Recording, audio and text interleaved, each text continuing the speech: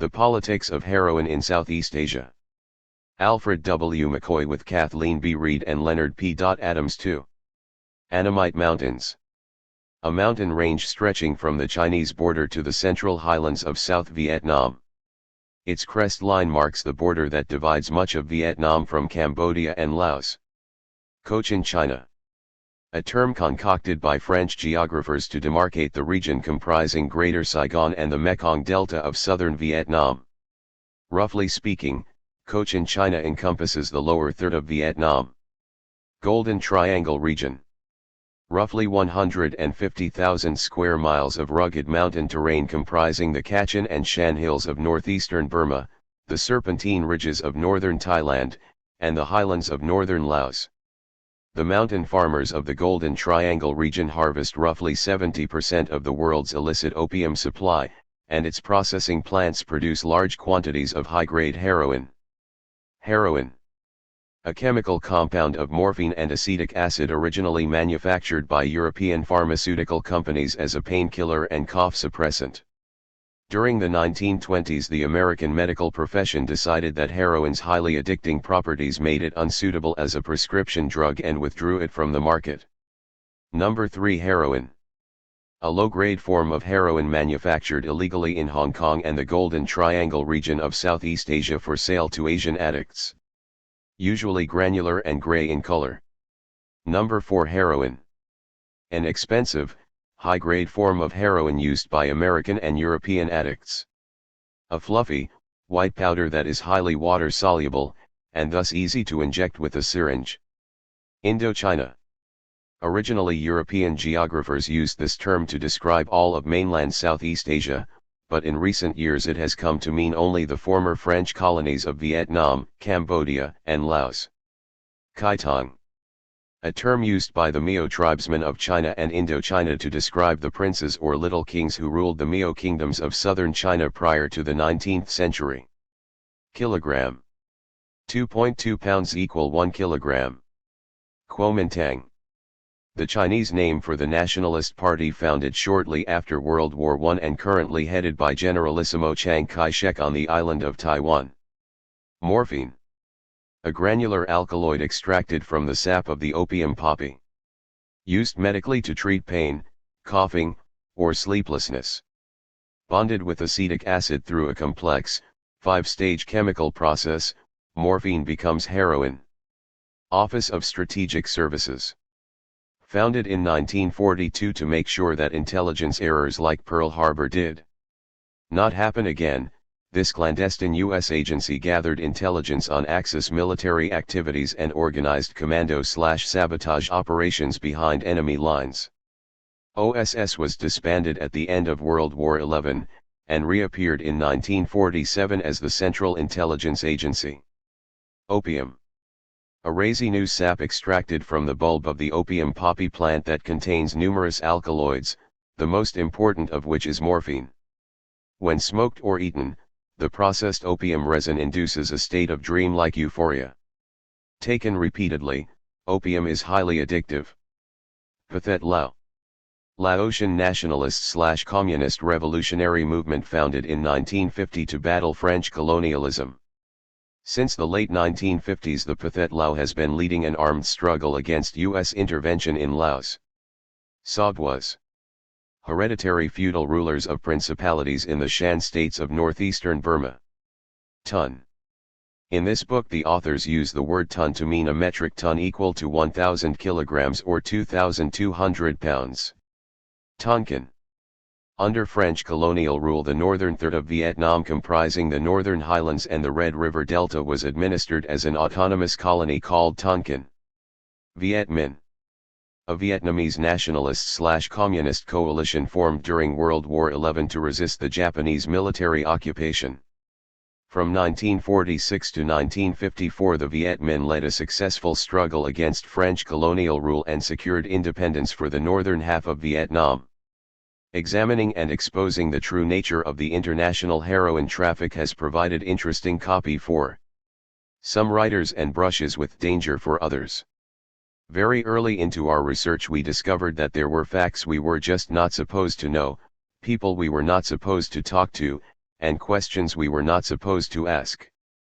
But there was a large group of friends who cooperated with us, and we with them, in uncovering the political dimensions of the international heroin traffic. There are many persons in Southeast Asia who helped us immeasurably by supplying us with first-hand accounts of incidents and other inside information whose names may not be mentioned out of respect for their personal safety, but whose assistance is greatly appreciated. This group includes students, past and present government officials, law enforcement personnel, and journalists. We would like to acknowledge the many newspapers and periodicals that opened their files to us, including Far Eastern Economic Review, La Marseillaise, La Presse, Le Monde, Le Provençal, and the South China Morning Post. We are grateful to members of the press corps in Hong Kong, London, Paris, Saigon, Singapore, Vientiane, and the United States who shared their information and informants with us and gave us many leads, some of which they themselves were unaware or unwilling to follow up. Among this group we would like to thank Simon Albury, T.D. Allman, Jacques D. Cornwall, Leo Goodstad, Grace Helms, John Hughes, and Peter Dale Scott.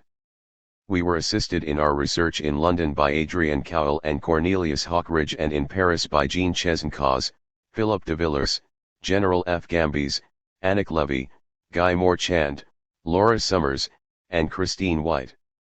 In the United States we were helped and advised by Fred Brandtman, James Boyd of the Fund for Investigative Journalism, Antonia Dull, Allen Ginsberg, Lawrence Litzholtz, Professor Carl Peltzer of Yale University, and Virginia Lee Red. In Laos we are grateful to our interpreter, Phin Mani Vong, and our photographer/guide, John Everingham. Finally, we are most indebted to Elizabeth Jacob of Harper & Row, who, in addition to being a superb editor, was a constant source of encouragement and inspiration. Introduction: The Consequences of Complicity. Introduction. The consequences of complicity * notes can be found here. America is in the grip of a devastating heroin epidemic which leaves no city or suburb untouched, and which also runs rampant through every American military installation both here and abroad. And the plague is spreading into factories and offices, into high schools and now grammar schools. In 1965 federal narcotics officials were convinced that they had the problem under control. There were only 57,000 known addicts in the entire country, and most of these were comfortably out of sight, out of mind in black urban ghettos. Only 3 or 4 years later heroin addiction began spreading into white communities, and by late 1969 the estimated number of addicts jumped to 315,000. By late 1971 the estimated total had almost doubled, reaching an all-time high of 560,000. One medical researcher discovered that 6.5% of all the blue-collar factory workers he tested were heroin addicts, and Army medical doctors were convinced that 10 to 15% of the GIs in Vietnam were heroin users. In sharp contrast to earlier generations of heroin users, many of these newer addicts were young and relatively affluent. The sudden rise in the addict population has spawned a crime wave that has turned America's inner cities into concrete jungles. Addicts are forced to steal in order to maintain their habits, and they now account for more than 75% of America's urban crime. After opinion polls began to show massive public concern over the heroin problem, President Nixon declared a war on drugs in a June 1971 statement to Congress. He urged passage of a $370 million emergency appropriation to fight the heroin menace. However, despite politically motivated claims of success in succeeding months by administration spokesmen, heroin continues to flood into the country in unprecedented quantities, and there is every indication that the number of hardcore addicts is increasing daily. Heroin, a relatively recent arrival on the drug scene, was regarded, like morphine before it, and opium before morphine, as a miracle drug that had the ability to kill all pain and anger and bring relief to every sorrow. A single dose sends the average user into a deep, euphoric reverie. Repeated use, however, creates an intense physical craving in the human body chemistry and changes the average person into a slavish addict whose entire existence revolves around his daily dosage. Sudden withdrawal can produce vomiting, violent convulsions, or fatal respiratory failure. An overdose cripples the body's central nervous system, plunges the victim into a deep coma, and usually produces death within a matter of minutes. Heroin addiction destroys man's normal social instincts, including sexual desire, and turns the addict into a lone predator who willingly resorts to any crime: burglary, armed robbery, armed assault, prostitution, or shoplifting for money to maintain his habit. The average addict spends $8,000 a year on heroin, and experts believe that New York State's addicts alone steal at least $500 million annually to maintain their habits. Heroin is a chemically bonded synthesis of acetic anhydride, a common industrial acid, and morphine, a natural organic painkiller extracted from the opium poppy. Morphine is the key ingredient. Its unique pharmaceutical properties are what make heroin so potent a painkiller and such a dangerously addicting narcotic. The acidic bond simply fortifies the morphine, making it at least 10 times more powerful than ordinary medical morphine and strengthening its addictive characteristics. Although almost every hospital in the world uses some form of morphine as a post-operative painkiller, modern medicine knows little more about its mysterious soothing properties than did the ancients who discovered opium. Scholars believe that man first discovered the opium poppy growing wild in mountains bordering the eastern Mediterranean sometime in the Neolithic Age. Ancient medical chronicles show that raw opium was highly regarded by early physicians hundreds of years before the coming of Christ. It was known to Hippocrates in Greece and in Roman times to the great physician Galen. From its original home in the eastern Mediterranean region, opium spread westward through Europe in the Neolithic Age and eastward toward India and China in the early centuries of the first millennium after Christ. Down through the ages, opium continued to merit the admiration of physicians and gained in popularity. In 18th and 19th century England, for example, opium-based medicines were among the most popular drugstore remedies for such ordinary ailments as headaches and the common cold. Although physicians had used various forms of opium for 3,000 or 4,000 years, it was not until 1805 that medical science finally extracted pure morphine from raw opium. Orally taken, morphine soon became an important medical anesthetic, but it was not until 1858 that 2 American doctors first experimented with the use of the hypodermic needle to inject morphine directly into the bloodstream. These discoveries were important medical breakthroughs, and they greatly improved the quality of medical treatment in the 19th century. However, widespread use of morphine and opium-based medicines such as codeine soon produced a serious drug addiction problem. In 1821 the English writer Thomas de Quincey first drew attention to the problem of post-treatment addiction when he published an essay entitled, Confessions of an English Opium Eater. De Quincey had become addicted during his student days at Oxford University, and remained an addict for the rest of his life. Finally recognizing the seriousness of the addiction problem, medical science devoted considerable pharmacological research to finding a non-addicting painkiller, a search that eventually led to the discovery and popularization of heroin. In 1874 an English researcher, C.R. Wright, synthesized heroin, or diacetyl morphine, for the first time when he boiled morphine and acetic anhydride over a stove for several hours. After biological testing on dogs showed that diacetyl morphine induced great prostration, fear, sleepiness speedily following the administration and a slight tendency to vomiting, the English researcher wisely decided to discontinue his experiments. Less than 20 years later, however, German scientists who tested diacetyl morphine concluded that it was an excellent treatment for such respiratory ailments as bronchitis, chronic coughing, asthma, and tuberculosis. Most importantly, these scientists claimed that diacetyl morphine was the ideal non-addicting substitute for morphine and codeine. Encouraged by these results, the Bayer chemical cartel of Elberfeld, Germany, decided to manufacture diacetyl morphine and dreamed up the brand name heroin for its mass marketing campaign. Bayer wanted all the world to know about its new pain reliever, and in 1898 it launched an aggressive international advertising campaign in a dozen different languages.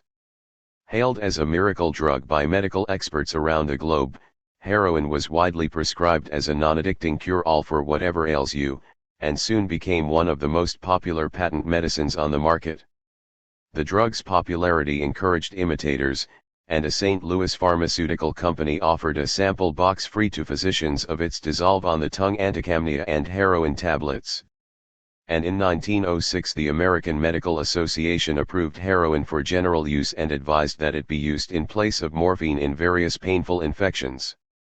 Unrestricted distribution by physicians and pharmacies created an enormous drug abuse problem.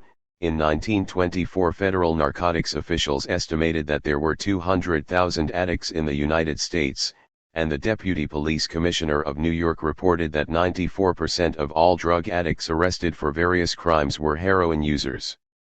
The growing dimensions of heroin addiction finally convinced authorities that heroin's liabilities outweighed its medical merits, and in 1924 both houses of Congress unanimously passed legislation outlawing the import or manufacture of heroin.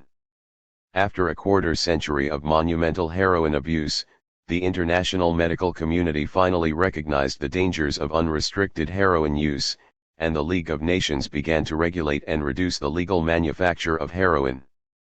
The Geneva Convention of 1925 imposed a set of strict regulations on the manufacture and export of heroin, and the Limitation Convention of 1931 stipulated that manufacturers could only produce enough heroin to meet legitimate medical and scientific needs. As a result of these treaties, the world's total legal heroin production plummeted from its peak of 9,000 kilograms in 1926 to little more than 1,000 kilos in 1931. However, the sharp decline in legal pharmaceutical output by no means put an end to widespread heroin addiction. Aggressive criminal syndicates shifted the center of world heroin production from legitimate pharmaceutical factories in Europe to clandestine laboratories in Shanghai and Tianjin, China. Owned and operated by a powerful Chinese secret society, these laboratories started to supply vast quantities of illicit heroin to corrupt Chinese warlords, European criminal syndicates, and American mafiosi like Lucky Luciano. In Marseille, France, fledgling Corsican criminal syndicates opened up smaller laboratories and began producing for European markets and export to the United States. While law enforcement efforts failed to stem the flow of illicit heroin into the United States during the 1930s, the outbreak of World War II seriously disrupted international drug traffic. Wartime border security measures and a shortage of ordinary commercial shipping made it nearly impossible for traffickers to smuggle heroin into the United States. Distributors augmented dwindling supplies by cutting heroin with increasingly greater proportions of sugar or quinine.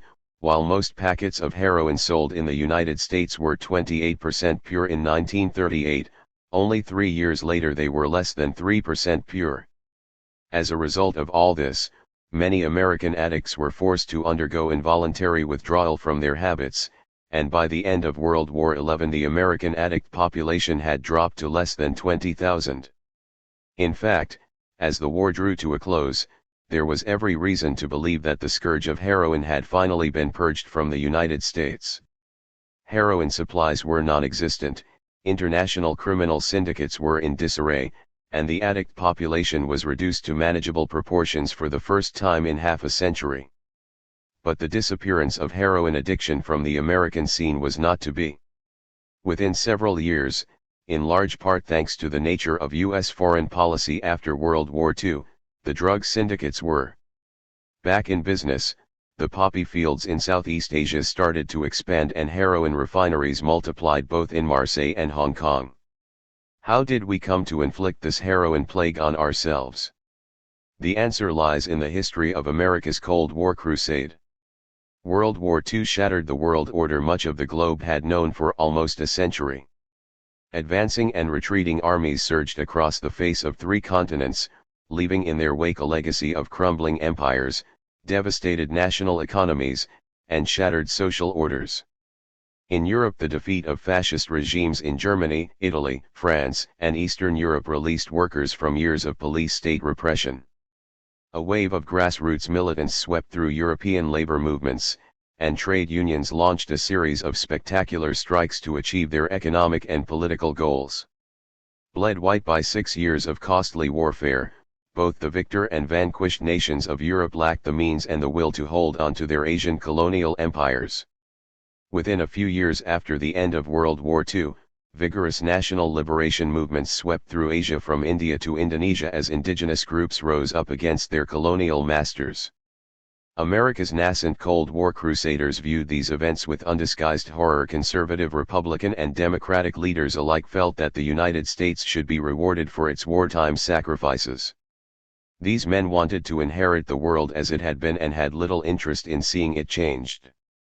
Henry Luce, founder of the Time Life Empire, argued that America was the rightful heir to Great Britain's international primacy and heralded the post-war era as the American century.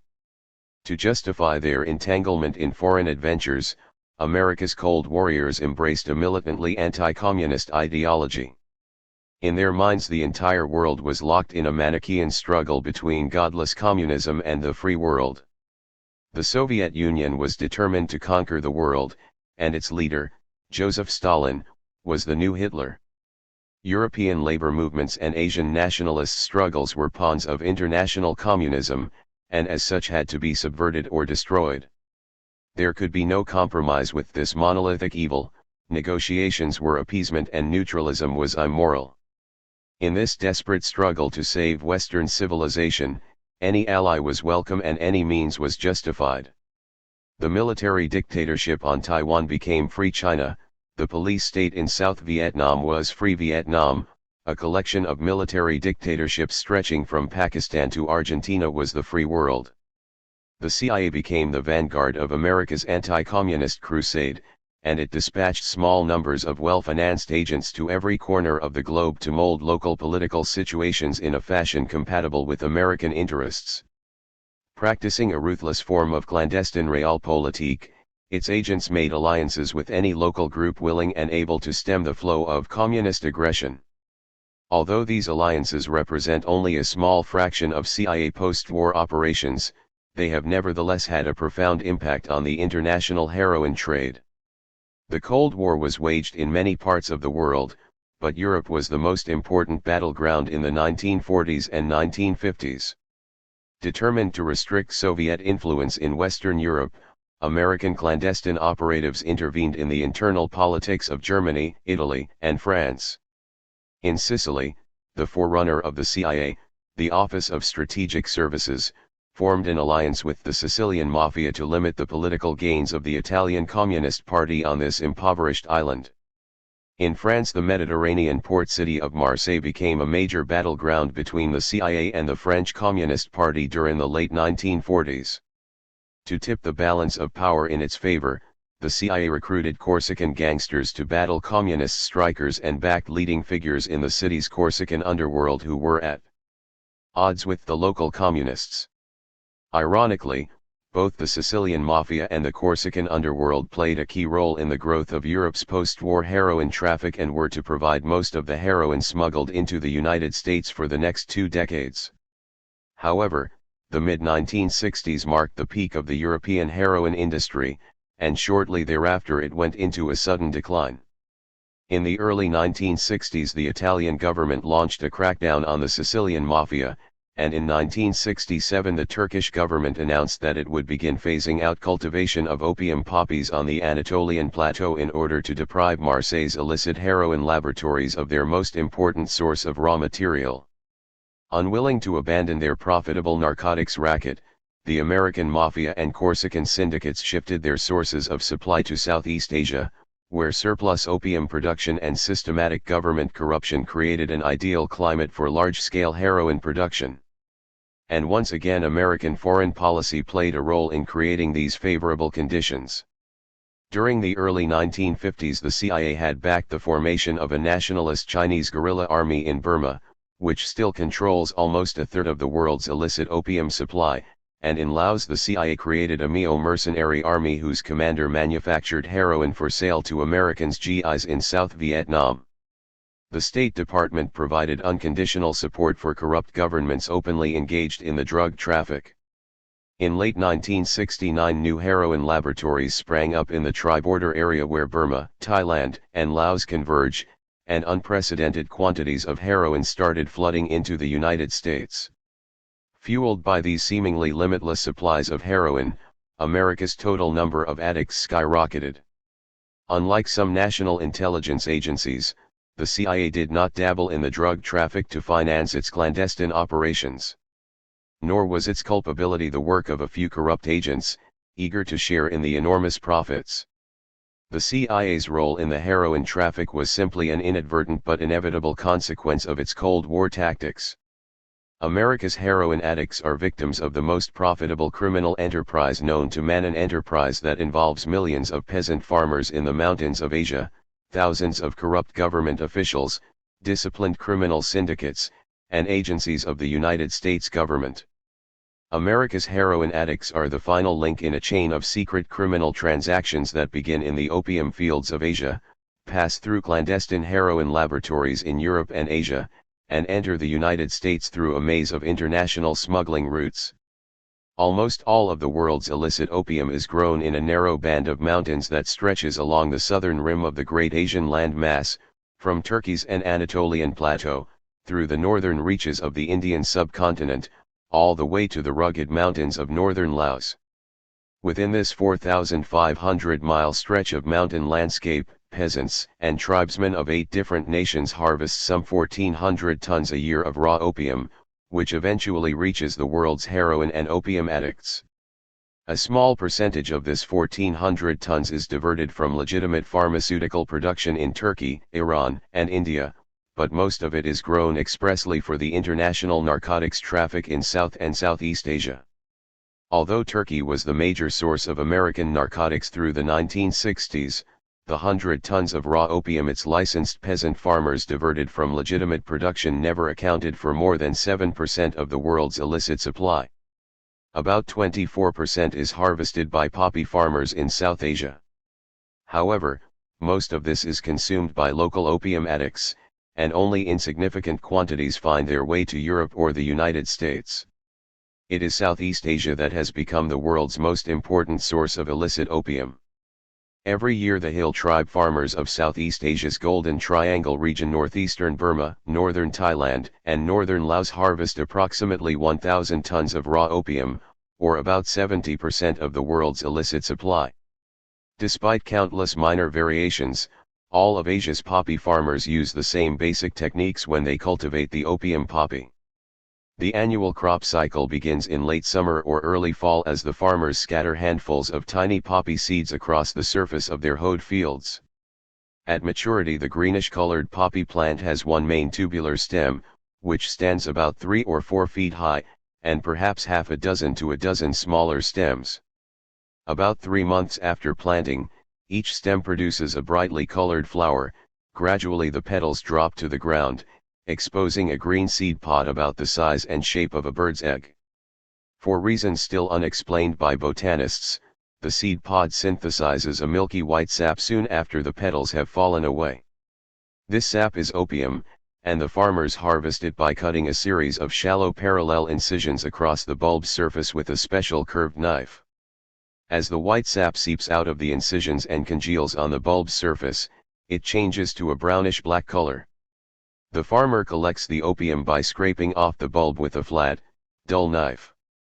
Even in this age of jumbo jets and supersonic transports, raw opium still moves from the poppy fields to the morphine refineries on horseback. There are few roads in these underdeveloped mountain regions, and even where there are, smugglers generally prefer to stick to the mountain trails where there are fewer police. Most traffickers prefer to do their morphine refining close to the poppy fields, since compact morphine bricks are much easier to smuggle than bundles of pungent, jelly-like opium. Although they are separated by over 4,000 miles, criminal chemists of the Middle East and Southeast Asia use roughly the same technique to extract pure morphine from opium. The chemist begins the process by heating water in an oil drum over a wood fire until his experienced index finger tells him that the temperature is just right. Next, raw opium is dumped into the drum and stirred with a heavy stick until it dissolves. At the propitious moment, the chemist adds ordinary lime fertilizer to the steaming solution, precipitating out organic waste and leaving the morphine suspended in the chalky white water near the surface. While filtering the water through an ordinary piece of flannel cloth to remove any residual waste matter, The chemist pours the solution into another oil drum. As the solution is heated and stirred a second time, concentrated ammonia is added, causing the morphine to solidify and drop to the bottom. Once more the solution is filtered through flannel, leaving chunky white kernels of morphine on the cloth. Once dried and packaged for shipment, the morphine usually weighs about 10% of what the raw opium from which it was extracted weighed. The heroin manufacturing process is a good deal more complicated, and requires the supervision of an expert chemist. Since the end of World War XI, Marseille and Hong Kong have established themselves as the major centers for heroin laboratories. However, their dominance is now being challenged by a new cluster of heroin laboratories located in the wilds of Southeast Asia's Golden Triangle. Most laboratories are staffed by a three-man team consisting of an experienced master chemist and 2 apprentices. In most cases the master chemist is really a master chef who has simply memorized the complicated 5-part recipe after several years as an assistant. The goal of the 5-stage process is to chemically bind morphine molecules with acetic acid and then process the compound to produce a fluffy white powder that can be injected from a syringe. Stage 1. To produce 10 kilos of pure heroin, the chemist heats 10 kilos of morphine and 10 kilos of acetic anhydride in an enamel bin or glass flask. After being heated 6 hours at exactly 185 F, the morphine and acid become chemically bonded, creating an impure form of diacetyl morphine. Stage 2. To remove impurities from the compound, the solution is treated with water and chloroform until the impurities precipitate out, leaving a somewhat higher grade of diacetyl morphine. Stage 3. The solution is drained off into another container, and sodium carbonate is added until the crude heroin particles begin to solidify and drop to the bottom. Stage 4. After the heroin particles are filtered out of the sodium carbonate solution under pressure by a small suction pump, they are purified in a solution of alcohol and activated charcoal. The new mixture is heated until the alcohol begins to evaporate, leaving relatively pure granules of heroin at the bottom of the flask. Stage 5. This final stage produces the fine white powder prized by American addicts, and requires considerable skill on the part of an underworld chemist. The heroin is placed in a large flask and dissolved in alcohol. As ether and hydrochloric acid are added to the solution, tiny white flakes begin to form. After the flakes are filtered out under pressure and dried through a special process, the end result is a white powder, 80 to 99% pure, known as number 4 heroin. In the hands of a careless chemist the volatile ether gas may ignite and produce a violent explosion that could level the clandestine laboratory. Once it is packaged in plastic envelopes, heroin is ready for its trip to the United States. An infinite variety of couriers and schemes are used to smuggle stewardesses, Filipino diplomats, businessmen, Marseille pimps, and even Playboy playmates. But regardless of the means used to smuggle, almost all of these shipments are financed and organized by one of the American Mafia's 24 regional groups, or families. Although the top bosses of organized crime never even see, much less touch, the heroin, their vast financial resources and their connections with Chinese syndicates in Hong Kong and Corsican gangs in Marseille and Indochina play a key role in the importation of America's heroin supply. The top bosses usually deal in bulk shipments of 20 to 100 kilos of number 4 heroin, for which they have to advance up to $27,000 per kilo in cash. After a shipment arrives, the bosses divide it into wholesale lots of 1 to 10 kilos for sale to their underlings in the organized crime families. A lower-ranking mafioso, known as a kilo connection in the trade, dilutes the heroin by 50% and breaks it into smaller lots, which he turns over to 2 or 3 distributors. From there the process of dilution and profit-making continues downward through another 3 levels in the distribution network until it finally reaches the street. T.25 By this time the heroin's value has increased tenfold to $225,000 a kilo, and it is so heavily diluted that the average street packet sold to an addict is less than 5% pure. To an average American who witnesses the daily horror of the narcotics traffic at the street level, it must seem inconceivable that his government could be in any way implicated in the international narcotics traffic. The media have tended to reinforce this outlook by depicting the international heroin traffic as a medieval morality play. The traffickers are portrayed as the basest criminals, continually on the run from the minions of law and order, and American diplomats and law enforcement personnel are depicted as modern-day knights-errant staunchly committed to the total, immediate eradication of heroin trafficking. Unfortunately, the characters in this drama cannot be so easily stereotyped. American diplomats and secret agents have been involved in the narcotics traffic at 3 levels: coincidental complicity by allying with groups actively engaged in the drug traffic, abetting the traffic by covering up for known heroin traffickers and condoning their involvement, and active engagement in the transport of opium and heroin. It is ironic, to say the least, that America's heroin plague is of its own making. 1. Sicily, home of the mafia. At the end of World War II, there was an excellent chance that heroin addiction could be eliminated in the United States. The wartime security measures designed to prevent infiltration of foreign spies and sabotage to naval installations made smuggling into the United States virtually impossible. Most American addicts were forced to break their habits during the war, and consumer demand just about disappeared. Moreover, the international narcotics syndicates were weakened by the war and could have been decimated with a minimum of police effort. During the 1930s, most of America's heroin had come from China's refineries centered in Shanghai and Tientsin. This was supplemented by the smaller amounts produced in Marseille by the Corsican syndicates and in the Middle East by the notorious Eliopoulos brothers. Mediterranean shipping routes were disrupted by submarine warfare during the war, and the Japanese invasion of China interrupted the flow of shipments to the United States from the Shanghai and Tientsin heroin laboratories. The last major wartime seizure took place in 1940, when 42 kilograms of Shanghai heroin were discovered in San Francisco. During the war, only tiny quantities of heroin were confiscated, and laboratory analysis by federal officials showed that its quality was constantly declining. By the end of the war, most heroin was a crude Mexican product, less than 3% pure. And a surprisingly high percentage of the samples were fake. As has already been mentioned, most addicts were forced to undergo an involuntary withdrawal from heroin, and at the end of the war the Federal Bureau of Narcotics reported that there were only 20,000 addicts in all of America. After the war, Chinese traffickers had barely re-established their heroin labs when Mao Zedong's peasant armies captured Shanghai and drove them out of China. The Eliopoulos brothers had retired from the trade with the advent of the war, and a post-war narcotics indictment in New York served to discourage any thoughts they may have had of returning to it. The hold of the Corsican syndicates in Marseille was weakened, since their most powerful leaders had made the tactical error of collaborating with the Nazi Gestapo, and so were either dead or in exile. Most significantly, Sicily's mafia had been smashed almost beyond repair by 2 decades of Mussolini's police repression. It was barely holding onto its control of local protection money from farmers and shepherds.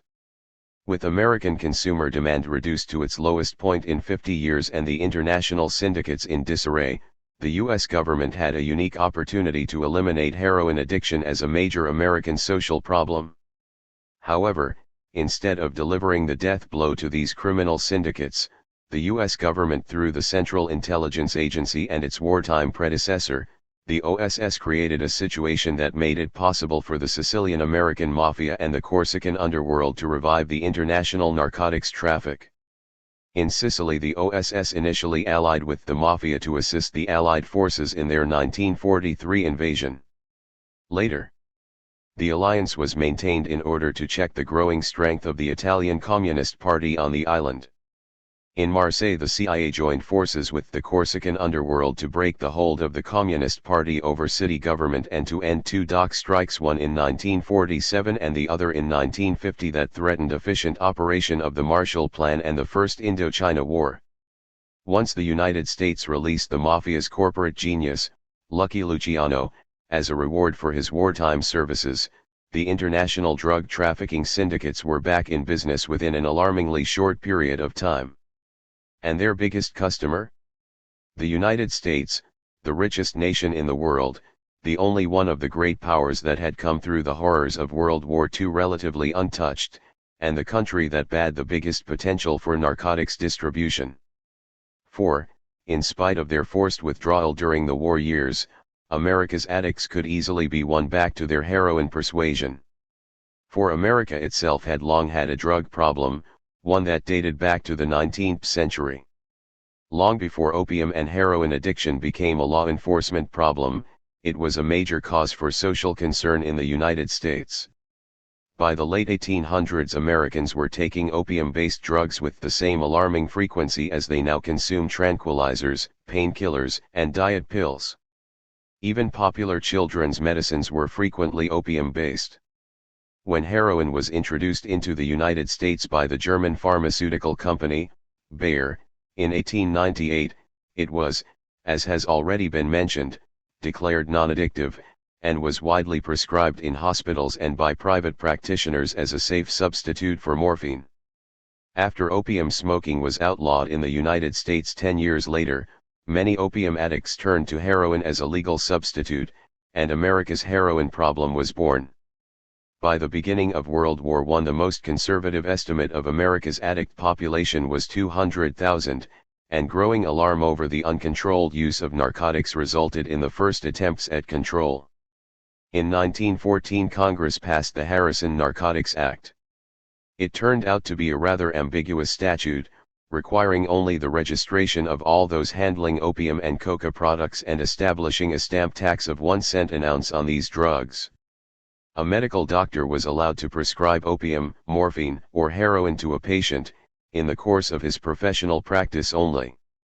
The law, combined with public awareness of the plight of returning World War I veterans who had become addicted to medical morphine, resulted in the opening of hundreds of public drug maintenance clinics. Most clinics tried to cure the addict by gradually reducing his intake of heroin and morphine.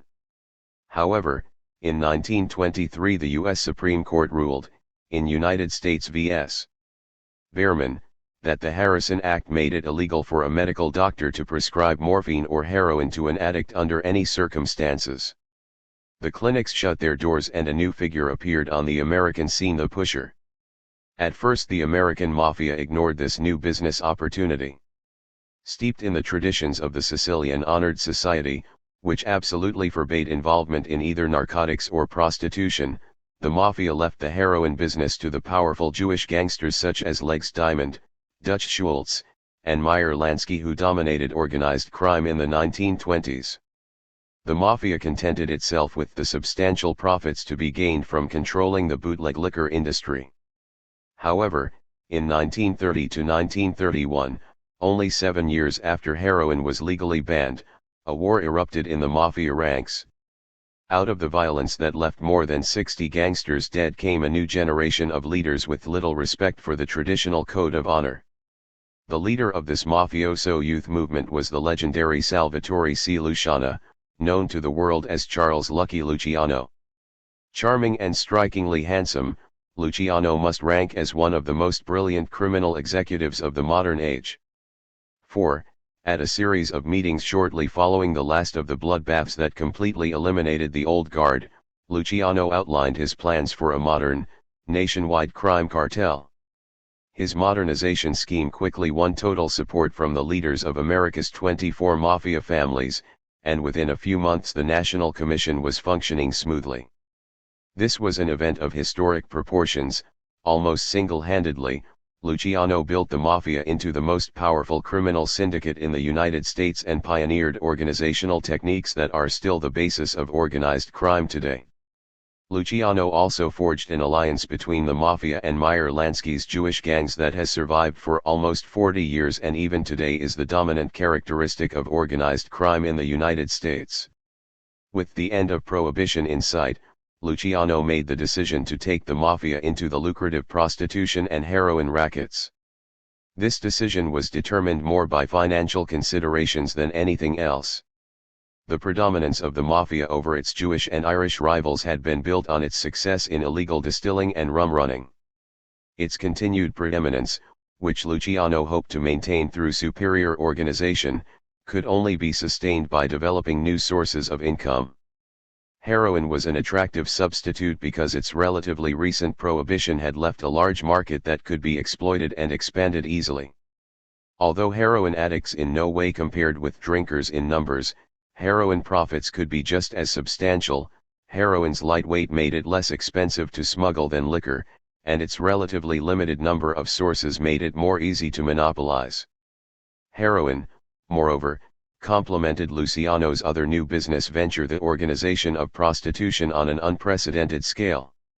Luciano forced many small-time pimps out of business as he found that addicting his prostitute labor force to heroin kept them quiescent, steady workers, with a habit to support and only one way to gain enough money to support it. This combination of organized prostitution and drug addiction, which later became so commonplace, was Luciano's trademark in the 1930s. By 1935 he controlled 200 New York City brothels with 1,200 prostitutes, providing him with an estimated income of more than $10 million a year. Supplemented by growing profits from gambling and the labor movement as well, organized crime was once again on a secure financial footing. But in the late 1930s the American Mafia fell on hard times. Federal and state investigators launched a major crackdown on organized crime that produced one spectacular narcotics conviction and forced a number of powerful mafiosi to flee the country.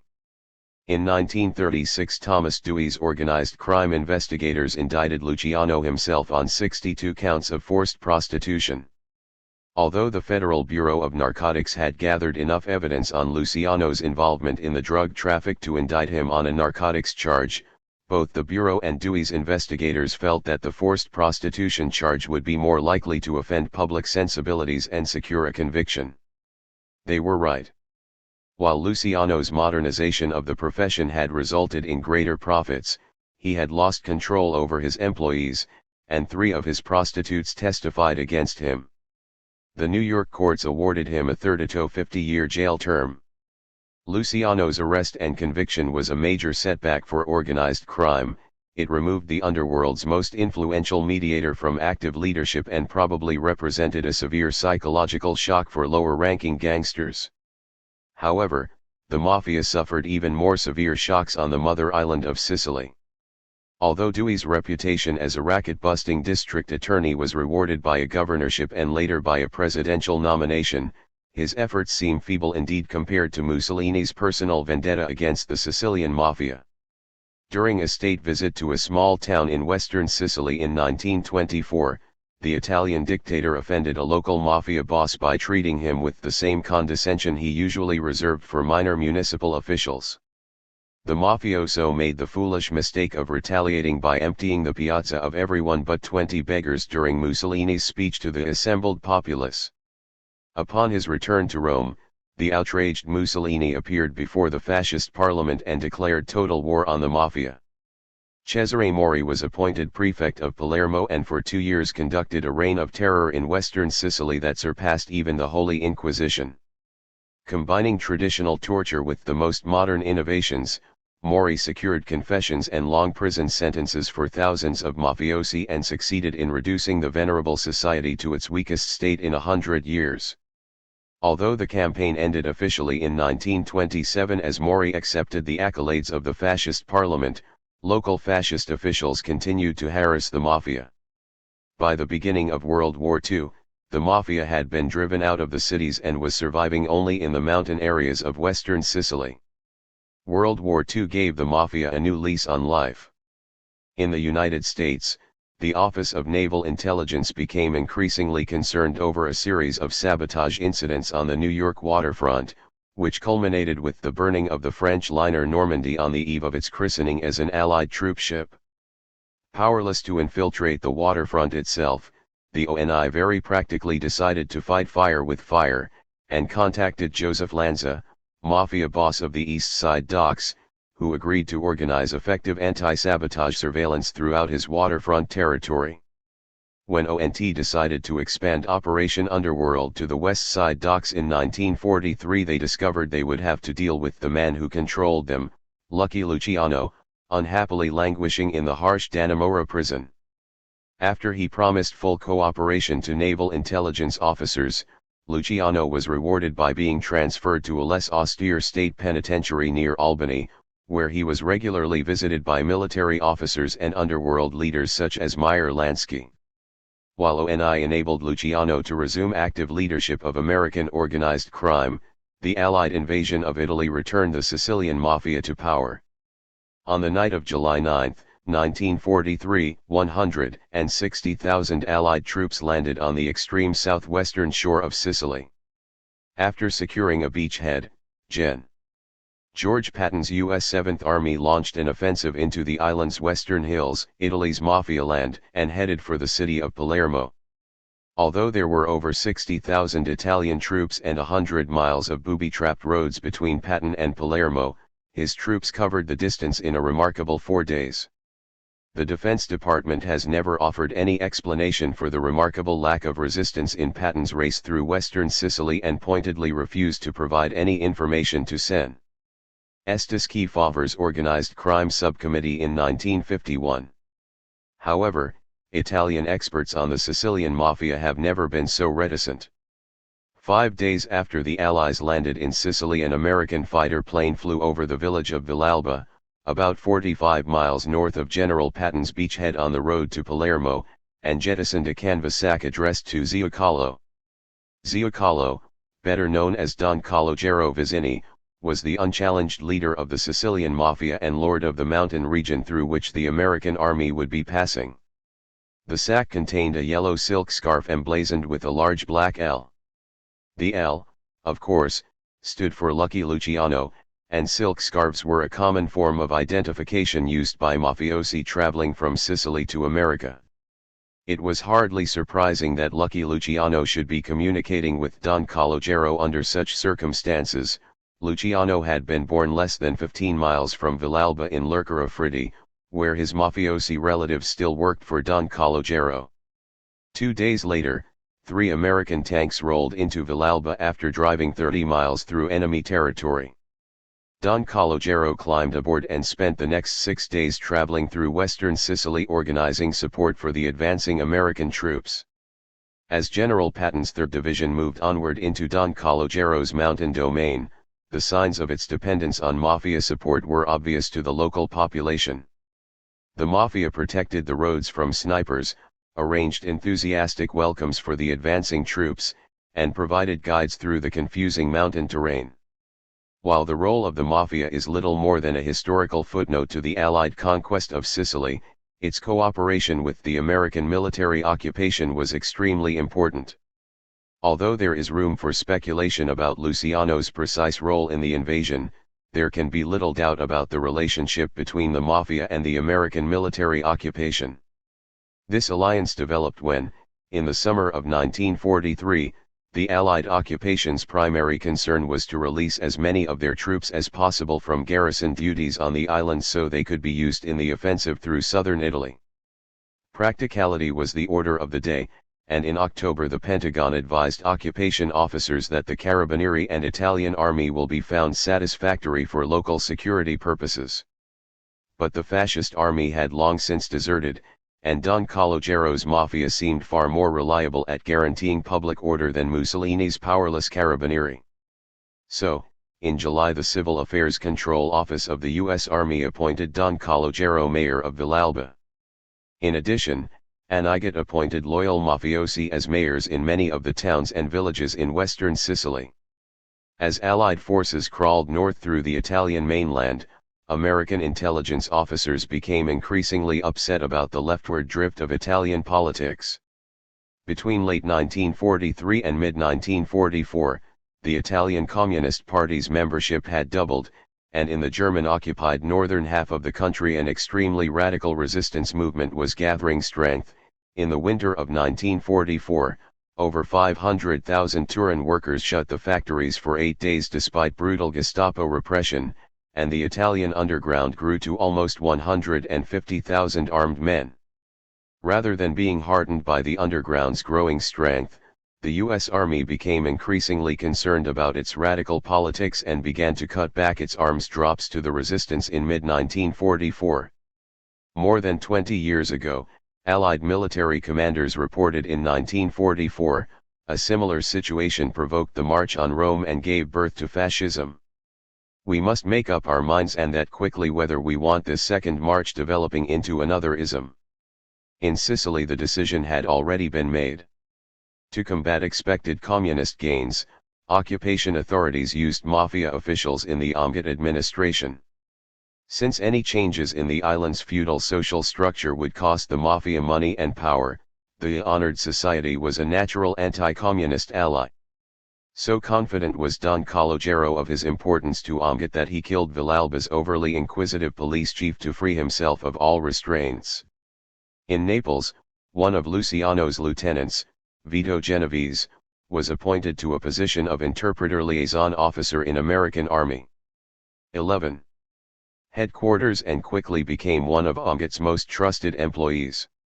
It was a remarkable turnabout. Less than a year before, Genovese had arranged the murder of Carlo Tresca, editor of an anti-fascist Italian-language newspaper in New York, to please the Mussolini government. Images: Carlo Tresca. Carlo Tresca dead on the street. Carmine Galanti. Carlo Tresca was born in Italy in 1879. After being active in the Italian Railroad Workers' Federation, Tresca moved to the United States in 1904. Elected secretary of the Italian Socialist Federation of North America and a member of the Industrial Workers of the World, he took part in strikes of Pennsylvania coal miners before becoming involved in the important industrial disputes in Lawrence and Paterson.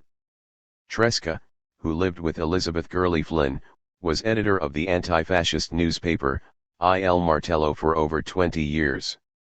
Carlo Tresca was leader of the Anti-Fascist Alliance and was assassinated in New York City in 1943.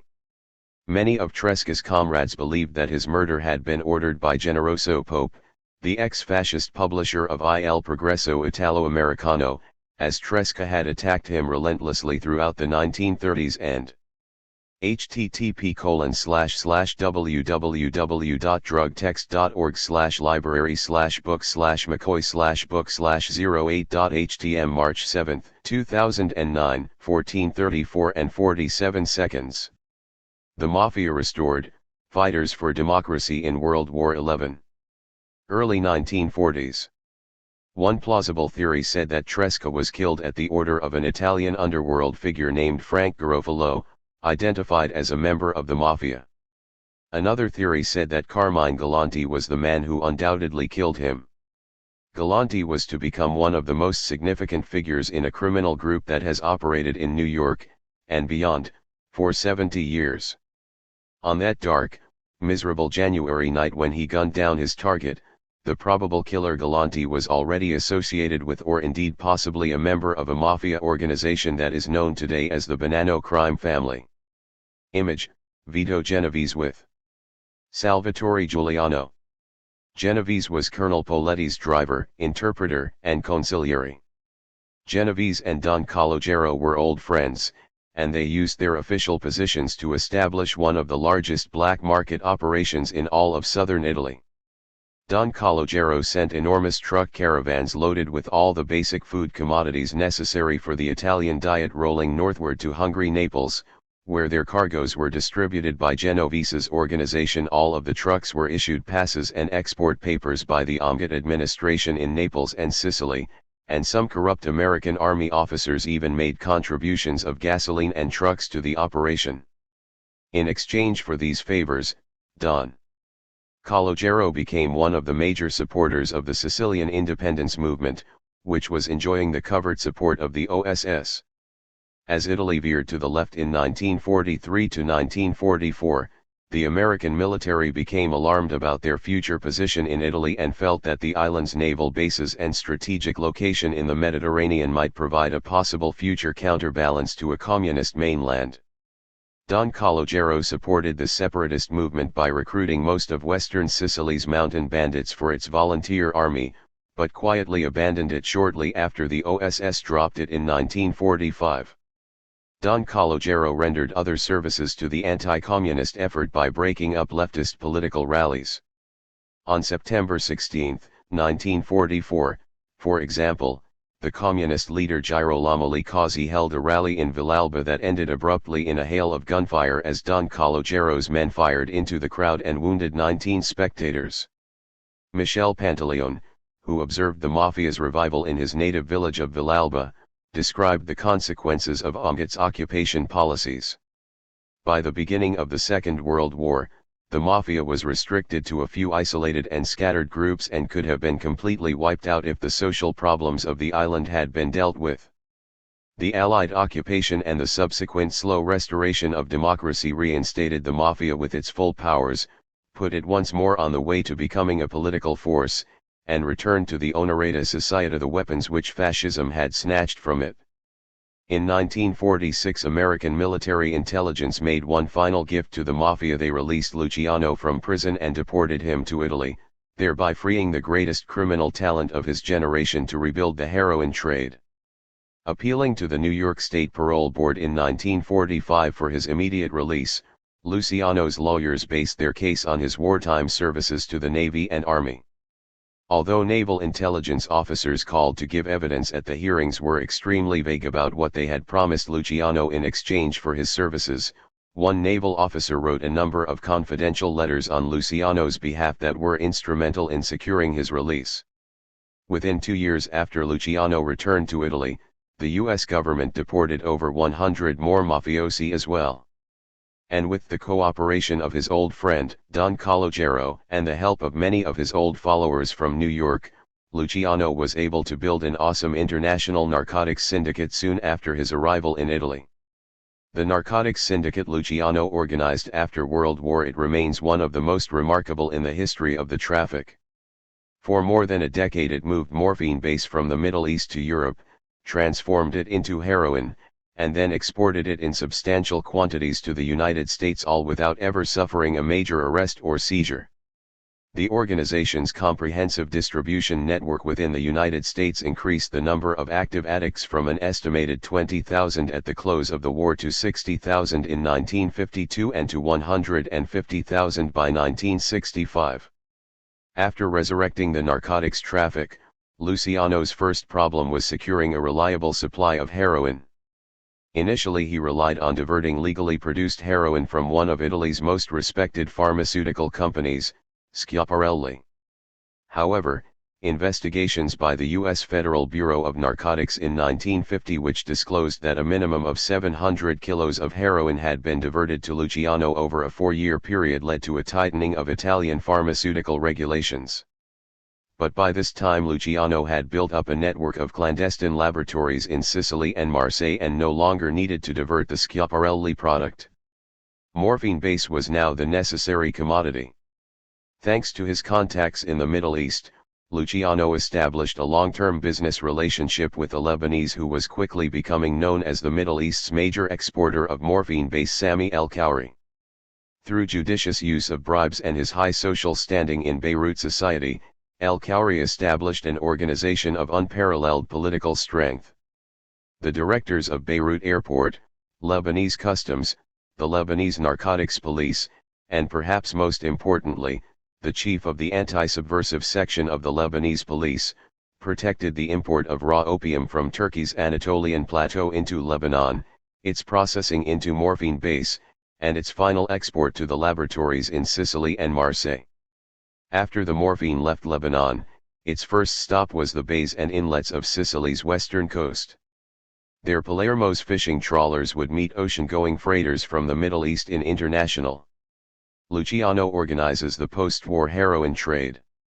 Waters, pick up the drug cargo, and then smuggle it into fishing villages scattered along the rugged coastline.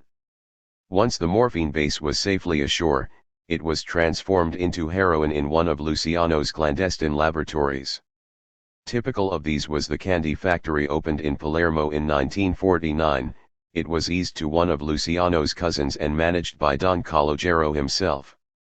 The laboratory operated without incident until April 11, 1954, when the Roman daily Avanti published a photograph of the factory under the headline "Textiles and Sweets on the Drug Route." That evening the factory was closed, and the laboratory's chemists were reportedly smuggled out of the country. Once heroin had been manufactured and packaged for export, Luciano used his mafia connections to send it through a maze of international routes to the United States. Not all of the mafiosi deported from the United States stayed in Sicily.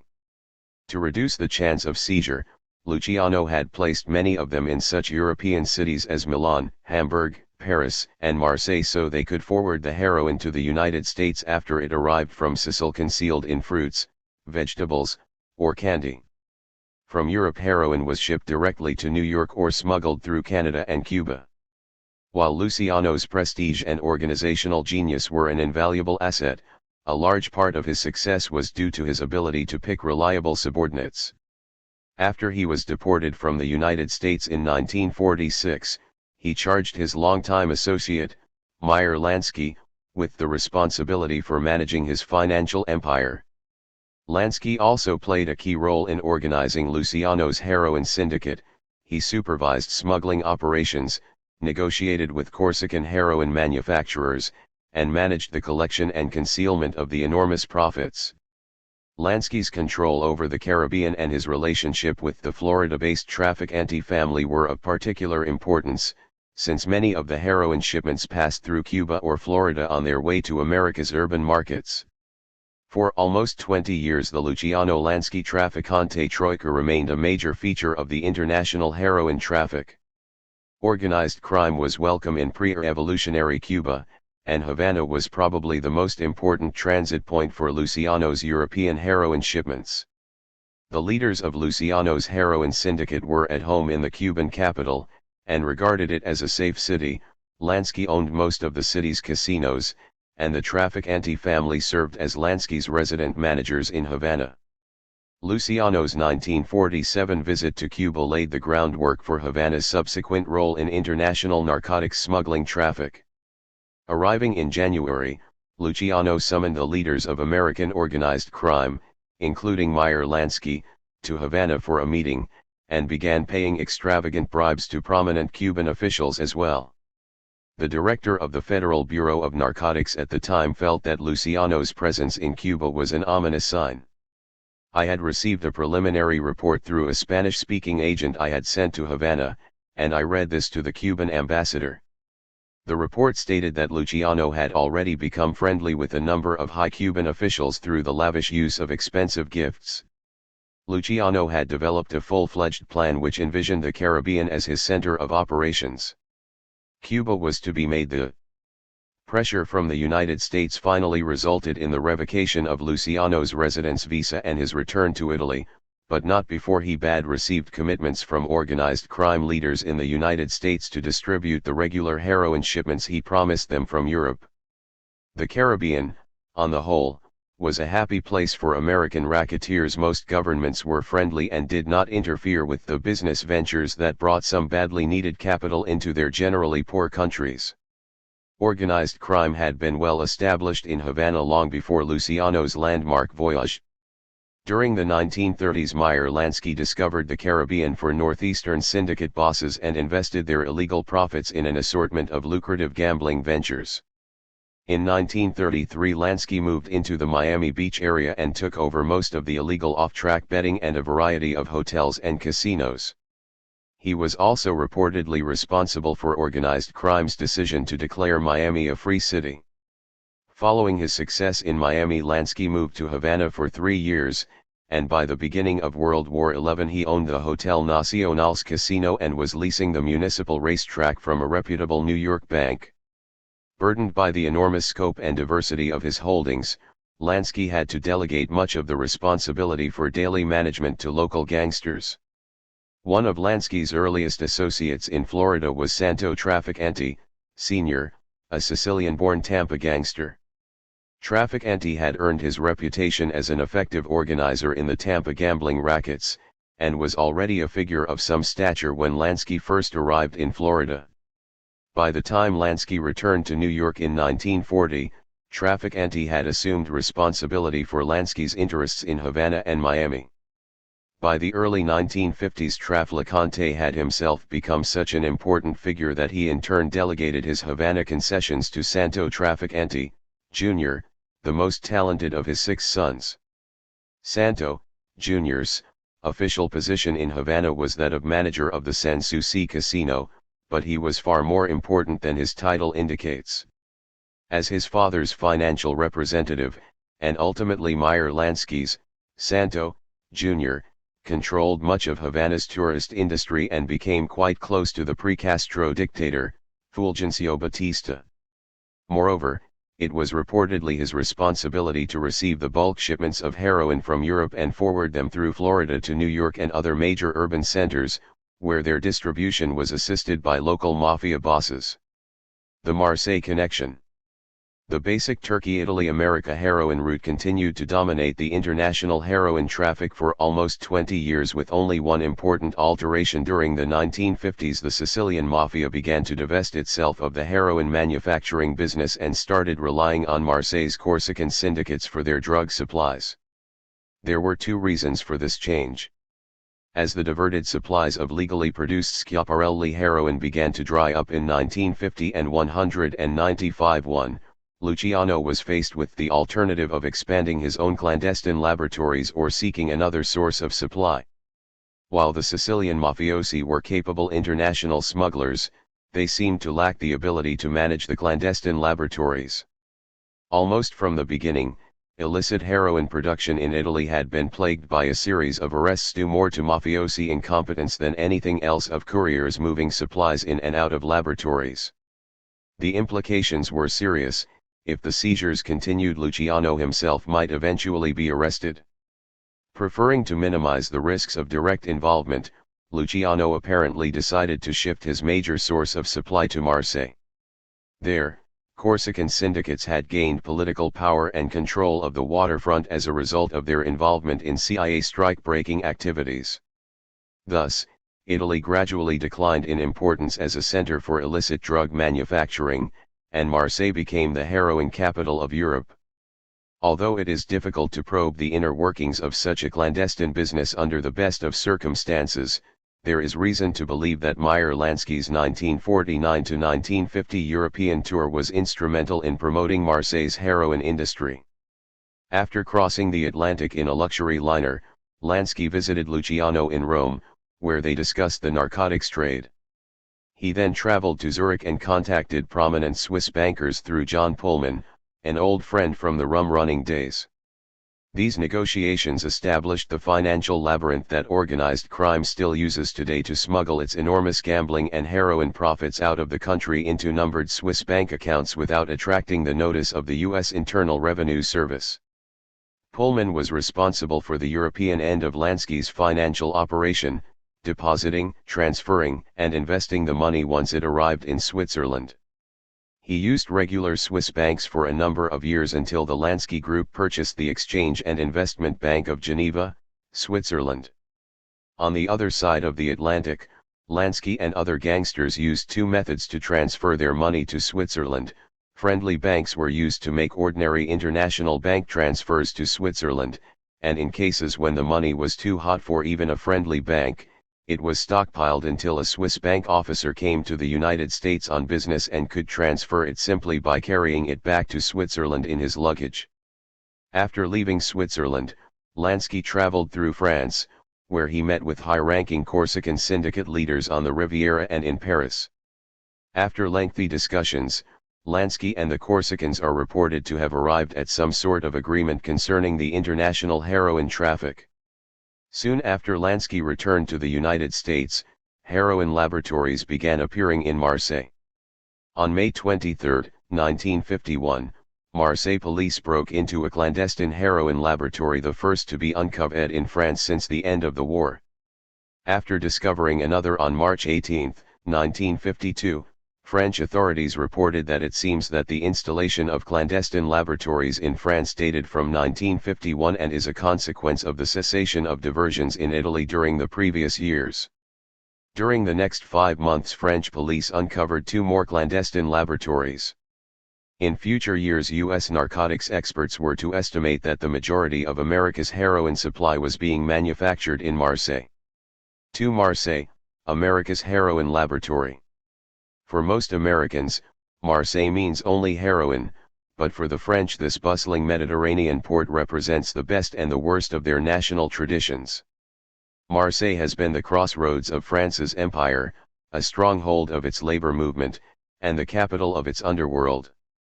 Through its port have swarmed citizens on their way to colonial outposts, notably in North Africa and Indochina, and natives permanently or temporarily immigrating to the mother country. Marseille has long had a tradition of working-class militancy. It was a group of citizens from Marseille who marched to Paris during the French Revolution singing the song that later became France's national anthem, La Marseillaise. The city later became a stronghold of the French Communist Party, and was the hardcore of the violent general strikes that racked France in the late 1940s. And since the turn of the century, Marseille has been depicted in French novels, pulp magazines, and newspapers as a city crowded with gunmen and desperados of every description, a veritable Chicago of France. Traditionally, these gunmen and desperados are not properly French by language or culture, they are Corsican.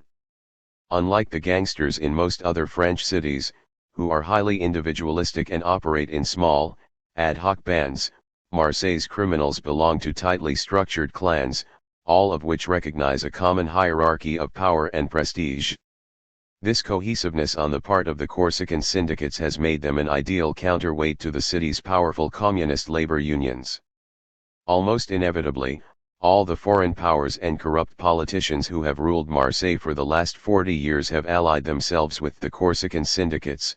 French fascists used them to battle communist demonstrators in the 1930s, the Nazi Gestapo used them to spy on the communist underground during World War II, and the CIA paid them to break communist strikes in 1947 and 1950. The last of these alliances proved the most significant, since it put the Corsicans in a powerful enough position to establish Marseille as the post-war heroin capital of the Western world and to cement a long-term partnership with mafia drug distributors. The Corsicans had always cooperated well with the Sicilians, for there are striking similarities of culture and tradition between the two groups. Separated by only 300 miles of blue Mediterranean water, both Sicily and Corsica are arid, mountainous islands lying off the west coast of the Italian peninsula. Although Corsica has been a French province since the late 1700s, its people have been strongly influenced by Italian Catholic culture. Corsicans and Sicilians share a fierce pride in family and village that has given both islands a long history of armed resistance to foreign invaders and a heritage of bloody family vendettas. And their common poverty has resulted in the emigration of their most ambitious sons. Just as Sicily has sent her young men to America and the industrial metropolises of northern Italy, so Corsica sent hers to French Indochina and the port city of Marseille. After generations of migration, Corsicans account for over 10% of Marseille's population. Despite all of the strong similarities between Corsican and Sicilian society, Marseille's Corsican gangsters do not belong to any monolithic Corsican mafia. In their pursuit of crime and profit, the mafia and the Corsican syndicates have adopted different styles, different techniques. The mafia, both in Sicily and the United States, is organized and operated like a plundering army. While the Grand Council or the Commission maps strategy on the national level, each regional family has a strict hierarchy with a boss, underboss, lieutenants, and soldiers. Rivals are eliminated through brute force, territory is assigned to each boss, and legions of mafiosi use every conceivable racket: prostitution, gambling, narcotics, protection to milk the population dry. Over the last century the mafia had devoted most of its energies to occupying and exploiting Western Sicily and urban America. In contrast, Corsican racketeers have formed smaller, more sophisticated criminal syndicates. The Corsican underworld lacks the mafia's formal organization, although it does have a strong sense of corporate identity and almost invariably imposes a death sentence on those who divulge information to outsiders. A man who is accepted as an ordinary gangster by the Corsicans is in the milieu, while a respected syndicate boss is known as un vrai monsieur. The biggest of them all are known as passerai, or peacemakers, since they can impose discipline on the members of all syndicates and mediate vendettas. While mafiosi usually lack refined criminal skills, the Corsicans are specialists in heroin manufacturing, sophisticated international smuggling, art thefts, and counterfeiting. Rather than restricting themselves to Marseille or Corsica, Corsican gangsters have migrated to Indochina, North Africa, the Middle East, Latin America, Canada, and the South Pacific. In spite of the enormous distances that separate them, Corsican racketeers keep in touch, cooperating smoothly and efficiently in complex intercontinental smuggling operations, which have stymied the efforts of law enforcement authorities for a quarter century. Cooperation between Corsican smugglers and mafia drug distributors inside the United States has been the major reason why the mafia has been able to circumvent every effort U.S. officials have made at reducing the flow of heroin into the United States since the end of World War I. When Italy responded to U.S. pressure by reducing its legal pharmaceutical heroin production in 1950 to 1951, the Corsicans opened clandestine laboratories in Marseille. When U.S. Customs tightened up baggage checks along the eastern seaboard, the Corsicans originated new routes through Latin America. When Turkey began to phase out opium production in 1968, Corsican syndicates in Indochina developed new supplies of morphine and heroin. Marseille is the hub of the Corsicans' international network. During the First Indochina War, Corsican syndicates made a fortune in illegal currency manipulations by smuggling gold bullion and paper currency between Saigon and Marseille. In the 1950s, Corsican gangsters supplied a booming black market in tax-free cigarettes by smuggling American brands into Marseille from North Africa. Corsican heroin laboratories are located in Marseille's downtown tenements or in luxurious villas scattered through the surrounding countryside. Most of the laboratory's morphine-based supplies are smuggled into the port of Marseille from Turkey or Indochina. Marseille is the key to the Corsican underworld's success, and the growth of its international smuggling operations has been linked to its political fortunes in Marseille. 4. From the time of their emergence in the 1920s right down to the present day, Marseille's Corsican syndicates have been molded by the dynamics of French politics. The first link between the Corsicans and the political world came about with the emergence in the 1920s of Marseille's first modern gangsters, François Spirito and Paul Bonaventure Carbone. Until their rise to prominence, the milieu was populated by a number of colorful pimps and gunmen whose ideal was a steady income that ensured them a life of leisure. The most stable form of investment was usually 2 or 3 prostitutes, and none of the gangsters of this pre-modern age ever demonstrated any higher aspirations. Carbone and Spirito changed all that. They were the closest of friends, and their 20-year partnership permanently transformed the character of the Marseille milieu. This enterprising team's first major venture was the establishment of a French-staffed brothel in Cairo in the late 1920s. They repeated and expanded their success upon their return to Marseille, where they proceeded to organize prostitution on a scale previously unknown. But more significantly, they recognized the importance of political power in protecting large-scale criminal ventures and its potential for providing a source of income through municipal graft. In 1931, Carbone and Spirito reached an understanding with Simon Sabiani, Marseille's fascist deputy mayor, who proceeded to appoint Carbone's brother director of the municipal stadium and open municipal employment to associates of the two underworld leaders. In return for these favors, Carbone and Spirito organized an elite corps of gangsters that spearheaded violent fascist street demonstrations during the Depression years of the 1930s. All across Europe, fascism was gaining strength. Mussolini ruled Italy, Hitler was coming to power in Germany, and emerging French fascist groups were trying to topple the Republic through mass violence. Communist and socialist demonstrators repeatedly rushed to the defense of the Republic, producing a series of bloody confrontations throughout France. In Marseille, Carbone and Spirito were the vanguard of the right wing. In February 1934, for example, several days after an inflammatory speech by a fascist army general, massive street demonstrations erupted on the Canebière, Marseille's main boulevard. The thousands of leftist dock workers and union members who took to the streets dominated this political confrontation until Carbone and Spirito's political shock force fired on the crowd with pistols. The national police intervened, the workers were driven from the streets, and the wounded were carted off to the hospital. After 4 years of battling Sabianese underworld allies in the streets, the left settled its political differences long enough to mount a unified electoral effort that defeated Sabiani and placed a socialist mayor in office.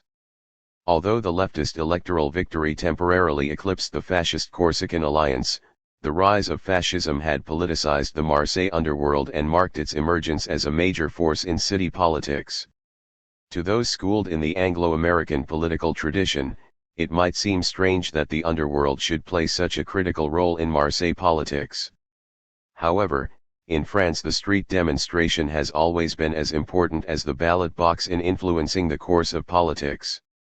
From the downfall of King Louis Philippe in 1848, to the Dreyfus scandal of the 1890s right down to the May Revolution of 1968, the ability to mass muscle the boulevards has been a necessary political asset.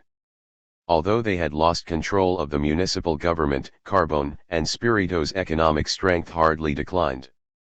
The emergence of organized narcotics trafficking in the United States provided Carbone with the opportunity to open a heroin laboratory in the early 1930s, while the outbreak of the Spanish Civil War enabled him to engage in the arms traffic.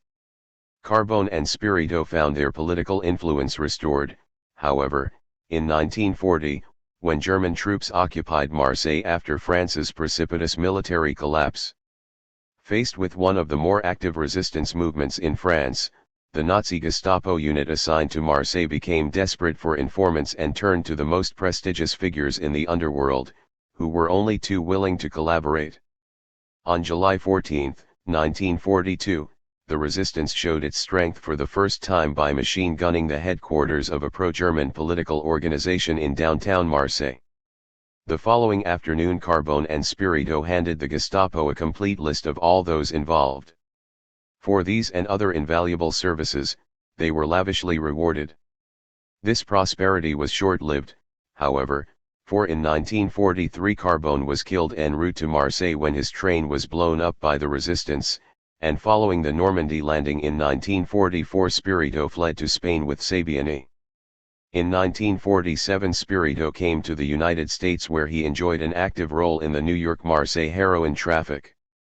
However, he was arrested in New York 3 years later on a heroin smuggling charge and sentenced to 2 years in Atlanta federal prison. Upon his release he returned to France, where he was arrested and tried for wartime collaboration with the Nazis. However, after only 8 months in prison he retired to manage a restaurant on the French Riviera. While he remained active in the heroin business, Spirito no longer wielded much power in Marseille. Occasionally, warring gangs in Marseille would ask him to use his prestige to mediate their bloody vendettas. But mostly he played bocce on the sand and enjoyed his position as a respectable citizen of Toulon until his death in 1967. But a significant enough element of the Corsican underworld sided secretly with the resistance to ensure the consolidation of some sort of power base for the milieu at the end of World War XI. Their patriotic activities set the scene for the emergence of a new generation of criminal leaders, the Guarini brothers. For while Carbone and Spirito were happy enough to help themselves by helping the Germans, most Corsicans, both in Marseille and on the island itself, were bitterly opposed to the German occupation. It was increasingly apparent that the island would be annexed by the Third Reich's ally, Italy, something totally abhorrent to most Corsicans, who felt that their unique language would become just another Italian dialect and their sense of cultural identity would be in jeopardy as well.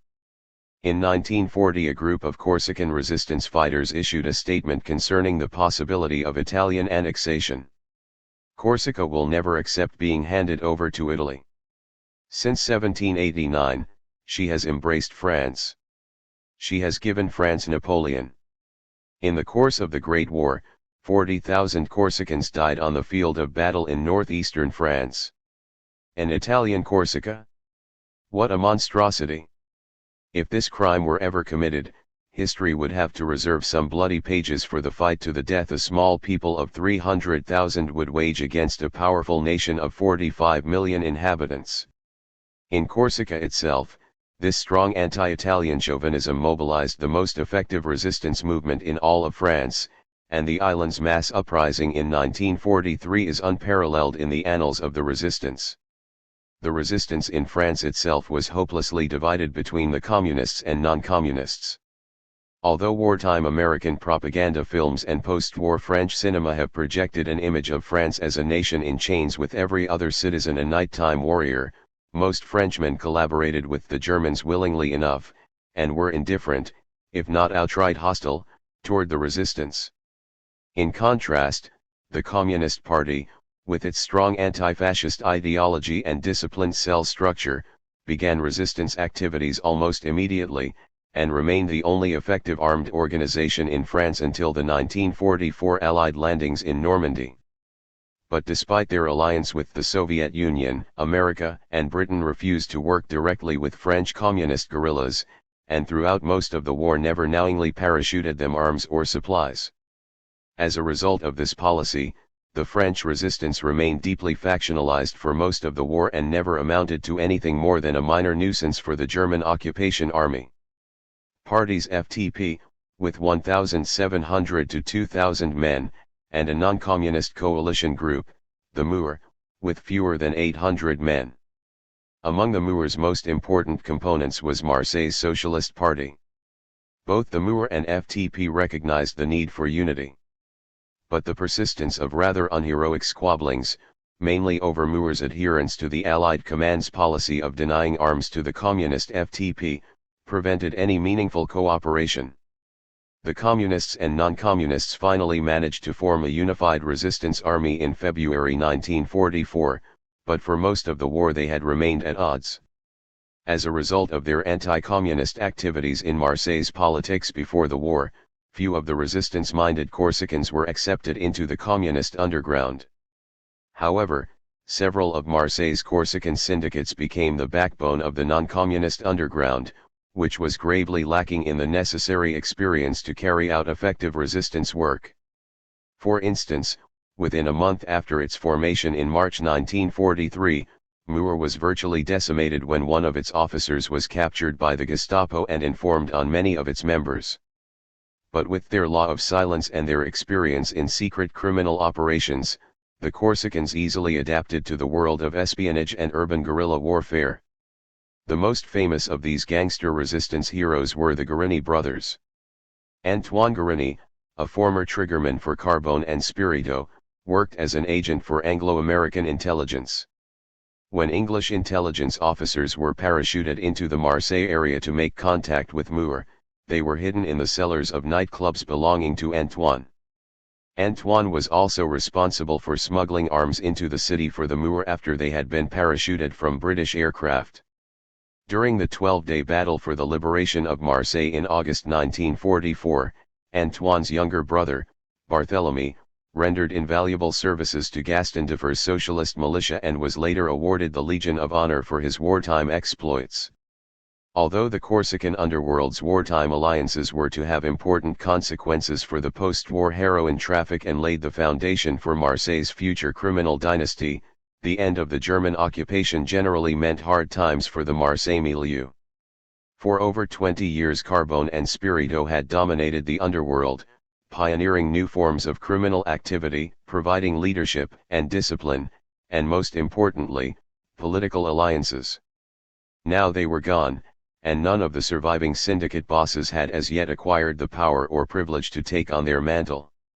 To add to its problems, the milieu's traditional enemies, the Communist and Socialist parties, remained firmly allied until mid-1946, thus denying a conservative underworld alliance any chance of acquiring political power.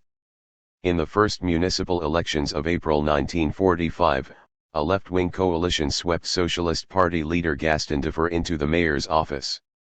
Splitting with the Socialists in 1946, the Communist Party mounted a successful independent effort and elected its candidate mayor in November. Moreover, a new police unit, the CRS, had become the bane of the Marseille underworld. Formed during the liberation struggles of August 1944, when most of the municipal police force disappeared, the CRS was assigned the task of restoring public order, tracking down collaborators, restricting smuggling, and curbing black market activities. A high percentage of its officers was recruited from the communist resistance movement, and they performed their duties much too effectively for the comfort of the milieu. In the fall of 1947, a month of bloody street fighting, electoral reverses, and the clandestine intervention of the CIA toppled the Communist Party from power and brought about a permanent realignment of political power in Marseille. When the strikes and rioting finally came to an end, the socialists had severed their contacts with the communists, a socialist underworld alliance was in control of Marseille politics, and the Guérini brothers had emerged as the unchallenged peacemakers of the Marseille milieu. For the next 20 years their word would be law in the Marseille underworld.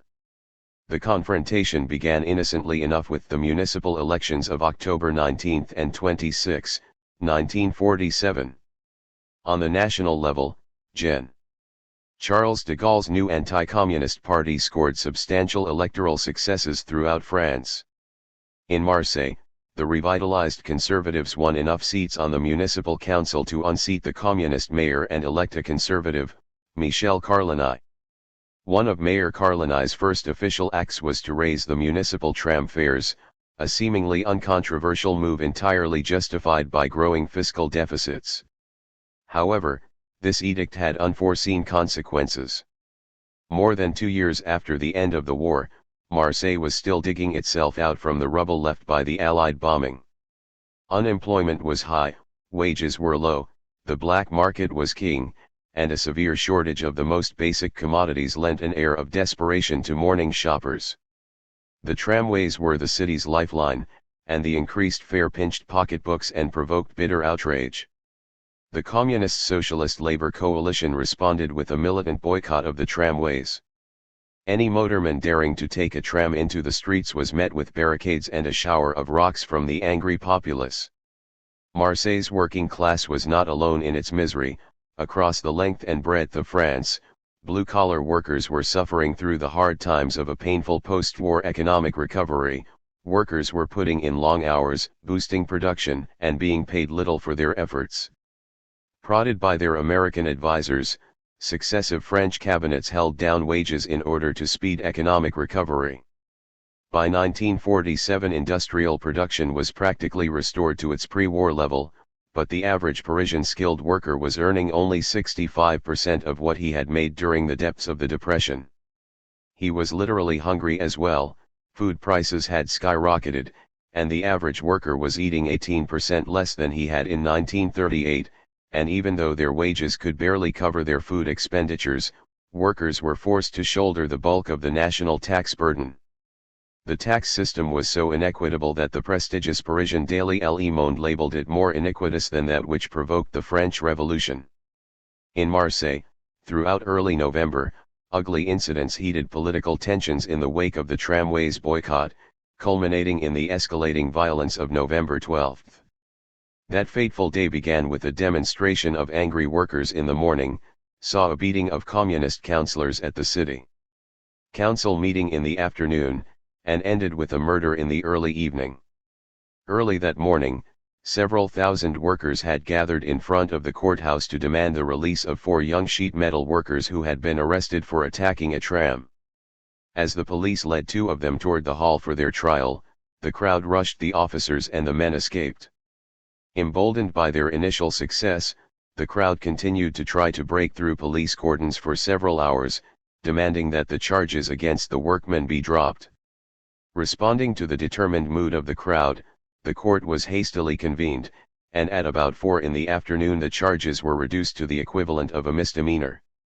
The demonstrators were just preparing to disband when an unknown worker arrived to announce, "Everybody to City Hall. They are beating our comrades." The assault had occurred in the course of a regular meeting of the municipal council, when communist councillors raised the issue of the tramway fares. The discussions became overly heated, and some of the mayor's well-muscled supporters rushed forward and administered a severe beating to the communist councillors. Word of the beatings spread quickly through Marseille, and within an hour 40,000 demonstrators had gathered in front of City Hall 1. The handful of police present were only able to bring the situation under control when communist ex-mayor Jean Christofel calmed the crowd. Within 30 minutes it had dispersed, and by 6:30 p.m. all was quiet. While most of the demonstrators went home, a contingent of young workers rushed back across the waterfront and charged into the narrow streets around the Opera House. Crowded with nightclubs and brothels, the area was commonly identified as the headquarters of the underworld. It was generally believed that the black market was controlled from these clubs, and they were deemed a just target for working-class anger. As the crowd roamed through the streets breaking windows, Antoine and Barthélemy Guarani fired guns into the crowd, wounding several of the demonstrators. Later that evening a young sheet metal worker died of his wounds. The next morning banner headlines in the communist newspaper, La Marseillaise, read, Carlini and Devernajal reinstate Sabianese methods in the mayor's office of Marseille. The paper reported that an investigation had disclosed it was Guarani men who had attacked the municipal councillors. This charge was not seriously rebutted in the socialist paper, Le Provençal, or the Gaullist Méridional. In a court hearing on November 16, 2 police officers testified seeing the Guaranists shooting into the crowd. At the same hearing one of the younger Guarani brothers admitted that Antoine and Barthélemy had been in the area at the time of the shooting. But 4 days later the police mysteriously retracted their testimony, and on December 10 all charges against the Guaranists were dropped. The morning after the shooting, November 13, the local labor confederation called a general strike, and the city came to a standstill. The strike was universal throughout France. Marseille workers had reached the breaking point at about the same time as their comrades in the rest of France.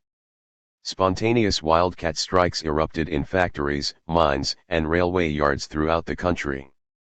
As militant workers took to the streets, demonstrating for fair wages and lower prices, the Communist Party leadership was reluctantly forced to take action. On November 14, the day after Marseille's unions went on strike, the leftist labor. Contrary to what one might expect, French communist leaders of this era were hardly wild-eyed revolutionaries. For the most part they were conservative middle-aged men who had served their nation well during the wartime resistance and now wanted, above all else, to take part in the governance of their country. Their skillful leadership of the wartime resistance had earned them the respect of the working class, and thanks to their efforts French Unionists had accepted low post-war wages and abstained from strikes in 1945 and 1946. However, their repeated support for draconian government austerity measures began to cost them votes in Union elections, and in mid-1946 one U.S. State Department analyst reported that communist leaders could no longer hold back the discontent of the rank and file. When wildcat strikes and demonstrations erupted in mid-November 1947, the Communist Party was forced to support them or forfeit its leadership of the working class. At best its support was half-hearted. But by late November 3 million workers were out on strike and the French economy was almost paralyzed. Ignoring their own analysts, U.S. foreign policy planners interpreted the 1947 strike as a political ploy on the part of the Communist Party and feared that it was a prelude to a takeover of the government. The reason for this blindness was simple: by mid-1947 the Cold War had frozen over and all political events were seen in terms of the worldwide ideological clash between Eastern communism and Western democracy. Apprehensive over Soviet gains in the Eastern Mediterranean, and the growth of communist parties in Western Europe, the Truman administration drew up the multibillion-dollar European Recovery Plan in May and established the CIA in September. Determined to save France from an imminent communist coup, the CIA moved in to help break up the strike, choosing the Socialist Party as its nightstick. On the surface it may have seemed a bit out of character for the CIA to be backing anything so far left as a socialist party. However, there were only 3 major political parties in France: Socialist, Communist, and Gaullist, and by a simple process of elimination the CIA wound up bedding down with the Socialists. While General de Gaulle was far too independent for American tastes, socialist leaders were rapidly losing political ground to the communists and were only too willing to collaborate with the CIA. Writing in the Saturday Evening Post in 1967, the former director of the CIA's International Organizations Division, Thomas W. Brayton, explained the agency's strategy of using leftists to fight leftists. It was personified by J. Lovestone, assistant to David Dubinsky in the International Ladies' Garment Workers Union. Once chief of the Communist Party in the United States, Lovestone had an enormous grasp of foreign intelligence operations. In 1947 the Communist Confederation Générale du Travail led a strike in Paris which came very close to paralyzing the French economy. A takeover of the government was feared. Into this crisis stepped Lovestone and his assistant, Irving Brown. With funds from Dubinsky's union, they organized Force Ouvrière, a non-communist union. When they ran out of money they appealed to the CIA. Thus began the secret subsidy of free trade unions which soon spread to Italy. Without that subsidy, post-war history might have gone very differently. Shortly after the general strike began, the socialist faction split off from the CGT and formed a separate union, Force Ouvrière, with CIA funds. CIA payments on the order of $1 million a year guaranteed the Socialist Party a strong electoral base in the labor movement, and gave its leaders the political strength to lead the attack on striking workers. While Marseille socialist leader Gaston Defferre called for an anti-communist crusade from the floor of the National Assembly and in the columns of Le Provençal, Socialist Minister of the Interior Jules Moch directed brutal police actions against striking workers. With the advice and cooperation of the U.S. military attaché in Paris, Moch requested the call-up of 80,000 reservists and mobilized 200,000 troops to battle the strikers. Faced with this overwhelming force, the CGT called off the strike on December 9, after less than a month on the picket lines. The bloodiest battleground of the general strike had not been in Paris, as Braden indicates, but in Marseille. Victory in Marseille was essential for U.S. foreign policy for a number of reasons. As one of the most important international ports in France, Marseille was a vital beachhead for Marshall Plan exports to Europe. Continued communist control of its docks would threaten the efficiency of the Marshall Plan and any future aid programs. As the second largest city in France, continued communist domination of the Marseille electorate would increase the chance that the Communist Party might win enough votes to form a national government. The growing split between Marseille's communist and socialist parties and Defferre's willingness to serve American interests had already been revealed in National Assembly debates over the bloody incidents on November 12 in Marseille. Instead of criticizing the Guyanese for beating the municipal councillors and murdering the sheet metal worker, socialist leader Gaston Defferre chose to attack the communists. The American and English flags which were hanging from City Hall were slashed by communist hordes. We have proof of what the communists are capable. I trust that the government will take note of the consequences. The Socialist Party deplores these incidents, but it will not tolerate that those who try to pass here as representatives will be able to defy the law. Several days later Communist Deputy Jean Christofal rebutted Defferre's accusations, charging that the Guyanese gangsters were in the employ of both Gaullist and Socialist parties in Marseille. When Defferre rose to deny even knowing M. Guérini, another communist deputy reminded him that a Guérini cousin was the editor of Defferre's newspaper, Le Provençal. Then Christofal took over to reveal some disturbing signs of the Marseille milieu's revival. Underworld collaborators were being paroled from prison and government officials were allowing milieu nightclubs to reopen, among them the Guérin's Parakeet Club. The Socialists' first step in breaking Marseille's strike was purging suspected communist supporters from the CRS police units.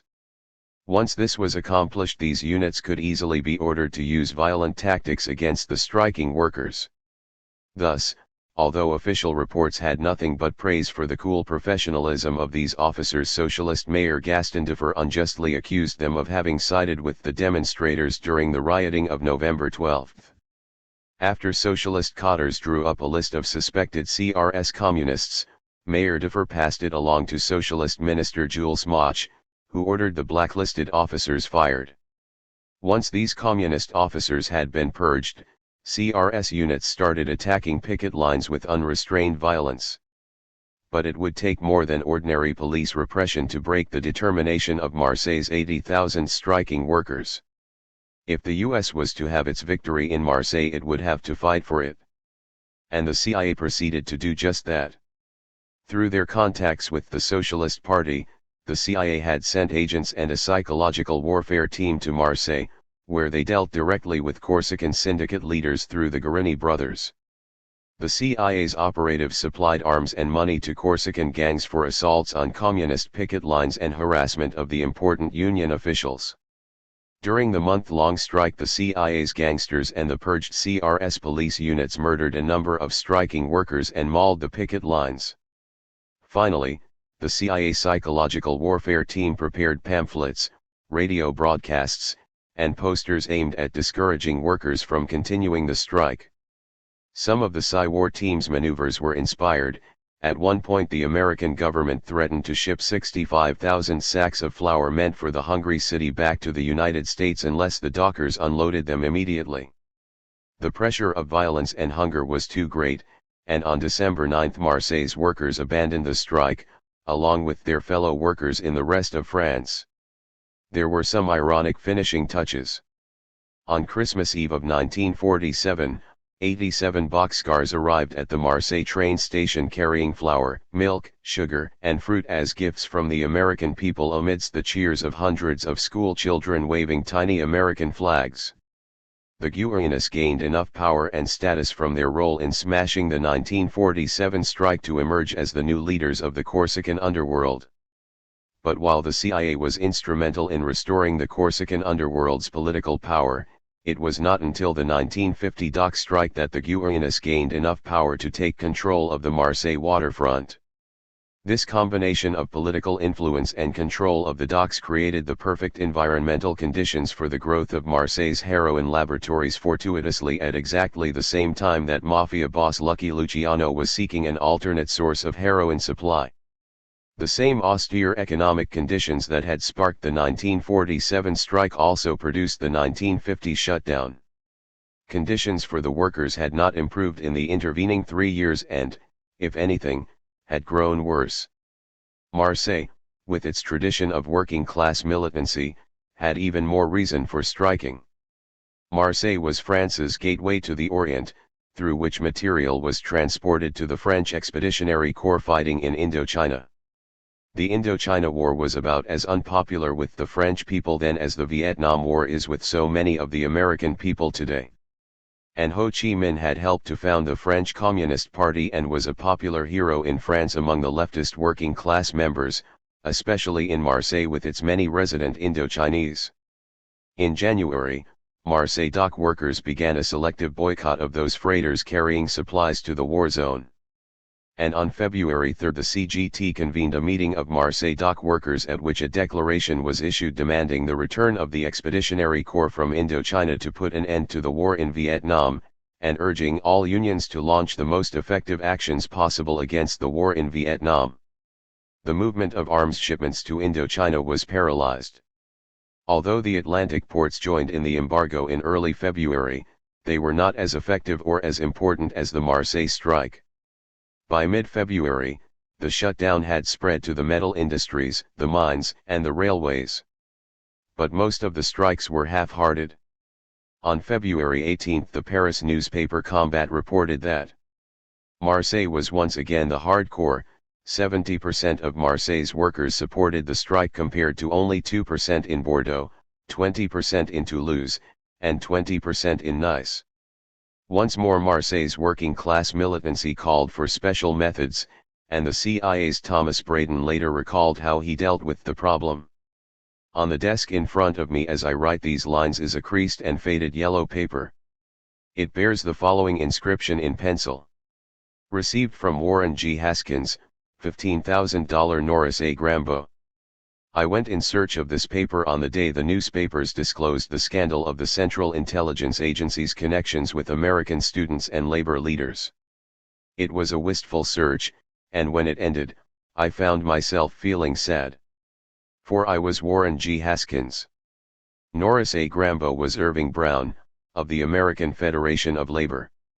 The $15,000 was from the vaults of the CIA, and the yellow paper is the last memento I possess of a vast and secret operation.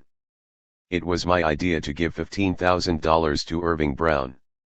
He needed it to pay off his strong-arm squads in the Mediterranean ports, so that American supplies could be unloaded against the opposition of communist dock workers.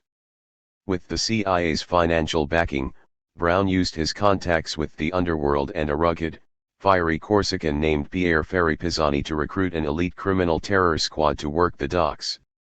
Surrounded by his gangster hirelings, Ferri Pisani stormed into local communist headquarters and threatened to make the party's leadership pay personally for the continuing boycott. And, as Time magazine noted with great satisfaction, the first communist who tried to fire Ferri Pisani's men was chucked into the harbor. In addition, the Guarani's gangsters were assigned the job of pummeling communist picket lines to allow troops and scabs onto the docks, where they could begin loading munitions and supplies. By March 13, government officials were able to announce that, despite a continuing boycott by communist workers, 900 dockers and supplementary troops had restored normal operations on the Marseille waterfront. Although sporadic boycotts continued until mid-April, Marseille was now subdued and the strike was essentially over. But there were unforeseen consequences of these Cold War victories. In supplying the Corsican syndicates with money and support, the CIA broke the last barrier to unrestricted Corsican smuggling operations in Marseille. When control over the docks was compounded with the political influence the milieu gained with CIA assistance in 1947, conditions were ideal for Marseille's growth as America's heroin laboratory. The French police later reported that Marseille's first heroin laboratories were opened in 1951, only months after the milieu took over the waterfront. Gaston Defferre and the Socialist Party also emerged victorious after the 1947 and 1950 strikes weakened the local Communist Party. From 1953 until the present, Defferre and the Socialists have enjoyed an unbroken political reign over the Marseille municipal government. The Guaranists seem to have maintained a relationship with Marseille's socialists. Members of the Guarani organization acted as bodyguards and campaign workers for local socialist candidates until the family's downfall in 1967. The control of the Guarani brothers over Marseille's heroin industry was so complete that for nearly 20 years they were able to impose an absolute ban on drug peddling inside France at the same time they were exporting vast quantities of heroin to the United States. With their decline in power, due mostly to their unsuccessful vendetta with Marcel Francisci in the mid-60s, their embargo on domestic drug trafficking became unenforceable, and France developed a drug problem of her own. From its very beginning, post-war heroin production in Marseille had been so dominated by the Guaranists, and their operations were so extensive, that some of their subordinates, such as Dominique and Jean Venturi, earned independent reputations as major traffickers. Their only serious rival was Marcel Francisci, the owner of a lucrative international gambling syndicate. Described by the Federal Bureau of Narcotics as a longtime understudy to Spirito and an important figure, Francisci is also a veteran of the wartime in the French underworld, resistance, and was awarded 4 medals for his wartime heroics. Although they coexisted happily enough throughout the 1950s, when the Guaranists clearly had the upper hand, Francisci's growing influence in the 1960s produced serious tensions. Competition over control of some casino interests provided the spark. A silent war began in 1965 that continued for 3 years with little more than extended obituary notices in the French press. In the end, the Guaranists were decisively defeated, with Antoine himself one of the murdered victims.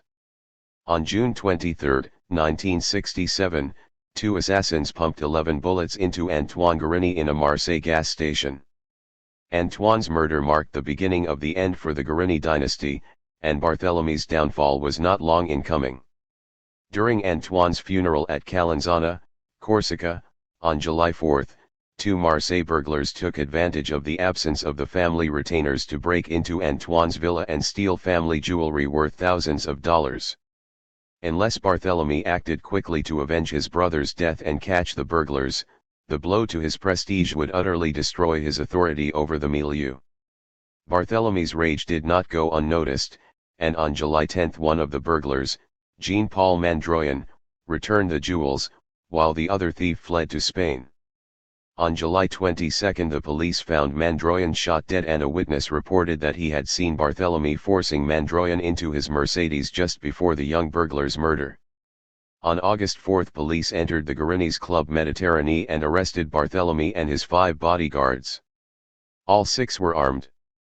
Barthélemy's trial began on schedule January 5, 1970, but from the beginning the prosecution suffered reverses. In his distinguished black suit, carefully trimmed hair, and a red lapel pin indicating his wartime decoration, Barthélemy hardly looked the part of a desperate gangster. On the second day of the trial, the key prosecution witness retracted his testimony. A road test proved that it was impossible for Barthélemy's Mercedes to have been the murderer's car. With each day of testimony the prosecution's case grew weaker, as the defense attorney demonstrated that most of the state's evidence was circumstantial. In his summation, the prosecutor could not help admitting his failure and demanded that the Guerini gang must be sentenced, not so much because of their possible guilt, but because they were criminal types who were a menace to Marseille. On January 15 the jury returned a verdict of guilty. Barthélemy received 20 years, his younger brother Pascal and two others, 15 years apiece. Spectators screamed scandal. Cries of "This is justice" were heard. And the defendants themselves shouted "Innocent, innocent, innocent." Why were the Guerinis convicted? There had been serious accusations against them in the past that could have become solid cases had the Ministry of Justice been interested. But the Guerinis were guaranteed immunity to local investigations by their relationship with Marseille's socialists. However, by 1967 Socialist Party influence had declined substantially after a decade of Gaullist rule. Francisci, according to informed French observers, had earned considerable political influence through his services to the Gaullist government. During the early 1960s, he had helped organize a group of Corsican gangsters known popularly as the Barbouzas to combat a right-wing terrorist campaign following General de Gaulle's announcement of Algerian independence. As the owner of Paris's most exclusive casino, Cercle Haussmann, Francisci was in daily contact with high-ranking government officials. He is a close personal friend of a former Gaullist cabinet minister and is himself a Gaullist provincial councillor in Corsica. In the aftermath of Barthélemy Guerini's conviction, the balance of power in the Marseille heroin trade has shifted somewhat. The Guerini family's declining fortunes are represented by Pierre, a younger brother, and Barthélemy's wife, a former nightclub dancer. The Guerini decline has been matched by the growing influence of the Venturi brothers, longtime Guerini associates, as well as by Francisci himself. The U.S. Bureau of Narcotics has labeled Jean Venturi the major distributor of French heroin into the United States, and described his younger brother Dominique as his major source of supply. The Venturis also seem to have inherited the Guerini's influence with Marseille's Socialist Party. During the last election it was their men who served as Mayor Defer's bodyguards. Interestingly, in February 1972 the New York Times reported that Dominique Venturi's contracting firm is currently redoing the Marseille town hall for the city's socialist mayor Gaston Defer. Although Marcel Francisci has publicly denied any involvement in the drug traffic, the U.S. Bureau of Narcotics has long identified him as the man who organizes the smuggling into France of morphine base produced in the Middle East. Francisci is not the only gangster who is associated with the ruling Gaullist party. The U.S. Bureau of Narcotics believes that the Gaullists have replaced corrupt Marseille politicians as the milieu's most important protectors, and some U.S. narcotics agents have become quite concerned over the complicity of high-level French intelligence officials in the narcotics traffic. During the May Revolution of 1968, when thousands of students and workers surged through the streets of Paris, barricades were thrown up, and government buildings were occupied, General de Gaulle's government came close to crumbling. To aid the restoration of public order, Jacques Foccart, the general's top intelligence advisor, organized 5,000 men, many of them Corsican and French gangsters, into the Service d'Action Civique. While there were known gangsters in SAC's rank and file, police officers and top intelligence officials took on positions of responsibility within the organization. SAC was assigned such tasks as silencing hecklers at pro-Gaullist rallies, breaking up opposition demonstrations, and providing bodyguards for cabinet ministers and high government officials. When President Georges Pompidou inspected the Concorde supersonic aircraft at Toulouse in August 1971, 500 SAC men turned out to protect him. The same month another 500 were mobilized to maintain harmony at the Gaullist Party's National Convention.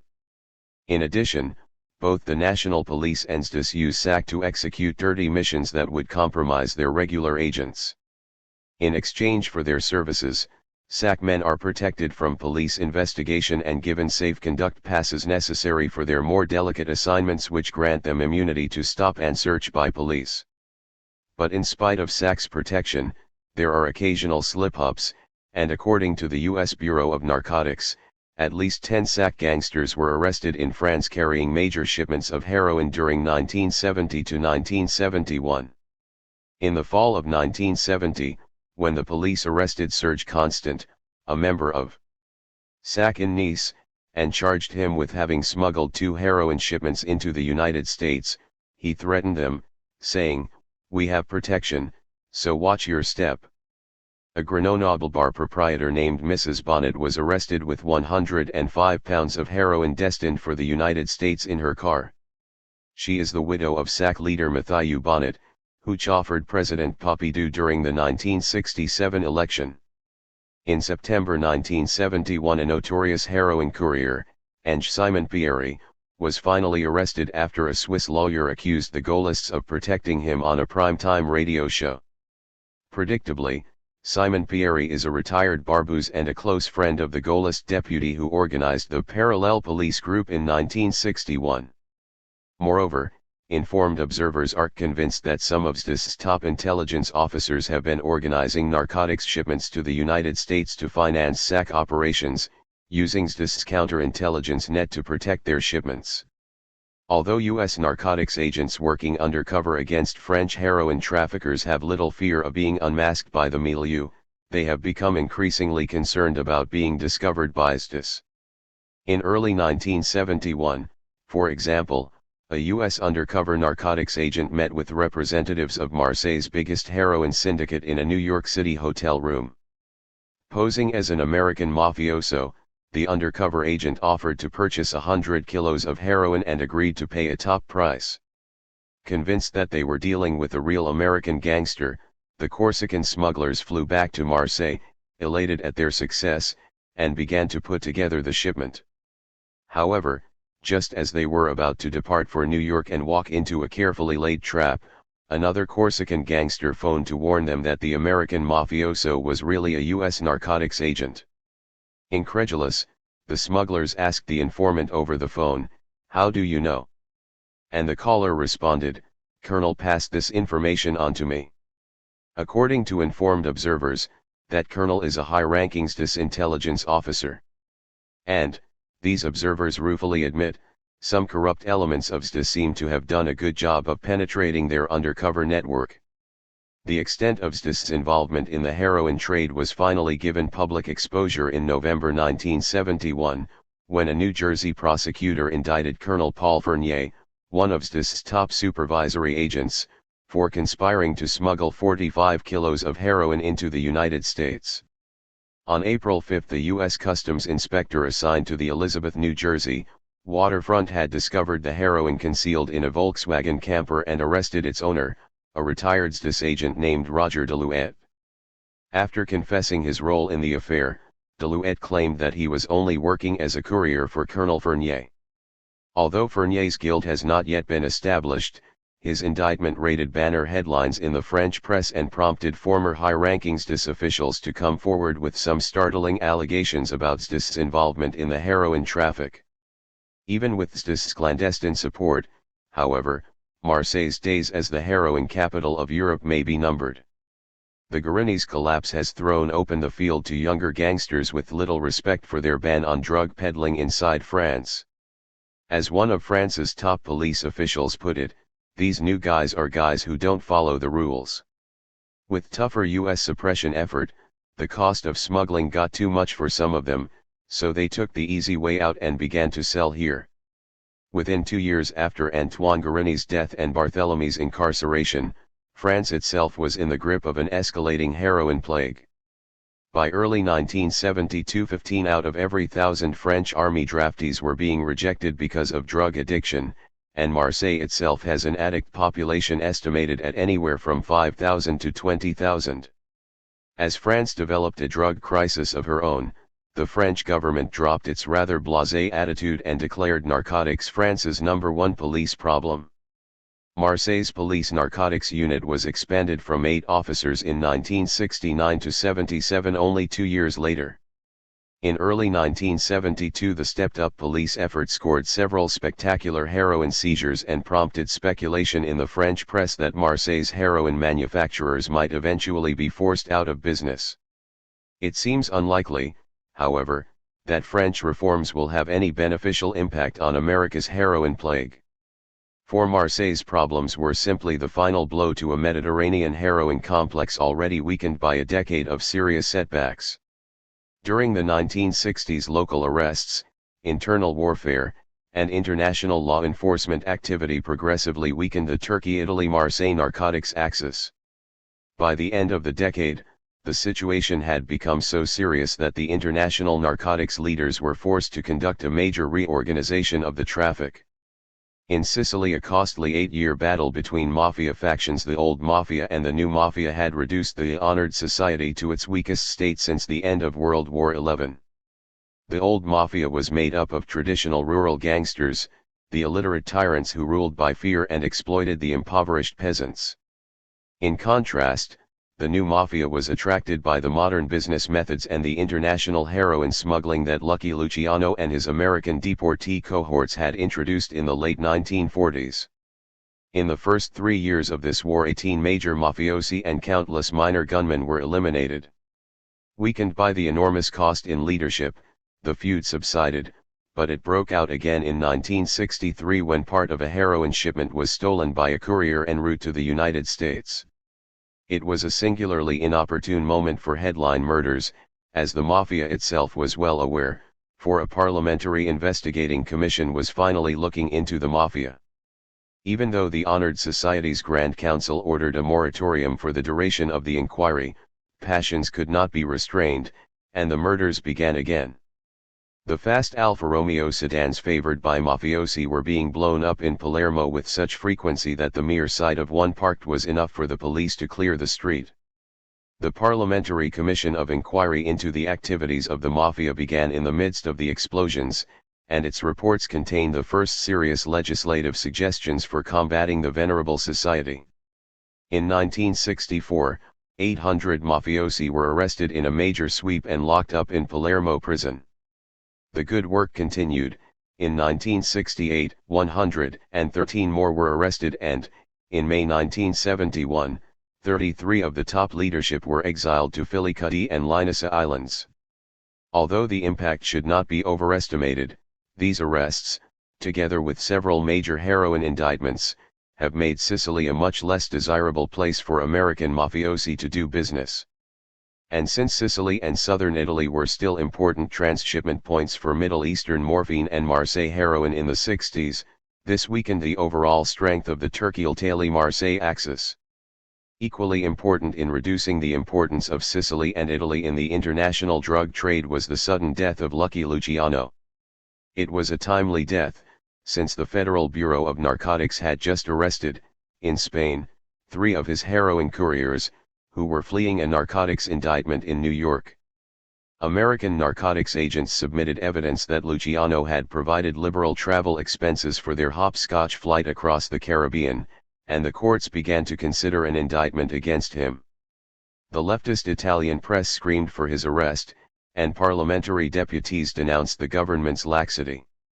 While drinking a cup of coffee at Naples airport on the evening of January 22, 1962, Luciano suffered a fatal coronary attack.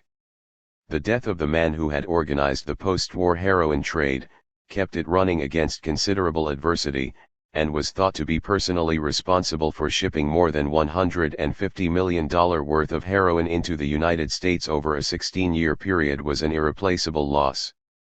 Without Luciano's organizational genius, it became increasingly difficult for Mediterranean smugglers to survive against the growing pressure of international law enforcement efforts.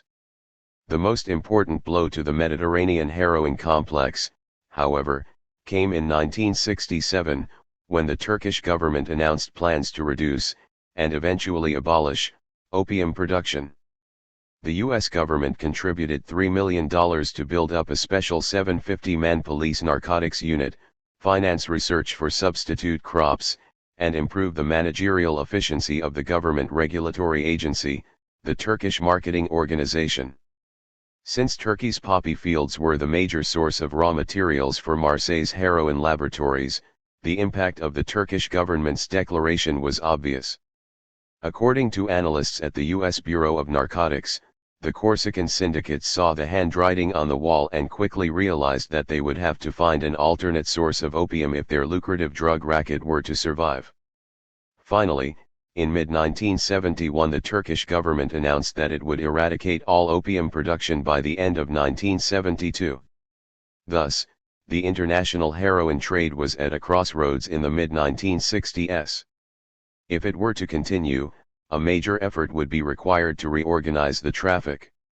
This could hardly be done by letter or telephone, but would necessitate the personal intervention of a high-ranking underworld figure. As in any other business enterprise, the leaders of organized crime have almost nothing to do with daily operations, but are the only ones who can initiate major corporate changes or new enterprises. But while ordinary businessmen transact much of their basic negotiations by telephone, correspondence, and intermediaries, police surveillance and telephone taps make this impractical for the tycoons of organized crime. Moreover, mafiosi do not sign binding contracts with other gangsters and can hardly take a partner to court if he welches on a deal. Therefore, it is one of the basic characteristics of organized crime that all important deals require a meeting of the bosses involved so that they can exchange their personal word of honor. This need for face-to-face discussions also explains why mafia leaders have repeatedly exposed themselves to conspiracy indictments and banner headlines by arranging large underworld conferences, such as the ill-fated 1957 Apalachin meeting. After Luciano's death in 1962, the logical successors to his leadership in the narcotics trade were his two subordinates, Meyer Lansky and Vito Genovese. However, in 1958 Genovese had been indicted for heroin trafficking by a New York court and was later sentenced to 15 years imprisonment. Although he continued to direct many of his enterprises from Atlanta Federal Penitentiary, where he was treated with great respect by prisoners and guards alike, he was in no position to conduct the reorganization of the narcotics trade. Lansky at 66 was now too old and too carefully watched to repeat his 1949 business trip. And by November 1970, when he retired to Israel, he had already turned over much of the major decision-making to his subordinates. Thus, by death and default, the responsibility logically fell to Santo Trafficante, Jr. At age 57, Trafficante is one of the most effective organized crime leaders still operating in the United States. Avoiding the ostentatious lifestyle of Cadillacs and diamonds that is so attractive to many mafiosi, Trafficante cultivates the austerity of the old Sicilian dons. But unlike the old Sicilians, he manages the organization with reason rather than force, and is one of the few major mafia leaders whose family has not been torn apart by internal power struggles or vendettas with other families. Despite his high prestige within the organization, Trafficante's good sense has prevented him from campaigning for a leading position on the Mafia's National Commission. This self-effacing attitude no doubt accounts for his personal safety and considerable influence. Through his studious avoidance of publicity, he is one of the least known and most underestimated leaders of organized crime. Trafficante himself is reportedly involved in the narcotics traffic only at the level of financing and crisis management. He never sees, much less handles, any heroin.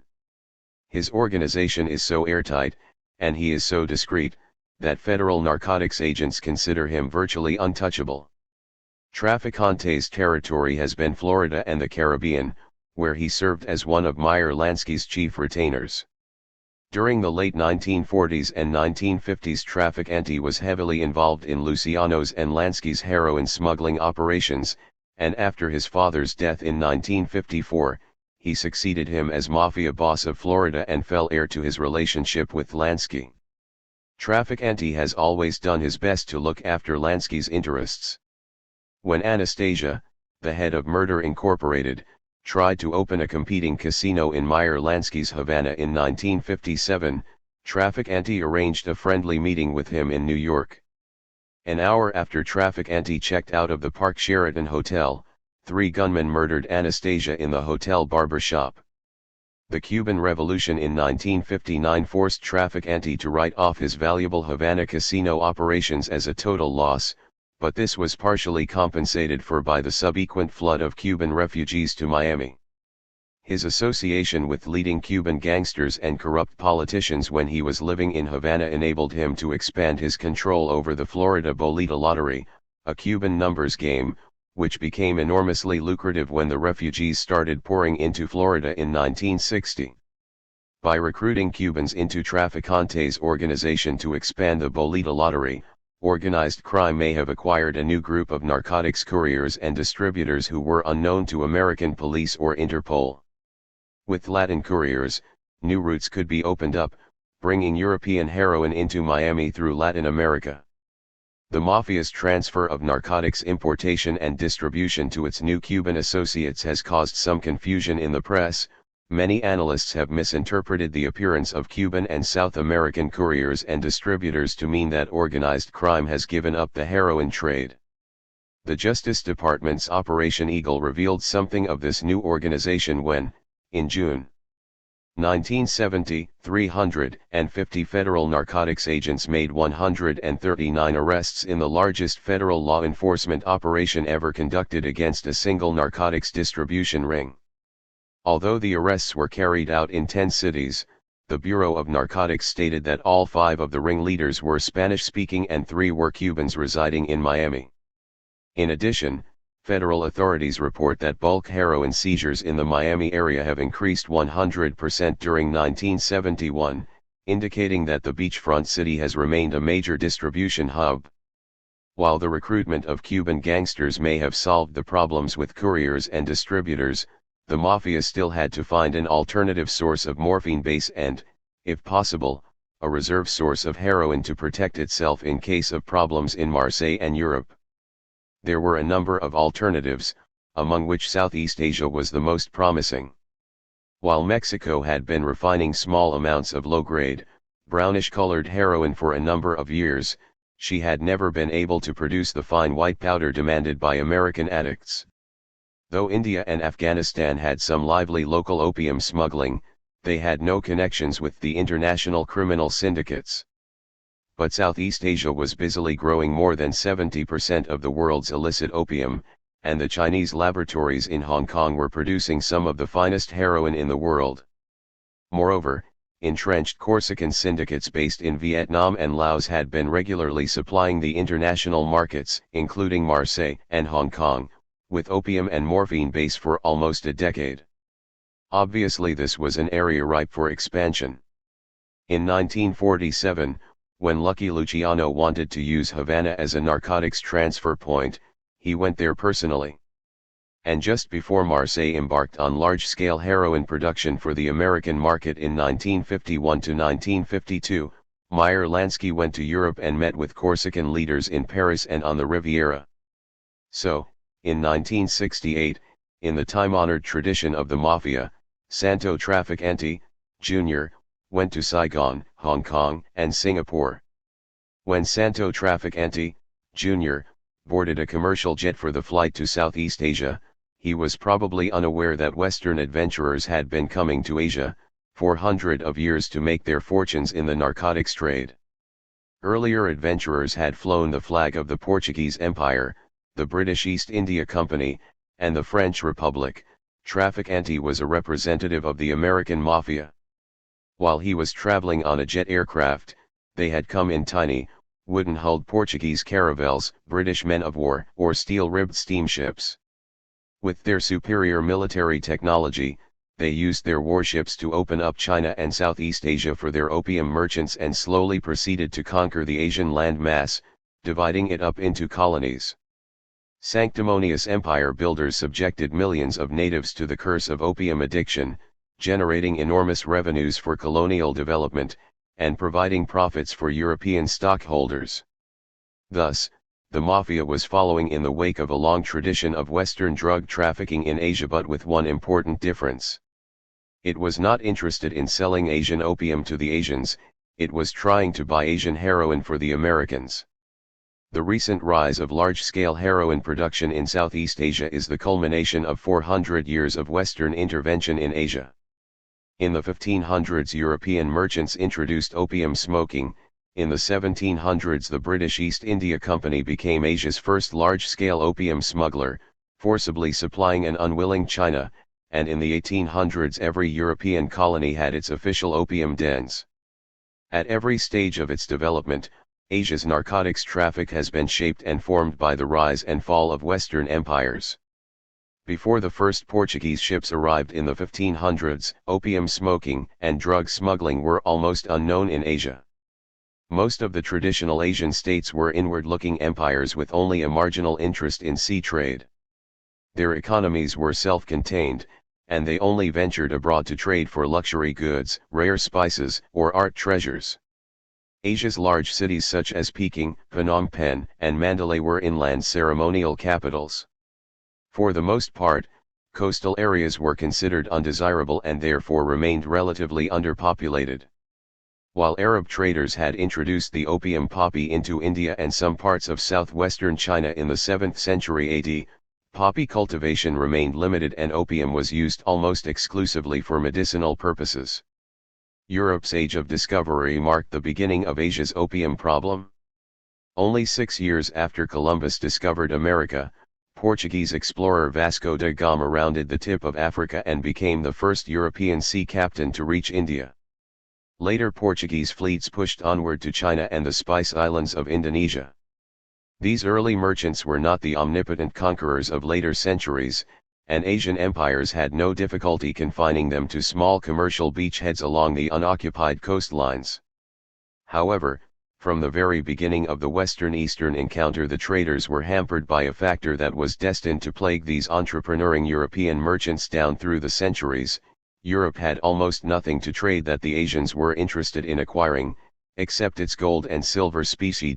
Unwilling to barter away the basis of their national economies, the Portuguese sea captains embarked on what one American economist has called slash-and-burn colonialism. Fortifying their coastal enclaves against possible reprisal attacks, the Portuguese proceeded to sortie out into the sea lanes of the South China Sea, confiscating native cargoes and plundering rival ports. Once the competing Malay, Chinese, and Arab sea captains had been subjugated, the Portuguese took over inter-Asian maritime commerce and paid for the silks and spices with their plundered profits. Medicinal opium had been carried by Asian ships in the India-China Spice Islands triangular trade, and Portuguese merchants fell heir to this commerce. Still eager for an enticing exchange commodity to barter for Chinese silks, the Portuguese imported tobacco from their Brazilian colony in the late 1500s. Although the Chinese frustrated Portuguese hopes by growing their own tobacco, the tobacco pipe itself, which had been introduced by the Spanish, turned out to be the key that unlocked the gates to the Celestial Kingdom's riches. Indian opium mixed with tobacco and smoked through a pipe was pleasing to the Chinese palate. This fad first became popular among the overseas Chinese of Southeast Asia, and Dutch merchants witnessed Chinese smoking an opium tobacco mixture in Indonesia as early as 1617. By the early 17th century, the Dutch, who had preempted the Portuguese position in Southeast Asia, were reportedly pushing opium on Taiwan and making inroads into the nearby Chinese coast. While the Age of Discovery introduced a few Chinese to opium smoking, it was Europe's Industrial Revolution that transformed China into a nation of addicts. The expansion of Europe's industrial might throughout the late 18th and 19th centuries developed a need for new markets and raw materials. European colonies in Asia broke out of their coastal enclaves and began spreading into the interior.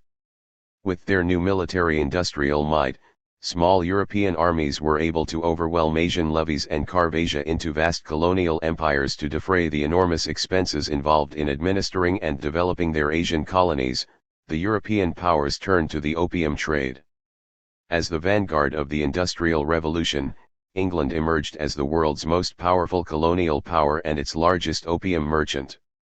After annexing much of northern India in the late 18th century, English bureaucrats established a monopoly over Indian poppy cultivation in Bengal and began exporting thousands of chests of smokers' opium to China.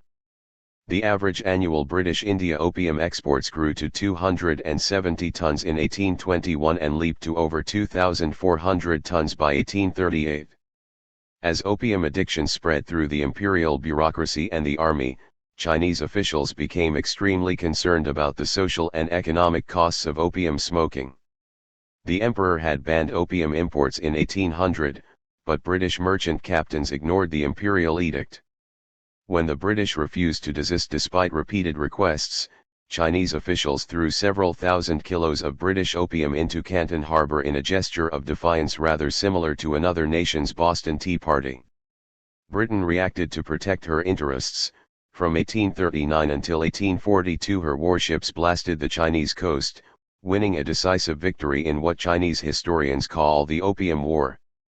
Although China was forced to open treaty ports to European merchants and thereby to opium imports, she steadfastly refused to legalize the opium trade. During the latter half of the 19th century the tempo of the Industrial Revolution quickened, producing a new burst of empire building. Europe's imperial real estate brokers divided the world into colonies, protectorates, and spheres of influence. All the gray, unknown areas of the world map became tinted with the pinks, blues, and greens of European ownership. The Kingdom of Burma became British Burma, Thailand became a British sphere of influence, and Vietnam, Laos, and Cambodia became French Indochina. As the age of steam and steel dawned, the clipper ship gave way to the steel-hulled steamship and the Suez Canal was opened, ultimately changing the face of Southeast Asia.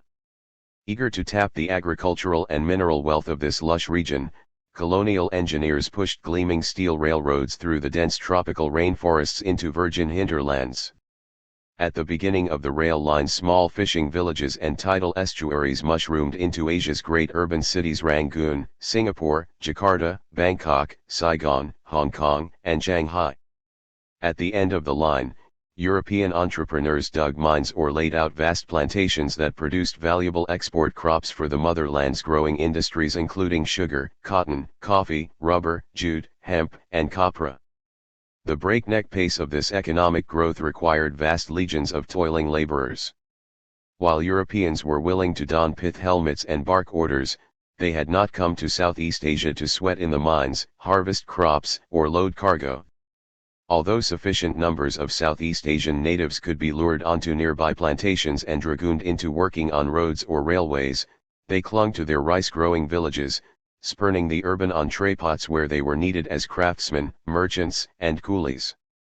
To fill this labor gap, the European colonialists populated their port cities with Armenians, Jews, Indians, and Chinese. By virtue of their sheer numbers, however, the Chinese were by far the most important. For, in the early 19th century, the population of coastal provinces of southern China had reached a saturation point, famine was in the air, and thousands of desperate peasants began migrating. Paced by the tempo of colonial economic expansion, the Chinese migration started off as a trickle in the late 18th century, increased steadily through the middle decades of the 19th, and reached flood proportions by the early 20th. While some of the emigrants went to California, where they helped to build the western section of the Transcontinental Railway in the 1860s, or around Cape Horn to the Caribbean, where they worked the island plantations, most of them went to Southeast Asia, where work was available in abundance. By 1910 there were 120,000 Chinese in Saigon and the Mekong Delta, 200,000 in Bangkok, and over 60,000 in the Rangoon area. The opium habits so diligently fostered and fed by the British warships came along with them. While the habit had first become popular among the upper classes in the 18th century, it was not until the latter half of the 19th century that it spread to the urban working classes and rural villages. As living conditions continued to worsen, more and more Chinese turned to something that would dull the increasing misery of their lives. By 1870, in the aftermath of yet another opium war, which forced the Chinese imperial government to legalize the importation of opium, British merchants As Chinese immigrants began settling in Southeast Asia, the profit-minded colonial governments decided to set up licensed opium dens to service the Chinese addicts. By the late 19th century, the government opium den was as common as the pith helmet, and every nation and colony in Southeast Asia from North Borneo to Burma had a state-regulated opium monopoly. The indigenous population gradually picked up the habit, too, thus fostering a substantial and growing consumer market for opium among the Thais, Burmese, Vietnamese, and Malayans. While the health and vitality of the local population literally went up in smoke, the colonial governments thrived. Opium sales provided as much as 40% of colonial revenues and financed the building of many Gothic edifices, railways, and canals that remain as the hallmark of the colonial era. Moreover, the growth of mass opium addiction throughout the 19th century prompted a rapid expansion of China's own opium production. As China's addict population began to grow in the early 19th century, the opium poppy spread out from its original home in mountainous Yunnan and Sichuan to most of the other provinces in southern and central China. Despite the proliferation of the poppy seed, opium was still an illegal crop, and sporadic enforcement of the ban served to limit cultivation even among remote hill tribes. Once opium imports were legalized in 1858, however, many officials no longer bothered to discourage local cultivation. Writing in the October 15, 1858, edition of the New York Daily Tribune, Karl Marx commented that the Chinese government will try a method recommended by political and financial considerations, viz., legalize the cultivation of poppy in China. Chinese provincial officials started encouraging local production, and by the 1880s China's biggest opium-producing province, Sichuan, was harvesting an estimated 10,000 tons of raw opium annually. In fact, the harvest in the opium-rich southern provinces was so bountiful that China's second-largest opium-producing province, Yunnan, had begun exporting opium to Southeast Asia. In 1901, the Governor-General of French Indochina reported that half of the opium retailed by the colony's opium monopoly was from neighboring Yunnan, and a French business periodical noted with interest that Yunnan was harvesting 3,000 tons of raw opium annually. In addition, cheap Yunnanese opium became the staple of Southeast Asia's growing illicit traffic. Unable to pay the outrageous prices demanded by the profit-hungry government monopolies, addicts in Burma, Thailand, and Indochina turned to the black market for supplies of smuggled Yunnanese opium. Every year vast mule caravans protected by hundreds of armed guards left Yunnan, crossed the ill-defined border into northeastern Burma, Thailand, and French Tonkin carrying tons of illicit opium. Southeast Asia's own opium production began in the 19th century. At about the same time that opium production intensified in southern China, Yunnanese merchants and migrating Chinese hill tribes introduced the opium poppy into the adjoining mountains of Burma and Indochina. Prodded by the insatiable demands of addicts in China's coastal cities, Yunnanese traders moved into Southeast Asia's Golden Triangle region comprising the rugged Shan Hills of Burma, the serpentine ridges of northern Thailand, and the Mio highlands of Laos, trading with the opium-growing tribesmen and propagating cash crop opium farming. Many of these tribesmen, particularly the Mio and Yao, had fled from southern China because of a brutal Chinese pacification campaign rather similar to the one launched by the U.S. 7th Cavalry against the Great Plains Indians 50 years later. Throughout the 19th century, wave after wave of Mio and Yao tribesmen migrated into the mountains of Indochina, bringing with them the knowledge of poppy cultivation. Other such Southeast Asian hill tribes as the Lahu, Wa, Kachin, and Lasu straddled the border between northeastern Burma and western Yunnan province. These Burmese tribes were economically oriented towards southern China and dealt with the same Yunnanese traders as their kinsmen in western Yunnan. When one British explorer traveled through hill tribe areas of northeastern Burma in the 1890s, he saw miles of slopes covered with the poppy and noted that the fields climb up steep ravines and follow the sheltered sides of ridges. Similarly, French colonial administrators traveling through Laos and Tonkin in the late 19th century observed that Mio and Yao tribesmen cultivated the opium poppy.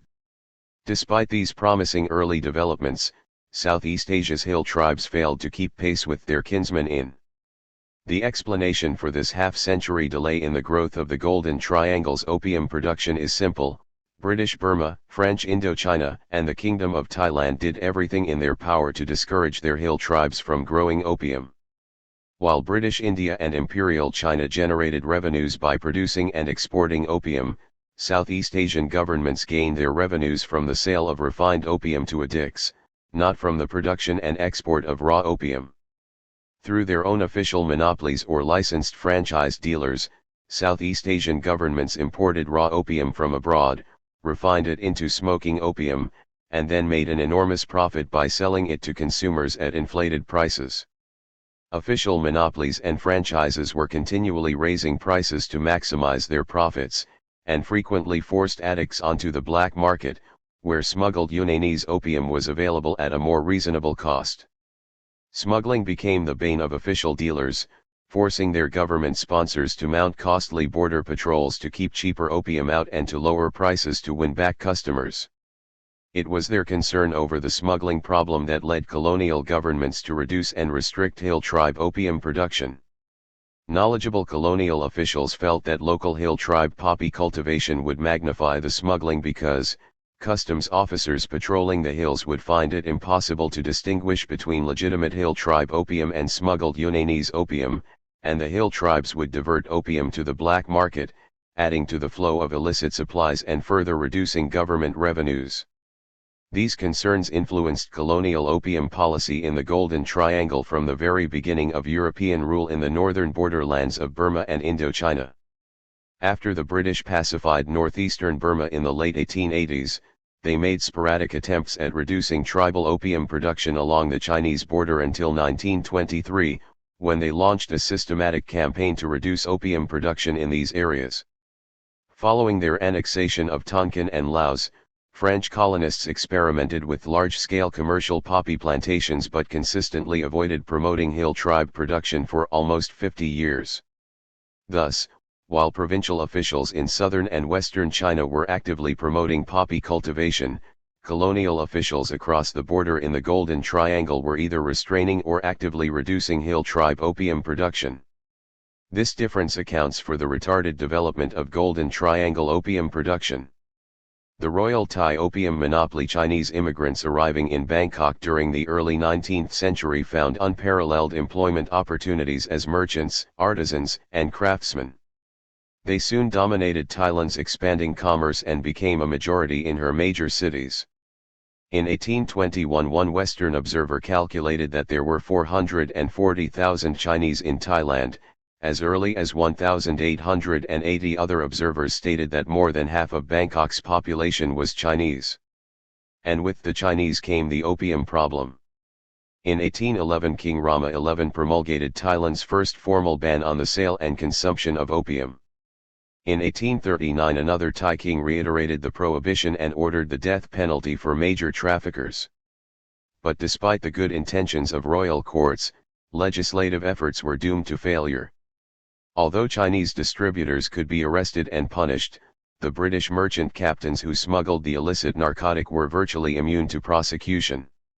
Whenever a British captain was arrested, ominous rumblings issued from the British embassy, and the captain was soon freed to smuggle in another cargo.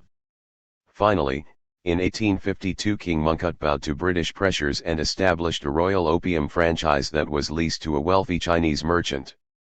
In 1855, King Mongkut yielded to further British pressure and signed a commercial treaty with the British Empire in which he lowered import duties to 3% and abolished the royal trading monopolies, the fiscal basis of the royal administration. To replace these lost revenues, the king expanded the 4 Chinese-managed vice franchises: opium, lottery, gambling, and alcohol, which provided between 40 and 50% of all government revenues in the latter half of the 19th century. In 1907, the government eliminated the Chinese middleman and assumed direct responsibility for the management of the opium trade. Royal administration did not impede progress, however. An all-time high of 147 tons of opium was imported from India in 1913, the number of dens and retail shops jumped from 1,200 in 1880 to 3,000 in 1917, 28. The number of opium addicts reached 200,000 by 1929, and the opium profits continued to provide between 15 and 20% of all government tax revenues. Responding to mounting international opposition to legalized opium trafficking, the Thai government reduced the volume of the opium monopoly's business in the 1920s.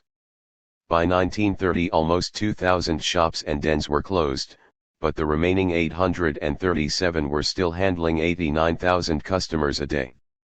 The monopoly continued to reduce its services, so that by 1938 it only imported 32 tons of opium and generated 8% of government revenues.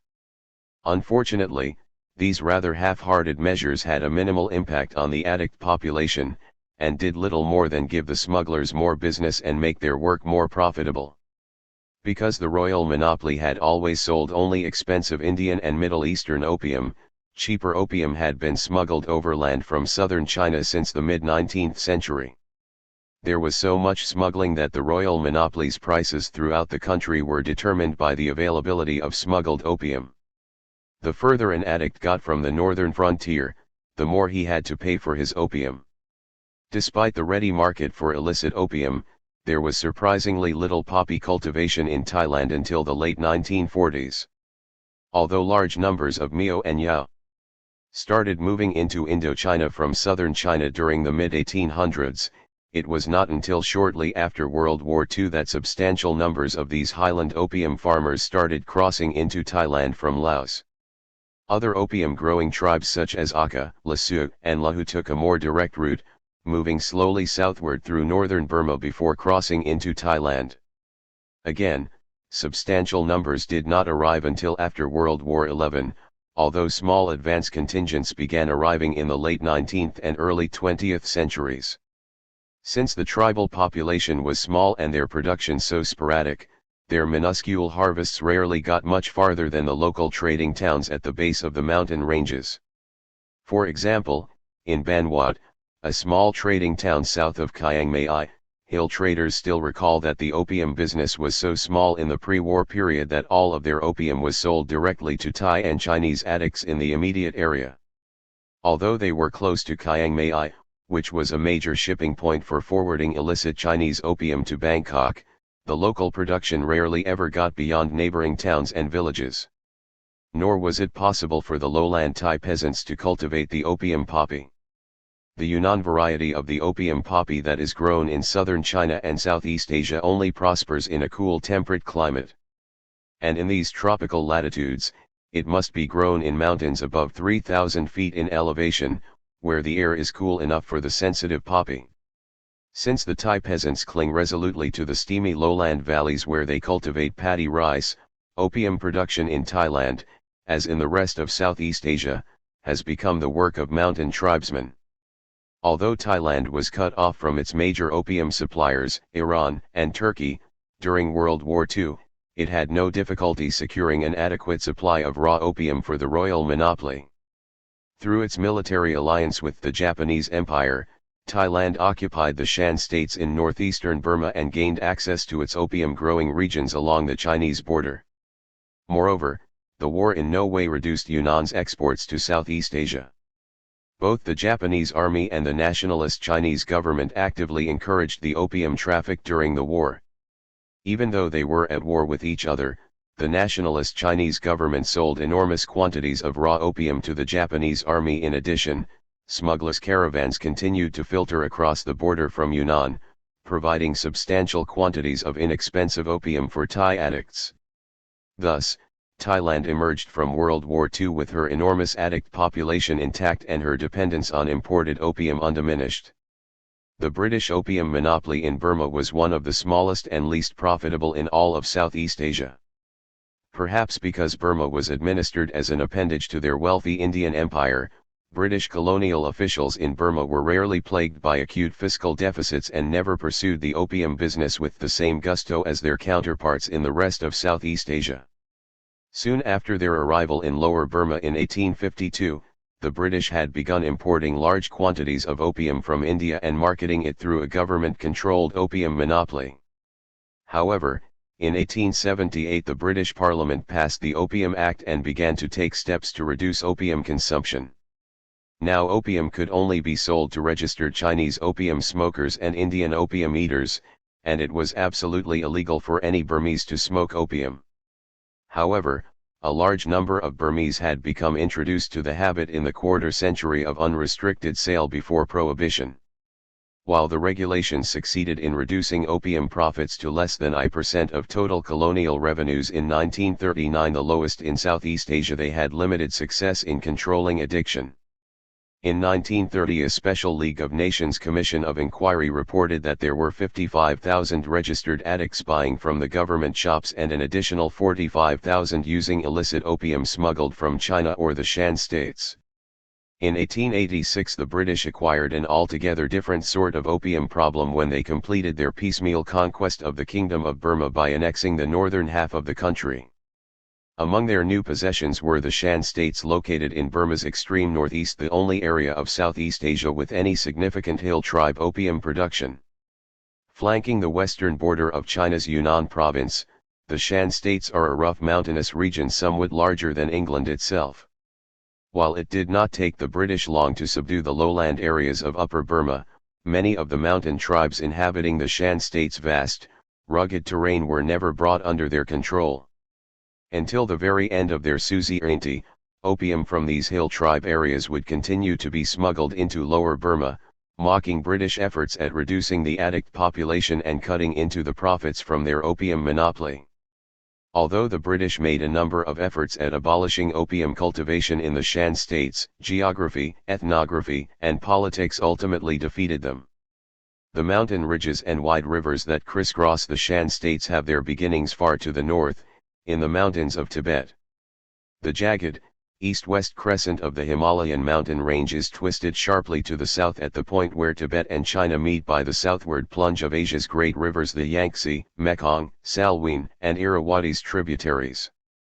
As the Irrawaddy's tributaries flow through the extreme northern tip of Burma, the Kachin state, they cut long north-south alluvial plains and relatively narrow upland valleys between the 7,000 to 10,000 foot mountain ridges.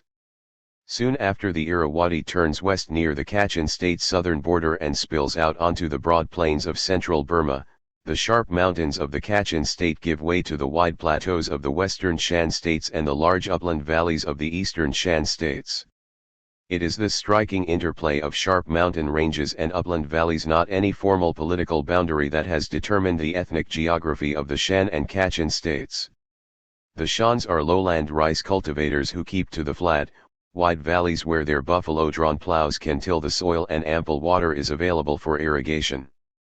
Throughout the Kachin and Shan states, the Shans are the only inhabitants of the valleys. If there are no Shans, then the valley is usually deserted. Most practice some form of the Buddhist religion, and all speak a dialect of the Thai language. Their irrigated paddy fields have always produced a substantial surplus, providing for the formation of relatively large towns and strong governments. Generally, the larger valleys have become tiny autonomous principalities ruled over by feudal autocrats known as Sabwas and a clan of supporting nobility. Ringing the upland valleys are mountain ridges inhabited by a wide variety of hill tribes. The hills of the Kachin state itself are populated mainly by Kachins. As we move south, the Kachins thin out and the hills are populated with Wa, Pao, Lahu, and Pala. All these mountain dwellers till the soil by cutting down the trees and burning the forest to clear land for dry rice, tea, and opium. Needless to say, this kind of agriculture is hard on the soil, and erosion and soil depletion force the hill tribes to seek new villages periodically. As a result, the political organization of the hill tribes is much less tightly structured than that of the Shans. Many of the tribes practice a form of village democracy, while others, particularly some of the Kachins, have an aristocracy and a rigid class structure. Whatever their own political structure might be, few of these tribes are large or concentrated enough to be truly autonomous, and most owe some allegiance to the feudal Sabwas, who control local commerce and have more powerful armies. Thus, as British colonial officials traveled through the Shan states in the late 1880s and the early I-1890s seeking native allies, they quickly discovered that the region's population of 1,200,000 Shans and tribesmen was ruled by 34 independent autocrats called Sabwas. Their fiefdoms ranged from Kengtung all the way down to several tiny fiefs with an area of less than 20 square miles. The British position was very insecure. The Shan territories east of the Salween River were tied economically to China, and many of the other Sogwas were considering changing their political allegiance to the King of Thailand. The British secured the Sogwas' wavering loyalties by showing the flag throughout the Shan states.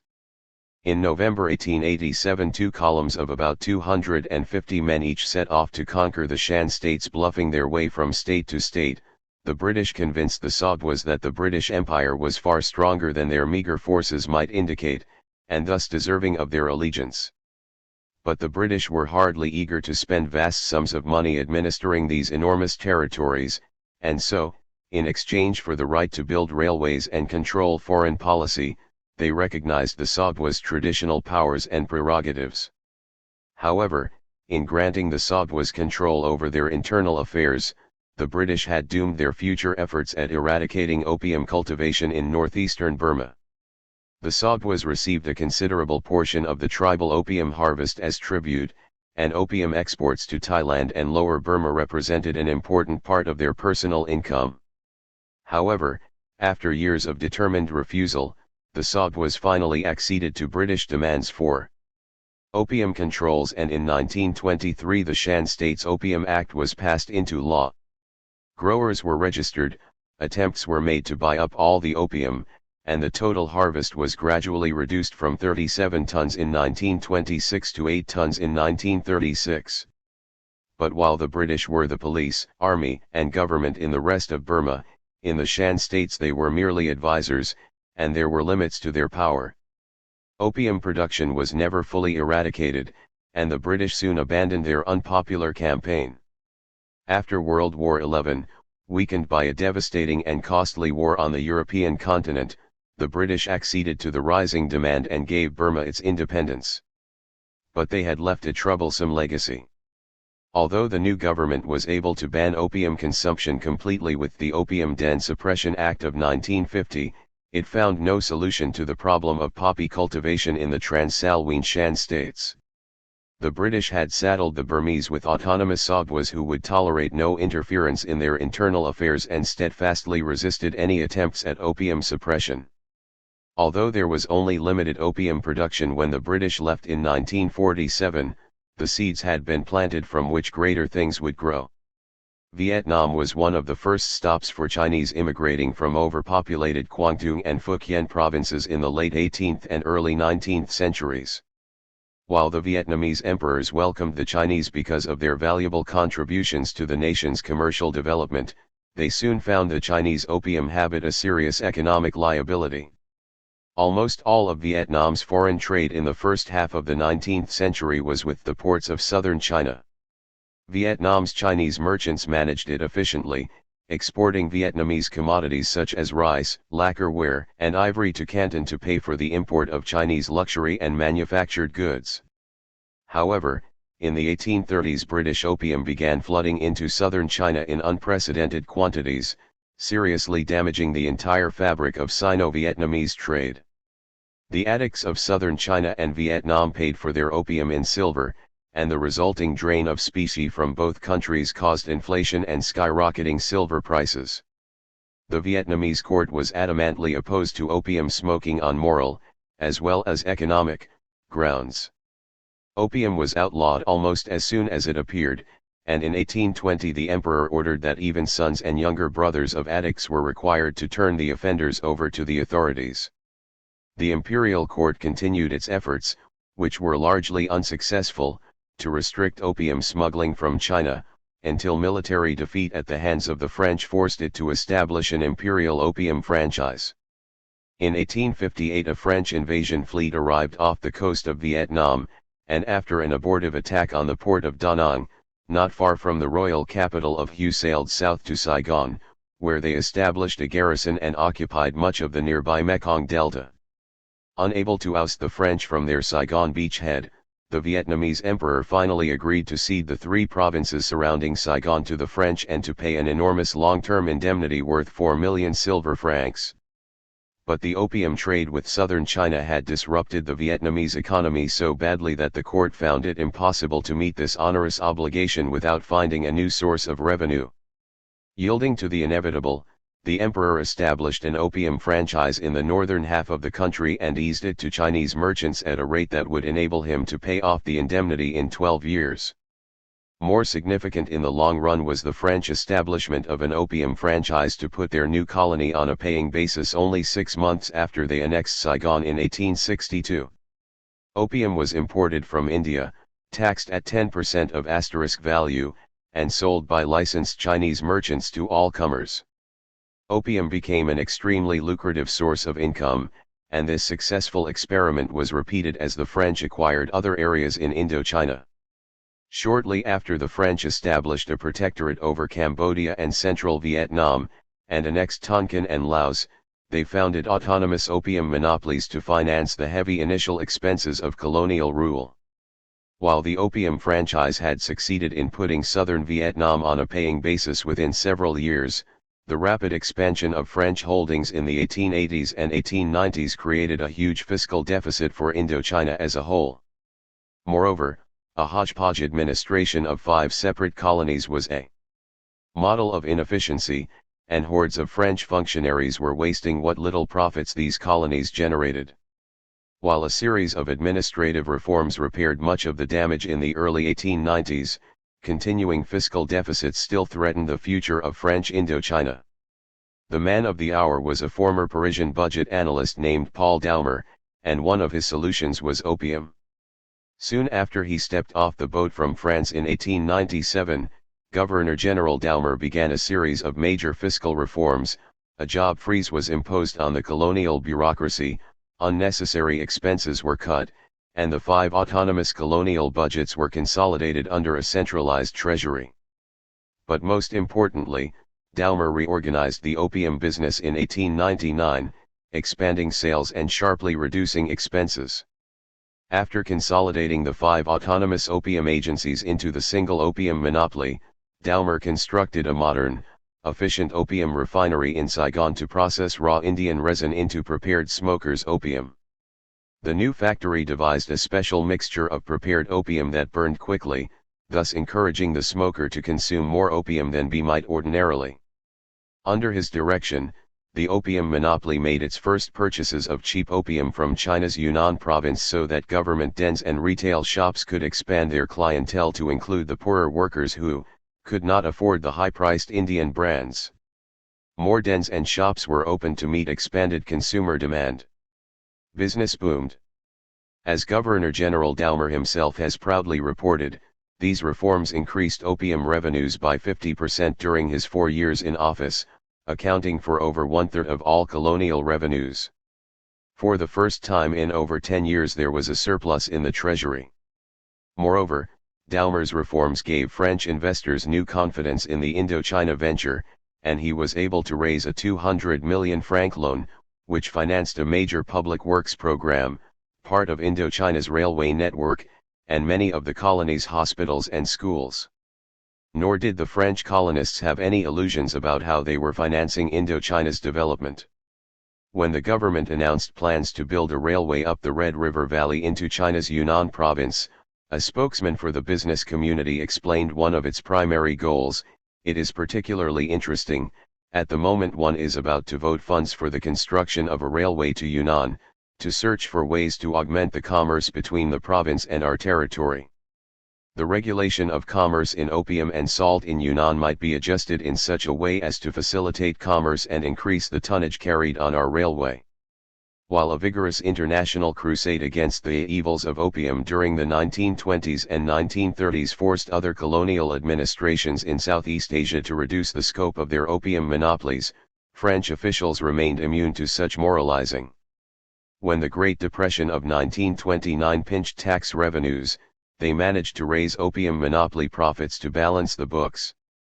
Opium revenues climbed steadily, and by 1938 accounted for 15% of all colonial tax revenues, the highest in Southeast Asia. In the long run, however, the opium monopoly weakened the French position in Indochina. Vietnamese Nationalists pointed out the opium monopoly as the ultimate example of French exploitation. Some of Ho Chi Minh's most bitter propaganda attacks were reserved for those French officials who managed the monopoly. In 1945, Vietnamese nationalists reprinted this French author's description of a smoking den and used it as revolutionary propaganda. Let's enter several opium dens frequented by the coolies, the longshoremen for the port. The door opens on a long corridor. To the left of the entrance is a window where one buys the drug. For 50 centimes one gets a small 5-gram box, but for several hundred, one gets enough to stay high for several days. Just past the entrance, a horrible odor of corruption strikes your throat. The corridor turns again, and opens on several small dark rooms, which become veritable labyrinths lighted by lamps which give off a troubled yellow light. The walls, caked with dirt, are indented with long niches. In each niche a man is spread out like a stone. Nobody moves when we pass. Not even a glance. They are glued to a small pipe whose watery gurgle alone breaks the silence. The others are terribly immobile, with slow gestures, legs strung out, arms in the air, as if they had been struck dead. The faces are characterized by overly white teeth, the pupils with a black glaze, enlarged, fixed on God knows what, the eyelids do not move, and on the pasty cheeks, this vague, mysterious smile of the dead. It was an awful sight to see walking among these cadavers. This kind of propaganda struck a responsive chord among the Vietnamese people, for the social costs of opium addiction were heavy indeed. Large numbers of plantation workers, miners, and urban laborers spent their entire salaries in the opium dens. The strenuous work, combined with the debilitating effect of the drug and lack of food, produced some extremely emaciated laborers, who could only be described as walking skeletons. Workers often died of starvation, or more likely their families did. While only 2% of the population were addicts, the toll among the Vietnamese elite was considerably greater.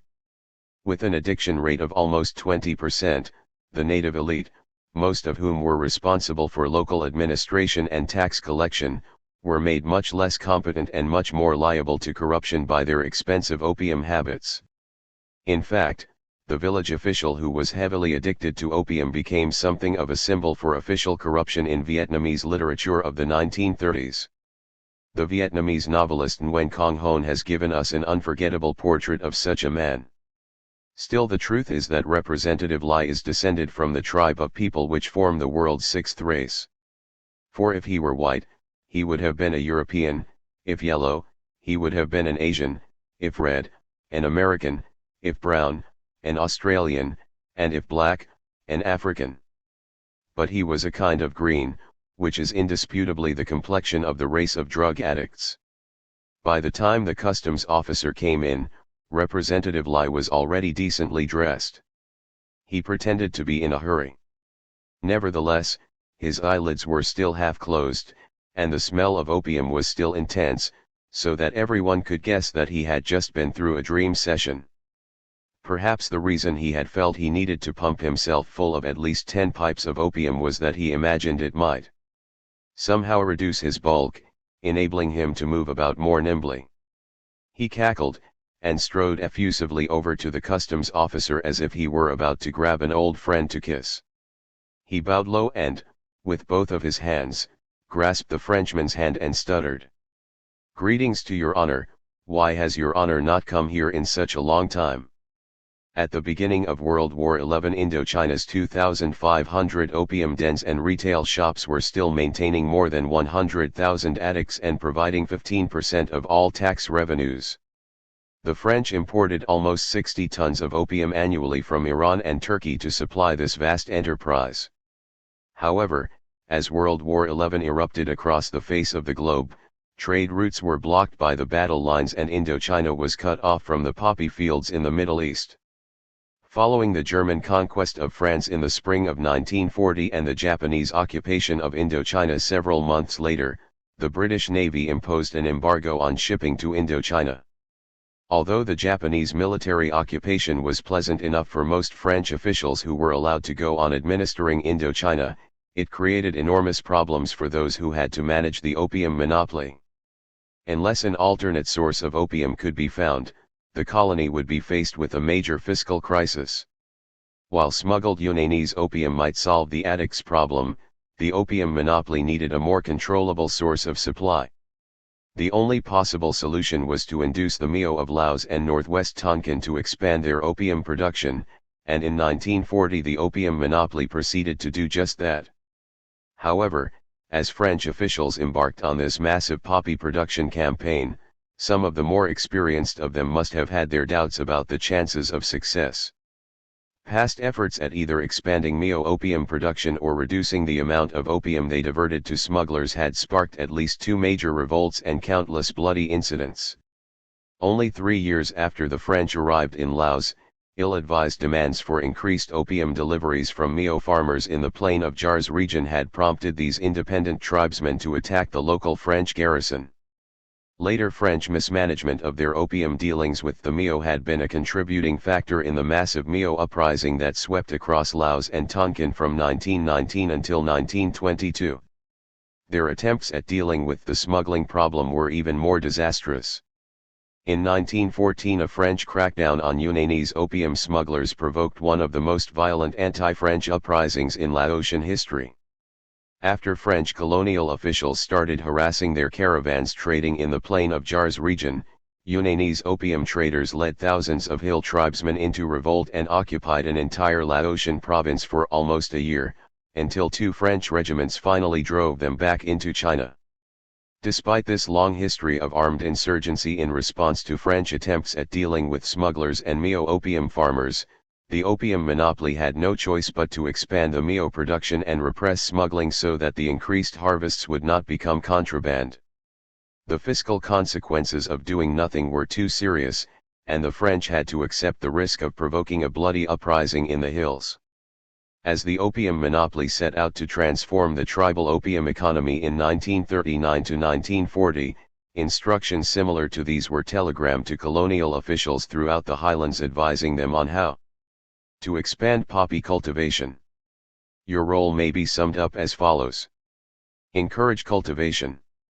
Survey the cultivations and know as exactly as possible the surface cultivated. Repress clandestine traffic.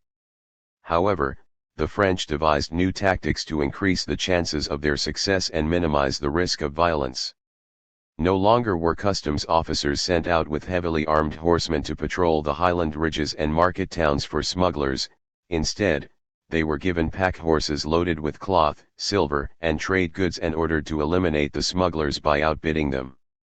Rather than sending out French officers to persuade the tribesmen to increase their opium crops and creating possible occasions for ugly incidents, the opium monopoly instead selected prestigious tribal leaders as their opium brokers.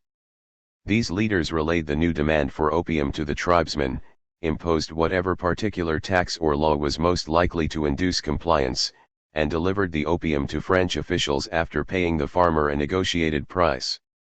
Purely from the viewpoint of increasing opium production, this policy was a substantial success. Indochina's opium production jumped from 7.5 tons in 1940 to 60.6 tons in 1944, an 800% increase in 4 years. This was enough to maintain an adequate supply for Indochina's 100,000 plus addicts and produce a steady rise in government opium revenues from 15 million piastres in 1939 to 24 million in 1943. In exchange for their cooperation, the French supported the political aspirations of tribal leaders. The most important opium-growing regions in Indochina were Xiangkhouan province in northeastern Laos and the Thai country of northeastern Tonkin. Both regions had a high concentration of opium-growing Miao tribesmen and lay astride major communication routes. By choosing to be Lifao as their opium broker in Xiangkhouan province, and Dao Van Long for the Thai country, the French made political commitments that were to have unforeseen consequences for the future of their colonial rule. For over 20 years Tubi Lifao and his family had been locked in a bitter, tense struggle for political control of the Miao of Mengkouan province with another powerful Miao family, the Lo clan. It was a contest of chess-like subtlety in which key political moves were planned years in advance, and carefully calculated to slowly reinforce one side's position without pushing the other side too far. Suddenly the French intervened on the side of Tubi Lithau's family, overturning the chessboard, and changing the game into a life and death struggle. Even today, when tribesmen are asked to explain why so many Miao have died fighting for both the royal government and the communist Pathet Lao over the last 10 years, they will relate the 50-year history of this clan struggle. And if the listener is particularly patient, they will begin at the beginning and tell the whole story. While they have no historical archives and few written records, the Miao attach enormous importance to their collective past, and have an uncanny ability to recall precise dates and details of events that took place 50 to 100 years ago. They view history as a causally related chain of events, thus perceiving their current problems not only in terms of the immediate past, but in terms of decisions made 2 or 3 generations ago. However, their profound sense of history is crippled by parochial vision. Foreign actors have only a dimly perceived role in their pageant, even though all of the monumental decisions that have affected the Miao from their systematic slaughter in the 17th through the 19th centuries at the hands of the Chinese to the massive bombing by the US Air Force today have been made unilaterally in the foreign capitals of great empires and superpowers. And even on this artificially restricted historical stage there are only a few leading actors. In the minds of the Miao, events are determined, not by social conditions or mass aspirations, but, as in a Greek tragedy, by the personal strength and weakness of great leaders. The Miao in Laos today can still recall that there were great Miao kingdoms in the highland plateaus of southern China several hundred years ago. In fact, Chinese imperial archives show that large numbers of Miao lived in southwestern China for over 2,000 years. Even today there are more than 2.5 million Miao living in the mountains of these 4 provinces. Until the 17th century, these rugged provinces were of little importance to the imperial court in Peking, and the emperors were generally content as long as the Miao nobles sent regular tribute. In exchange, the emperor decorated the Miao leaders with noble titles and recognized the legitimacy of their autonomous kingdoms. When the emperors of the Ming dynasty, for example, were confronted with Miao dissidents, they rarely sent in exterminating armies. Instead they weakened the powerful Miao kingdoms by appointing more kings and nobles, thereby creating a host of squabbling tribal principalities. This policy of indirect rule produced a rather curious political hybrid. In the midst of an imperial China, divided into systematic provinces and governed by a meritocracy respected for their erudition, there sprang up a random mosaic of Miao fiefs. These kingdoms were ruled by hereditary little kings, known as Kaitong, who commanded a quasi-religious reverence from their subjects. Each kingdom was dominated by a different clan, the Kaitong, and the ruling aristocracy usually sharing the same family name.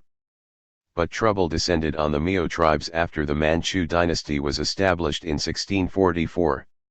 Among their many bureaucratic innovations, the Manchus decided to abolish the autonomy of the Miao kingdoms and integrate them into the regular bureaucracy. When this policy met with resistance, the Manchus began to exterminate these troublesome tribes and to repopulate their lands with the more pliable ethnic Chinese. After a 200-year extermination campaign culminated in a series of bloody massacres in the mid-19th century, thousands of Miao tribesmen fled southward toward Indochina. Most of the retreating Miao moved in a southeasterly direction and burst upon northern Vietnam's Tonkin Delta like an invading army. But the Vietnamese army drove the Miao back into the mountains without too much difficulty since the invaders were weakened by the humid delta climate and frightened by the Vietnamese elephant battalions. The defeated Miao scattered into the Vietnamese highlands, finally settling in semi-permanent mountain villages. 3 Miao Kaitong, however, avoided the headlong rush for the Tonkin Delta and turned to the west, leading their clans past Dien Bien Phu and into northeastern Laos. One of these clans was the Li, from southern Sichuan province.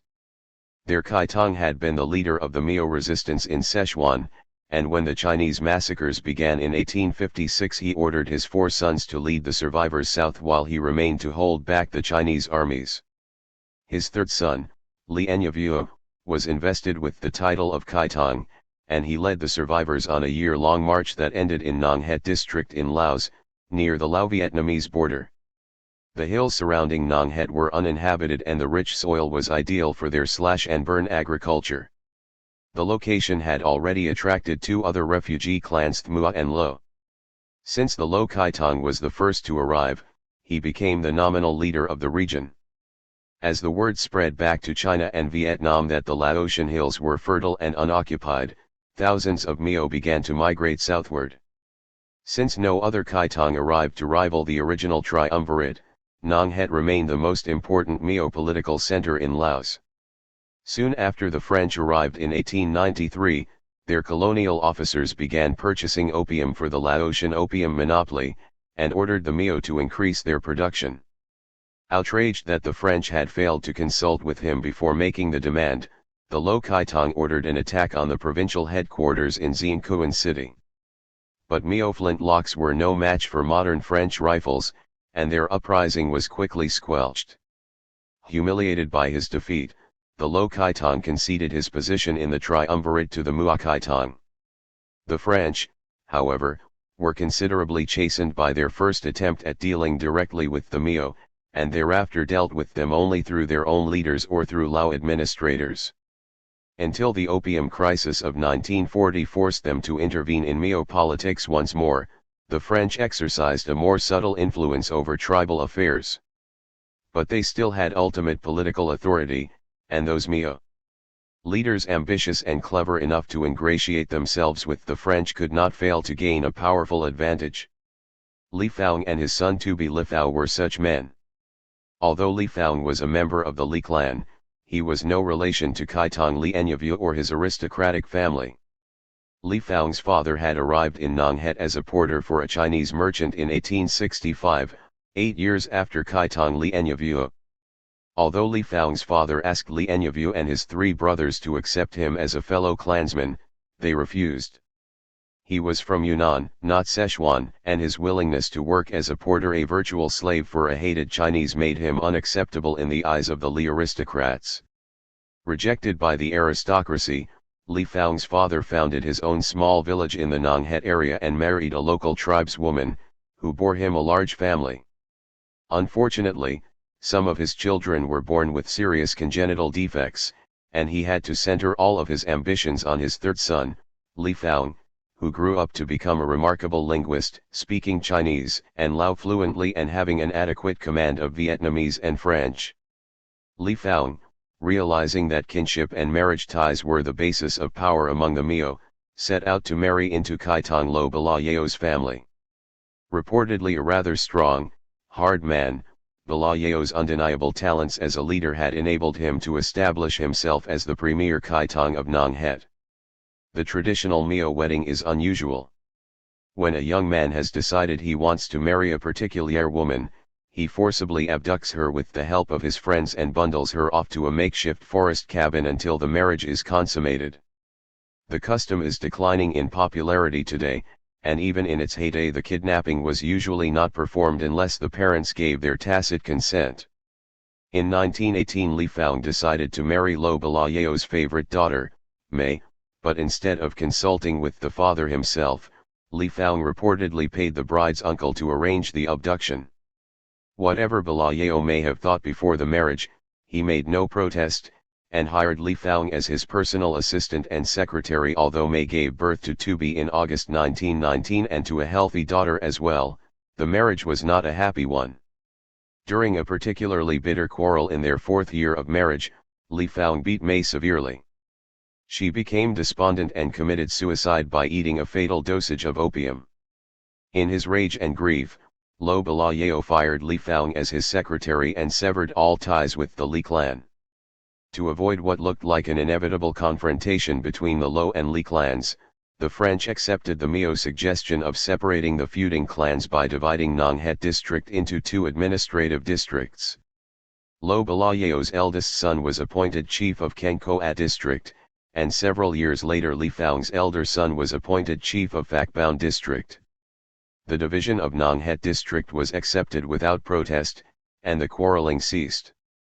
In December 1935, however, Kai Tong Lo Balayeo died, severing the last link with the great Miao kingdoms of southern China and creating serious political problems for the Lo clan.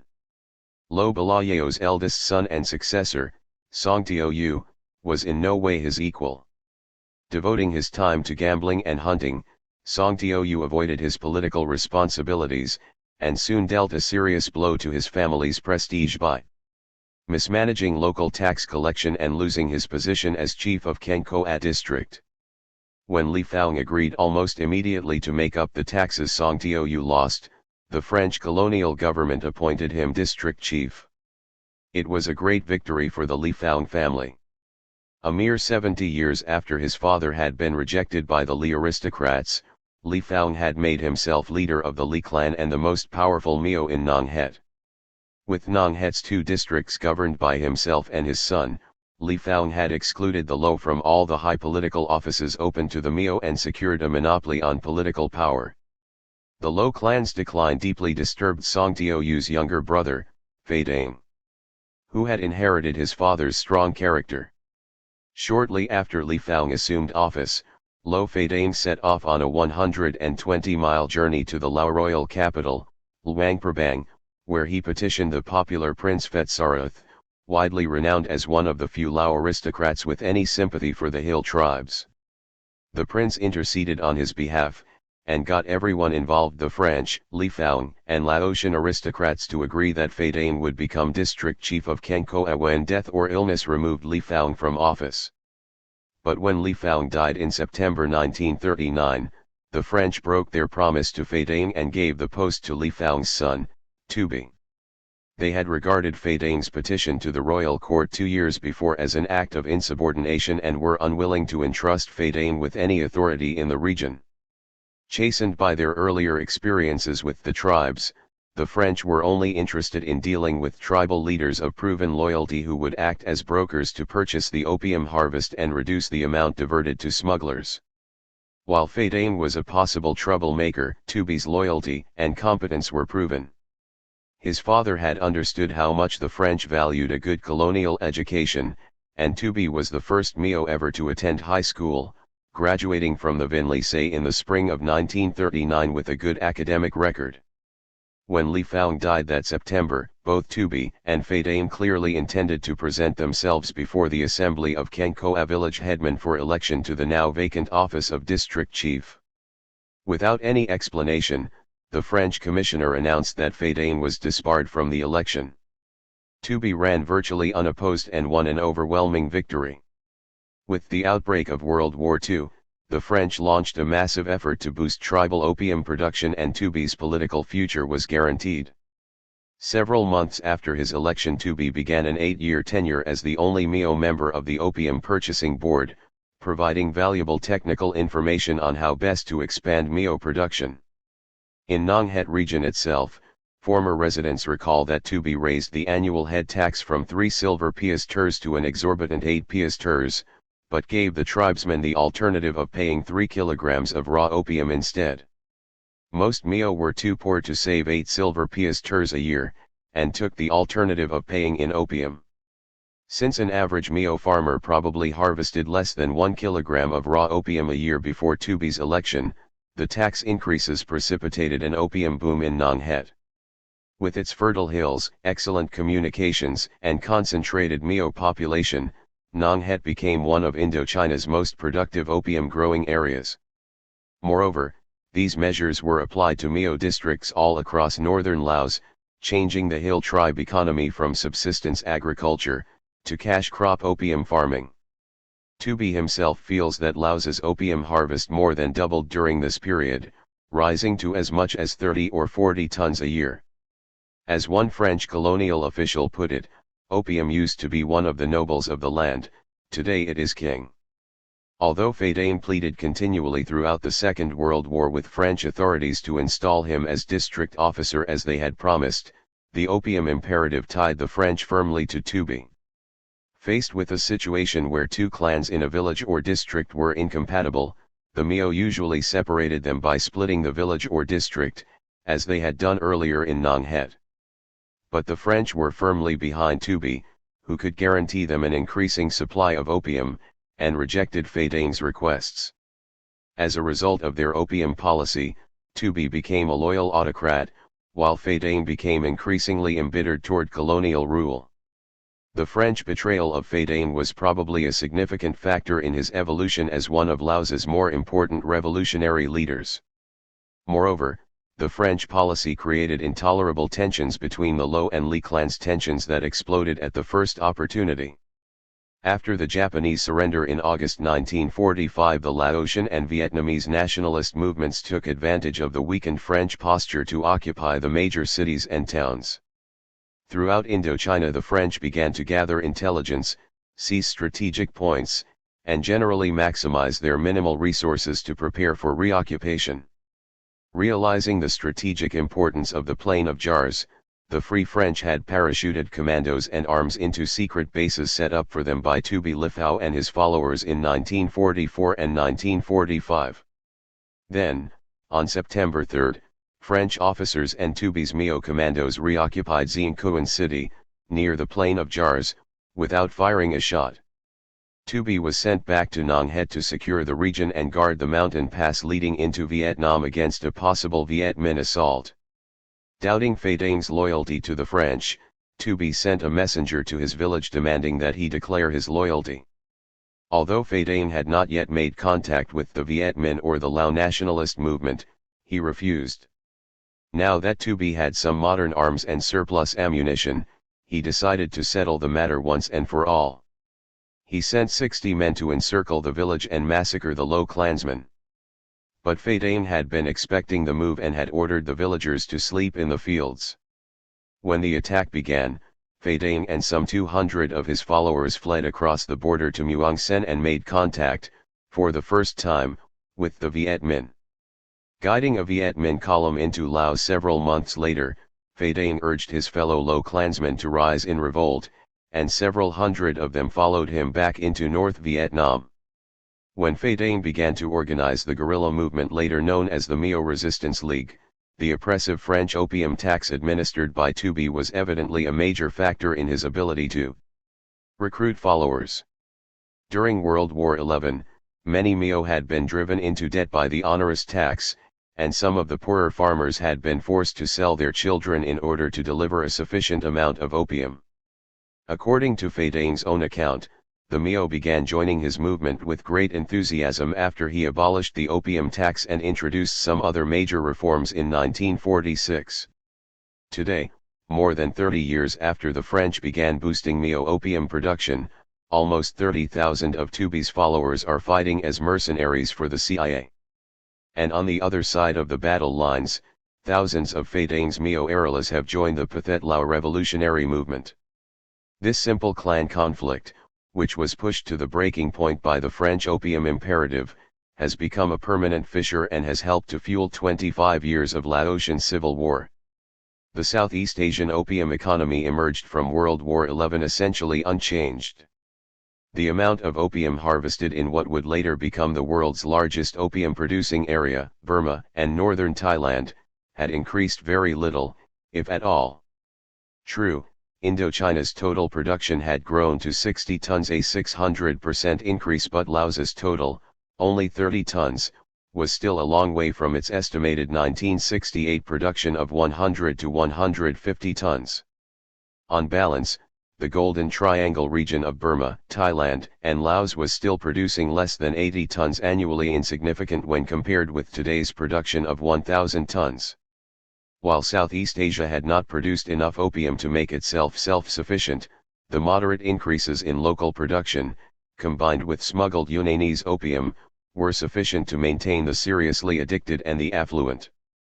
Although Southeast Asian consumers faced rising prices, monopoly prices in Indochina for a kilogram increased 500% from 1939 to 1943. They experienced nothing comparable to the collective cold turkey of American addicts during World War XI. Thus, the core of Southeast Asia's opium consumers emerged from the war intact. Immediately after the war, foreign opium supplies reappeared. Iranian opium was imported legally by the Thai and French opium monopolies, while overland smuggling from China's Yunnan province flourished. Not only was pre-war consumer demand restored, but the addict population grew steadily.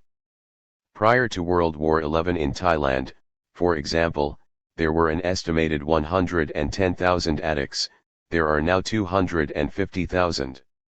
While there were such promising exceptions in the region as Singapore and Malaysia, whose addict population dropped from an estimated 186,000 before the war to 40,000 today, the number of addicts in Southeast Asia as a whole has increased substantially since the pre-war period.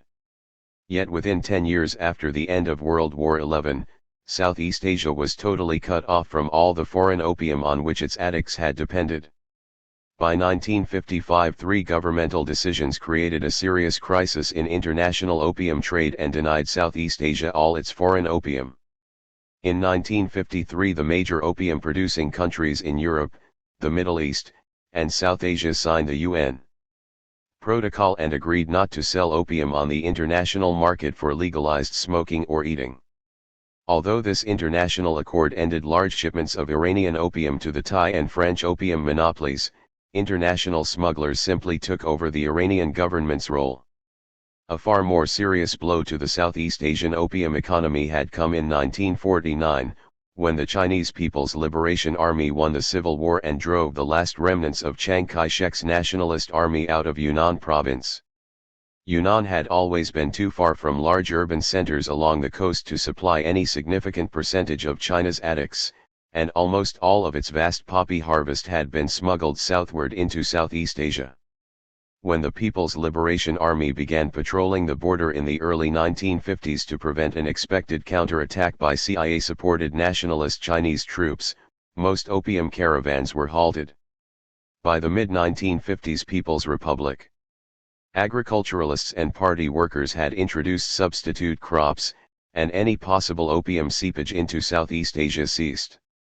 In a 1970 report entitled The World Opium Situation, the U.S. Bureau of Narcotics and Dangerous Drugs described the magnitude of China's decision.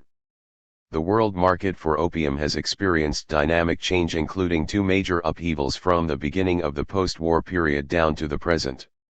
In order of importance, the landmark events were the shutdown of China's vast illicit market with the change of governments there in 1949 and the abolition of cultivation in Iran after 1955, coupled with the rapid suppression of China's illicit production at about the same time. With the end of China's illicit contribution to Southeast Asia's opium supplies, Iran became the region's major supplier in the early 1950s. In 1953, for example, Iranian opium accounted for 47% of all opium seized by Singapore police and customs, and a higher percentage in Southeast Asian nations. Most of Iran's illegally diverted opium smuggled eastward to Southeast Asia, but a substantial portion was sent to Lebanon, the Arab states, and Europe. However, in 1950 began to reduce production sharply. Exports declined from 246 tons in 1950 to 41 tons in 1954. The final blow came in 1955, when the Iranian government announced the complete abolition of opium growing. After Iran's abolition in 1955, Turkey filled the void in the West, but Southeast Asia was now at a crossroads. These dramatic events, which had changed the pattern of the international narcotics traffic, were the result of governmental action, and it would take equally bold initiatives on the part of Southeast Asia's governments if mass opium addiction were to survive. Decisions of this magnitude were not within the realm of the petty smugglers and traffickers who had supplied the region's poor addicts with Yunnanese and Shan states opium. Almost without exception, it has been governmental bodies, not criminals, whose decisions have made the major changes in the international narcotics trade. It was the French colonial government that expanded Indochina's production during World War XI, the Chinese government that had scaled the border and phased out Yunnan's opium production, and the Iranian government that had decreed that Iran would no longer be Asia's major supplier of illicit opium. And in the 1950s, the Thai, Lao, Vietnamese, and American governments made critical decisions that resulted in the expansion of Southeast Asia's opium production to feed the habits of the region's growing addict population and transform the Golden Triangle into the largest single opium-producing area in the world. 4. Cold War opium boom. It is March or April, the end of the dry season, in Southeast Asia's Golden Triangle. From the Kachin Hills and Shan Plateau of Burma to the mountains of northern Thailand and northern Laos, the ground is parched and the rains are only weeks away. In every hill tribe village, whether it be Mio, Yao, Lahu, Lasu, Wa, or Kachin, it is time to clear the fields for planting. On one of these hot, dusty mornings, men, women, and children gather at the bottom of a wide hillside near the village, where for weeks the men have been chopping and slashing at the forest growth with single-bit axes. The felled trees are tinderbox dry. Suddenly, the young men of the village race down the hill, igniting the timber with torches. Behind them, whirlwinds of flame shoot 400 feet into the sky. Within the hour a billowing cloud of smoke rises 2 miles above the field. When the fires die down, the fields are covered with a nourishing layer of wood ash and the soil's moisture is sealed beneath the ground's fire-hardened surface. But before the planting can begin, these farmers must decide what crop they are going to plant: rice or poppies. Although their agricultural techniques harken back to the Stone Age, these mountain farmers are very much a part of the modern world. And like farmers everywhere, their basic economic decisions are controlled by larger forces, by the international market for commodities and the prices of manufactured goods. In their case, the high cost of transportation to and from their remote mountain villages rules out most cash crops and leaves only 2 choices: opium or rice. The safe decision has always been to plant rice, since it can always be eaten if the market fails. A farmer can cultivate a small patch of poppy on the side, but he will not commit his full time to opium production unless he is sure that there is a market for his crop. A reliable market for their opium had developed in the early 1950s, when several major changes in the international opium trade slowed, and then halted, the imports of Chinese and Iranian opium that had supplied Southeast Asia's addicts for almost 100 years. Then the Thai police, the Chinese Nationalist Army and French and American intelligence agencies allowed the mass narcotics addiction fostered by European colonialism to survive and even thrive in the 1950s by deliberately or inadvertently promoting local poppy cultivation in the Golden Triangle. As a result of the activities of these various military and intelligence agencies, Southeast Asia was completely self-sufficient in opium and had almost attained its present level of production by the end of the decade. Recent research by the U.S. Bureau of Narcotics has shown that by the late 1950s, Southeast Asia's Golden Triangle region was producing approximately 700 tons of raw opium, or about 50% of the world's total illicit production. The Mio of Indochina had long been the subject of pressures for large-scale poppy cultivation. During World War XI, the French colonial government was cut off from international supplies, and had, as has already been mentioned, imposed an opium tax to force the Mio of Laos and Tonkin to expand their opium production to meet wartime needs. But in 1948 the French government responded to international pressure by mounting a 5-year campaign to abolish opium smoking in Indochina.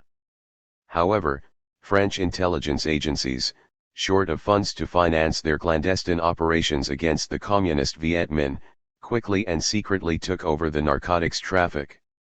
In the Burma-Thailand area, during the early 1950s the CIA tried to use remnants of the defeated Chinese Nationalist Army in an attempt to seal the Burma-China borderlands against a feared Chinese invasion of Southeast Asia. Nationalist troops turned out to be better opium traders than guerrillas, and used their American-supplied arms to force the Burmese hill tribes to expand production. They shipped the bumper harvests to northern Thailand, where they were sold to the Thai police force, which, coincidentally, was another CIA client. Under the direction of their commander, General Phao, the police used CIA-supplied equipment to transport the opium to Bangkok for export to the new markets of Malaysia, Indonesia, and Hong Kong. In 1954 a British customs officer in Singapore stated that Bangkok had become the opium capital of Asia and was distributing 30% of the region's opium. There was so much Burmese and Thai opium on the illicit market that it was selling for 25% less than Iranian opium and 40% less than the famous Indian brands.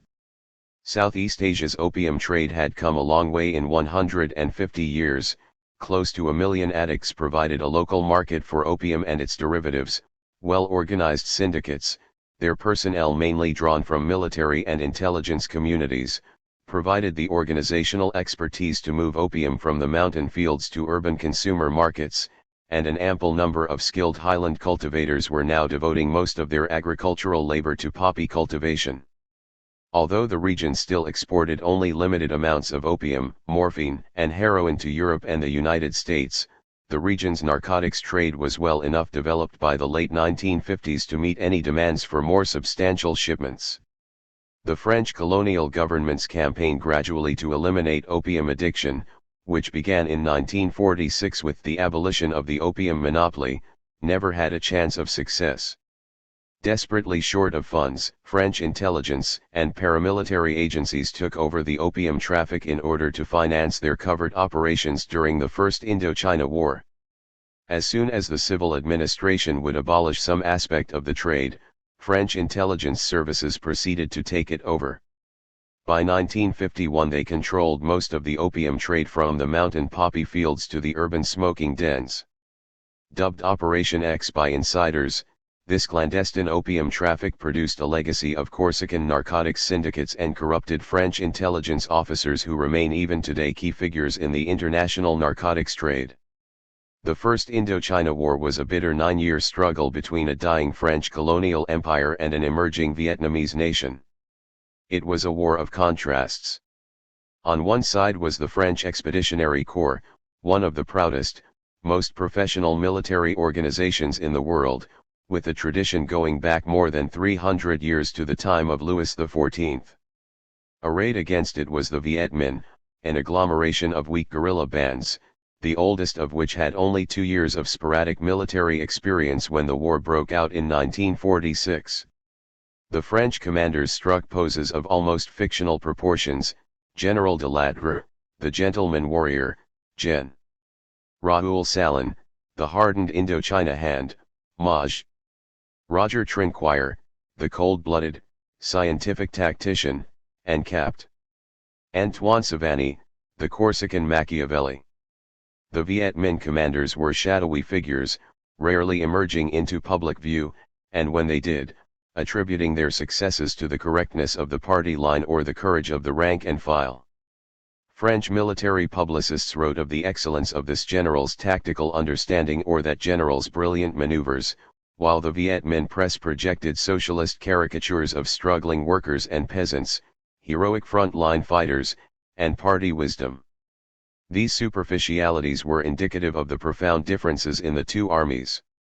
At the beginning of the war, the French High Command viewed the conflict as a tactical exercise whose outcome would be determined, according to traditional military doctrines, by controlling territory and winning battles.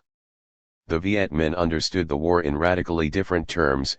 To them, the war was not a military problem, it was a political one.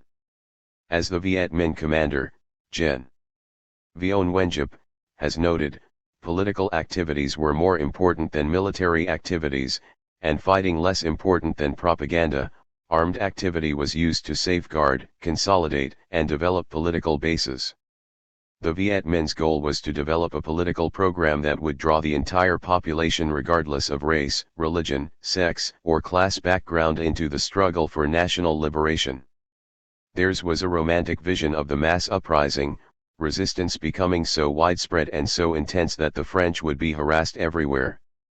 Once the front-line troops and the masses in the rear were determined to win, the tactical questions of how to apply this force were rather elementary. The French suffered through several years of frustrating stalemate before realizing that their application of classical textbook precepts was losing the war. But they slowly developed a new strategy of counter-guerrilla, or counterinsurgency, warfare. By 1950 to 1951 younger, innovative French officers had abandoned the conventional war precepts that essentially visualized Indochina as a depopulated staging ground for fortified lines, massive sweeps, and flanking maneuvers. Instead, Indochina became a vast chessboard where hill tribes, bandits, and religious minorities could be used as pawns to hold certain territories and prevent Viet Minh infiltration. The French concluded formal alliances with a number of these ethnic or religious factions and supplied them with arms and money to keep the Viet Minh out of their area. The French hope was to atomize the Viet Minh's mobilized, unified mass into a mosaic of autonomous fiefs hostile to the revolutionary movement. Maj. Roger Trinquire and Capt. Antoine Savani were the most important apostles of this new military doctrine.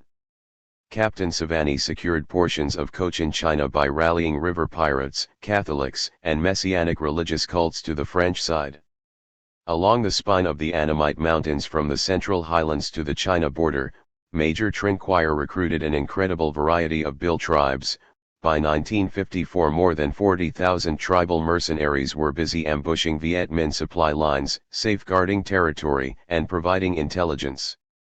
Other French officers organized Catholic militia from parishes in the Tonkin Delta, Nung pirates on the Tonkin Gulf, and a Catholic militia in Hue.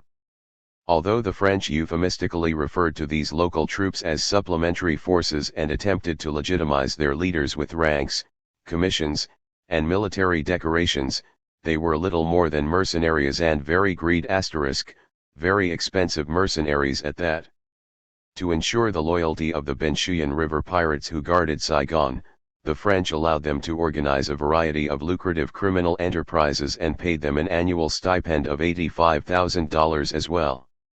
Trinquire may have had 40,000 Hill tribe guerrillas under his command by 1954, but he also had to pay dearly for their services. He needed an initial outlay of $15,000 for basic training, arms, and bonuses to set up each mercenary unit of 150 men.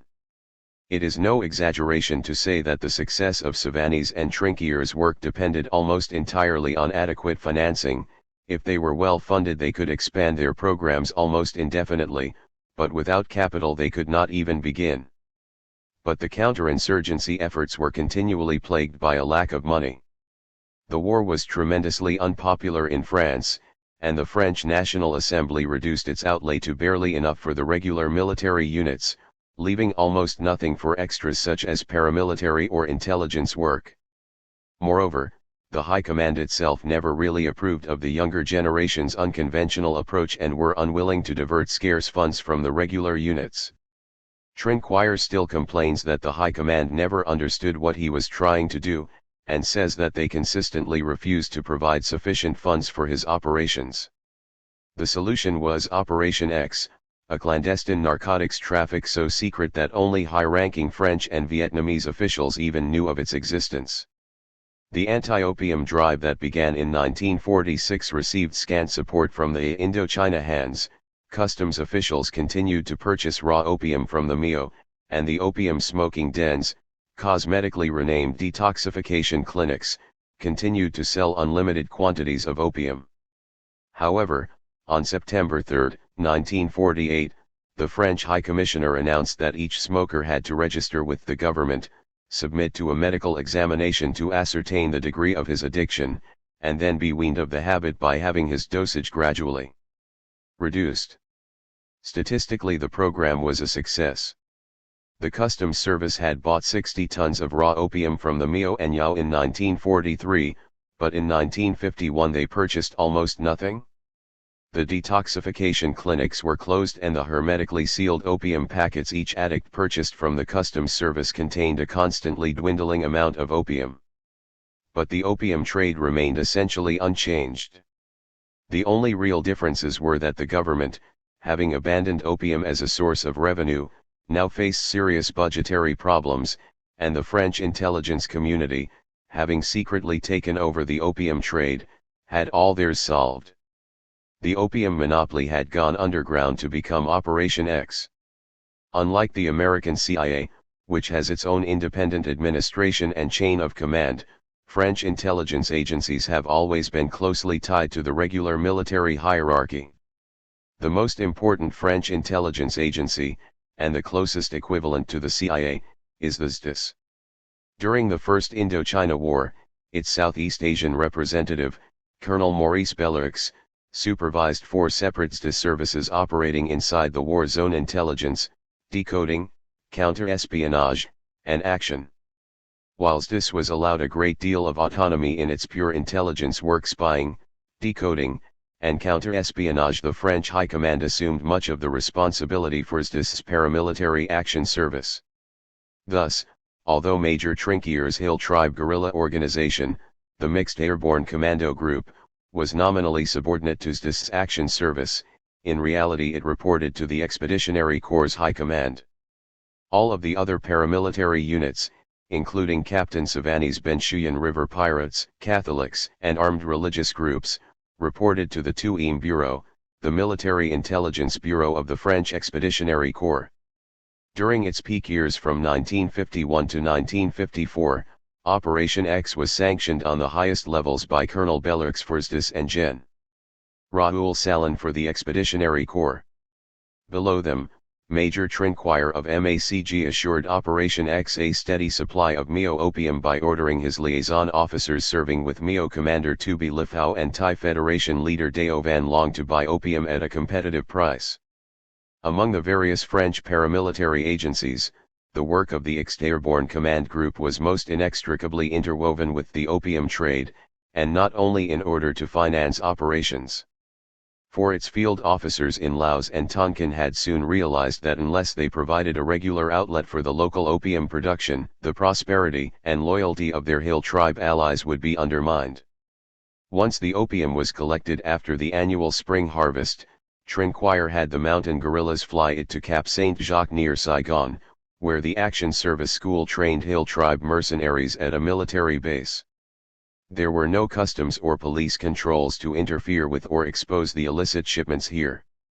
From Cap Saint-Jacques the opium was trucked the 60 miles into Saigon and turned over to the Benchuyan bandits, who were there serving as the city's local militia and managing its opium traffic, under the supervision of Capt. Antoine Savani of the THIRD Bureau. The Benchuyan operated two major opium boiling plants in Saigon to transform the raw poppy sap into a smokable form. The bandits distributed the prepared opium to dens and retail shops throughout Saigon and Colon, some of which were owned by the Benchuyan. The Benchuyan divided its receipts with Trinkier's MACG and Savani's THIRD Bureau. Any surplus opium the Benchuyan were unable to market was sold to local Chinese merchants for export to Hong Kong or else to the Corsican criminal syndicates in Saigon for shipment to Marseille. MACG deposited its portion in a secret account managed by the Action Service office in Saigon. When Tubi Lifau or any other Mio tribal leader needed money, he flew to Saigon and personally drew money out of the caisse noire, or black box. MACG had had its humble beginnings in 1950 following a visit to Indochina by the SDIS deputy director, who decided to experiment with using Hill Tribe warriors as mountain mercenaries. Colonel Grail was appointed commander of the fledgling unit, 20 officers were assigned to work with Hill Tribes in the Central Highlands, and a special paramilitary training camp for Hill Tribes, the Action School, was established at Cap Saint-Jacques. However, the program remained experimental until December 1950, when Marshal Jean de Ladre de Tassigny was appointed Commander-in-Chief of the Expeditionary Corps. Realizing that the program had promise, General de Ladre transferred 140 to 150 officers to MACG, and appointed Maj. Roger Trinquier to command its operations in Laos and Tonkin. Although Grail remained the nominal commander until 1953, it was Trinquier who developed most of MACG's innovative counterinsurgency tactics, forged most of the important tribal alliances, and organized much of the opium trade during his 3 years of service. His program for organizing country guerrilla units in Tonkin and Laos established him as a leading international specialist in counterinsurgency warfare. He evolved a precise 4-point method for transforming any hill tribe area in Indochina from a scattering of mountain hamlets into a tightly disciplined, counter-guerrilla infrastructure AMACIs. Since his theories also fascinated the CIA and later inspired American programs in Vietnam and Laos, they bear some examination. Preliminary stage. A small group of carefully selected officers fly over hill tribe villages in a light aircraft to test the response of the inhabitants. If somebody shoots at the aircraft, the area is probably hostile, but if the tribesmen wave, then the area might have potential. In 1951, for example, Major Trinquier organized the first maquis in Tonkin by repeatedly flying over Mio villages northwest of Lai Chen until he drew a response. When some of the Mio waved the French tricolor, he realized the area qualified for Stage 1. 4 or 5 MACG commandos were parachuted into the target area to recruit about 50 local tribesmen for counter-guerrilla training at the Action School in Cap Saint-Jacques, where up to 300 guerrillas could be trained at a time. Trinquire later explained his criterion for selecting these first tribal cadres. They are doubtless more attracted by the benefits they can expect than by our country itself, but this attachment can be unflagging if we are resolved to accept it and are firm in our intentions and objectives.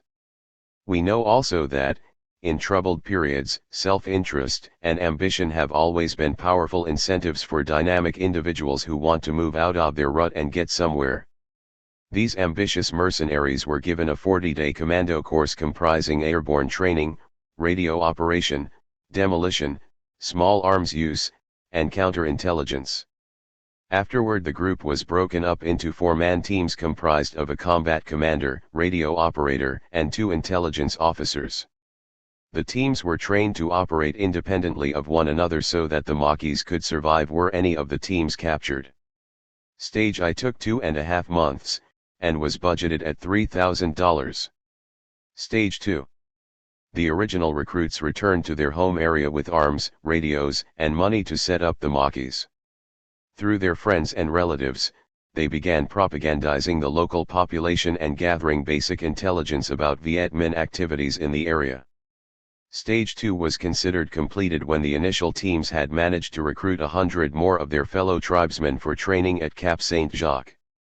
This stage usually took about 2 months and $6,000, with most of the increased expenses consisting of the relatively high salaries of these mercenary troops.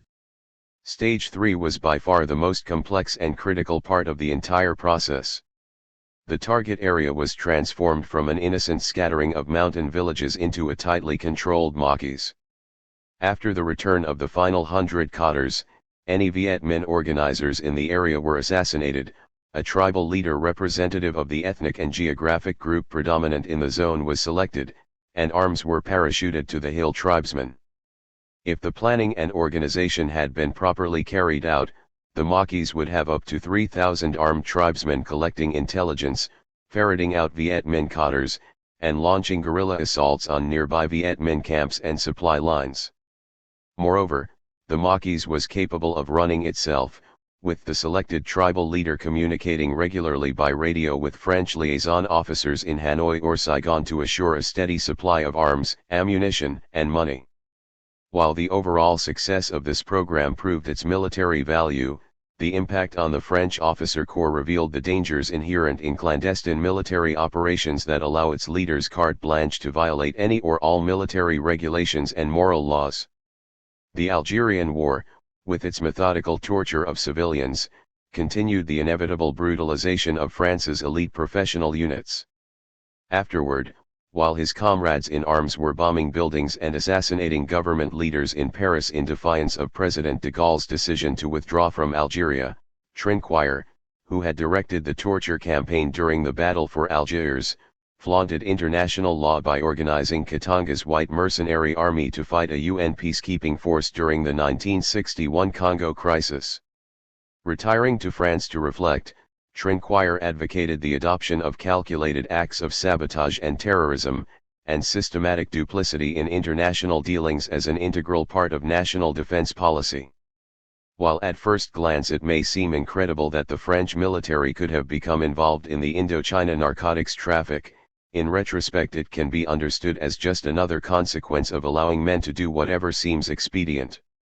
Trinquire had developed 3 important counter-guerrilla Maquis for MACG in northeast Laos and Tonkin during 1950 to 1953, the Mio Maquis in Laos under the command of Tubi Lifao, the Thai Maquis under Deo Van Long in northwestern Tonkin, and the Mio Maquis east of the Red River in north-central Tonkin. Since opium was the only significant economic resource in each of these 3 regions, MACG's opium purchasing policy was just as important as its military tactics in determining the effectiveness of Highland counterinsurgency programs. Where MACG purchased the opium directly from the Mio and paid them a good price, they remained loyal to the French. But when the French used non-Mio highland minorities as brokers and did nothing to prevent the Mio from being cheated, the Mio tribesmen joined the Viet Minh with disastrous consequences for the French. Unquestionably, the most successful MACG operation was the Mio Maquis in Xiên Cuan province, Laos, led by the French-educated Mio Tubi Lifao. When the Expeditionary Corps assumed responsibility for the opium traffic on the plain of Jars in 1949 to 1950, they appointed Tubi their opium broker, as had the opium monopoly before them. Major Trinquire did not need to use his four-stage plan when dealing with the Xiên Cuan province Mio. Soon after he took command in 1951, Tubi came to Hanoi to offer to help initiate MACG commando operations among his Mio followers. Because there had been little Viet Minh activity near the plain of Jars since 1946, both agreed to start slowly by sending a handful of recruits to the Action School for radio instruction. Until the Geneva Truce in 1954, the French military continued to pay Tubi an excellent price for the Xiên Cuan opium harvest, thus assuring his followers loyalty and providing him with sufficient funds to influence the course of Mio politics. This arrangement also made Tubi extremely wealthy by Mio standards. In exchange for these favors, Tubi remained the most loyal and active of the Hill tribe commanders in Indochina. Tubi proved his worth during the 1953 to 1954 Viet Minh offensive. In December 1952, the Viet Minh launched an offensive into the Thai country in northwestern Tonkin, and were moving quickly toward the Laos-Vietnam border when they ran short of supplies and withdrew before crossing into Laos. But since rumors persisted that the Viet Minh were going to drive for the Mekong the following spring, an emergency training camp was set up on the plain of Jars, and the first of some 500 young Mio were flown to Cap Saint-Jacques for a crash training program. Just as the program was getting underway, the Viet Minh and Pathet Lao launched a combined offensive across the border into Laos, capturing Sam Ngoa City on April 12, 1953. The Vietnam 316th People's Army Division, Pathet Lao irregulars, and local Mio partisans organized by Lo Pha Daeng drove westward, capturing Xiên Cuan City 2 weeks later. But with Tubi's Mio irregulars providing intelligence and covering their mountain flanks, French and Lao colonial troops used their tanks and artillery to good advantage on the flat plain of Jars and held off the Pathet Lao Viet Minh units. In May, the French Expeditionary Corps built a steel mat airfield on the plain and began airlifting in 12,000 troops, some small tanks, and heavy engineering equipment. Under the supervision of Gen. Albert Sohr, who arrived in June, the plain was soon transformed into a virtual fortress guarded by 40 to 50 reinforced bunkers and blockhouses.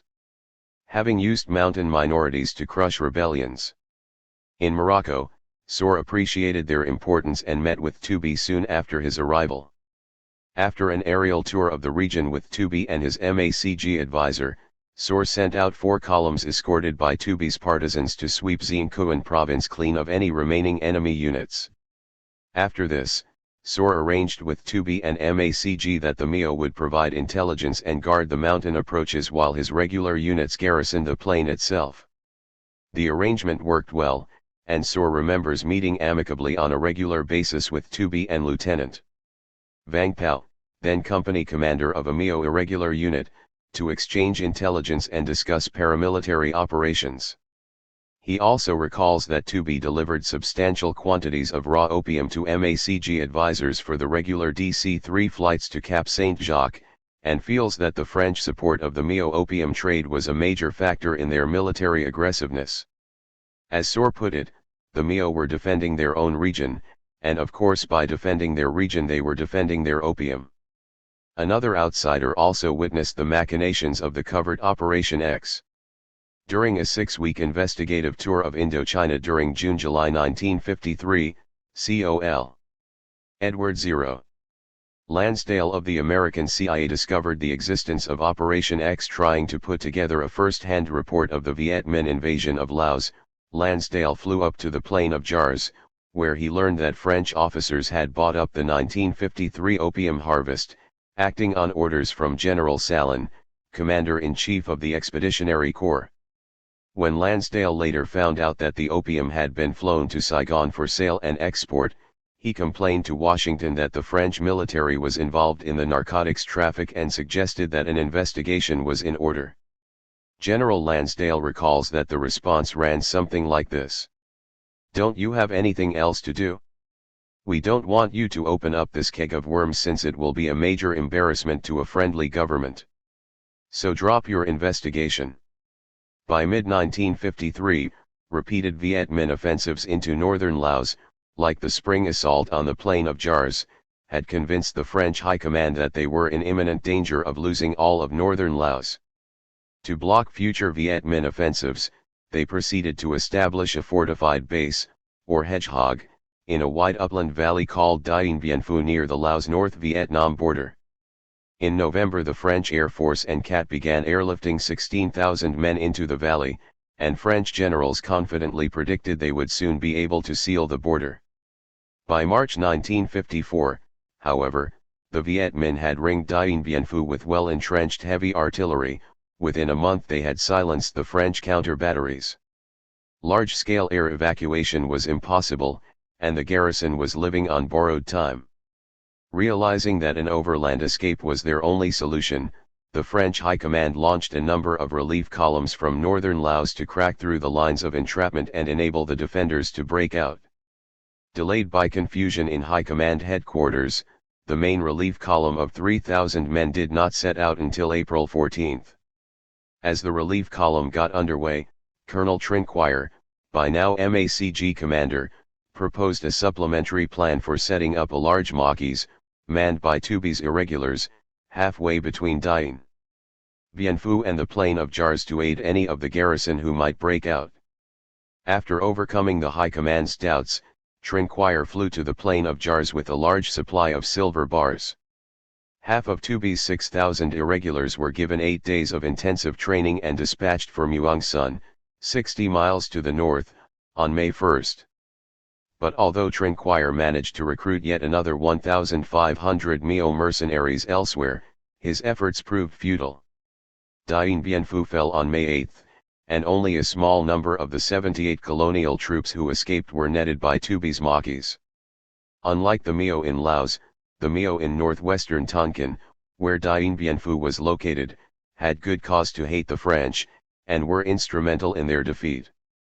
Although in Laos Operation X had purchased raw opium directly from the Mio leaders, in northwestern Tonkin political considerations forced MACG officials to continue the earlier opium monopoly policy of using Thai leaders, particularly Deo Van Long, as their intermediaries with the Mio opium cultivators. By allowing the Thai feudal lords to force the Mio to sell their opium to Thai leaders at extremely low prices, they embittered the Mio toward the French even more and made them enthusiastic supporters of the Viet Minh. When the Vietnamese Revolution began in 1945 and the French position weakened throughout Indochina, the French decided to work through Deo Van Long, one of the few local leaders who had remained loyal, to restore their control over the strategically important Thai highlands in northwestern Tonkin. In 1946, 3 highland provinces were separated from the rest of Tonkin and designated an autonomous Thai federation, with Deo Van Long, who had only been the white Thai leader of Lai Chau province, as president. Ruling by fiat, he proceeded to appoint his friends and relatives to every possible position of authority. However, since there were only 25,000 white Thai in the federation as opposed to 100,000 black Thai and 50,000 Mio, his actions aroused bitter opposition. When political manipulations failed, Deo Van Long tried to put down the dissidents by military force, using 2 850-man Thai battalions that had been armed and trained by the French. Although he drove many of the dissidents to take refuge in the forests, this was hardly a solution, since they made contact with the Viet Minh and thus became an even greater problem. Moreover, French support for Deo Van Long's fiscal politics was a disaster for France's entire Indochina Empire. The French set up the Thai Federation's first autonomous budget in 1947, based on the only marketable commodity Mio opium. As one French colonel put it, the Thai budgetary receipts are furnished exclusively by the Mio, who pay half with their raw opium, and the other half, indirectly, through the Chinese, who lose their opium smuggling profits in the state gaming halls. Opium remained an important part of the Thai Federation budget until 1951, when a young advisor to the Federation, Jean Jerusalemi, ordered it eliminated. Since official regulations prohibited opium smoking, Jerusalemi, a strict bureaucrat, did not understand how the Thai Federation could be selling opium to the government. So in 1951 opium disappeared from the official budget. Instead of selling it to the customs service, Dao Van Long sold it to MACG officers for Operation X. In the same year French military aircraft began making regular flights to Lai Chau to purchase raw opium from Dao Van Long and local Chinese merchants for shipment to Hanoi and Saigon. With the exception of insignificant quantities produced by a few Thai villages, almost all of the opium purchased was grown by the 50,000 Mio in the Federation.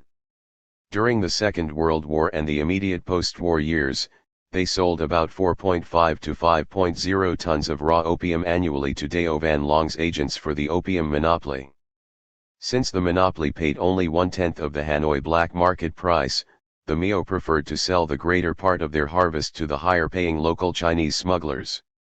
During this time, Dao Van Long had no way to force the Mio to sell to his agents at the low official price. However, in 1949, now with 3 Thai guerrilla battalions, and with his retainers in government posts in all of the lowland trading centers, he was in a position to force the Mio to sell most of their crop to him, at gunpoint, if necessary. Many of the Mio who had refused to sell at his low price became more cooperative when confronted with a squad of well-armed Thai guerrillas.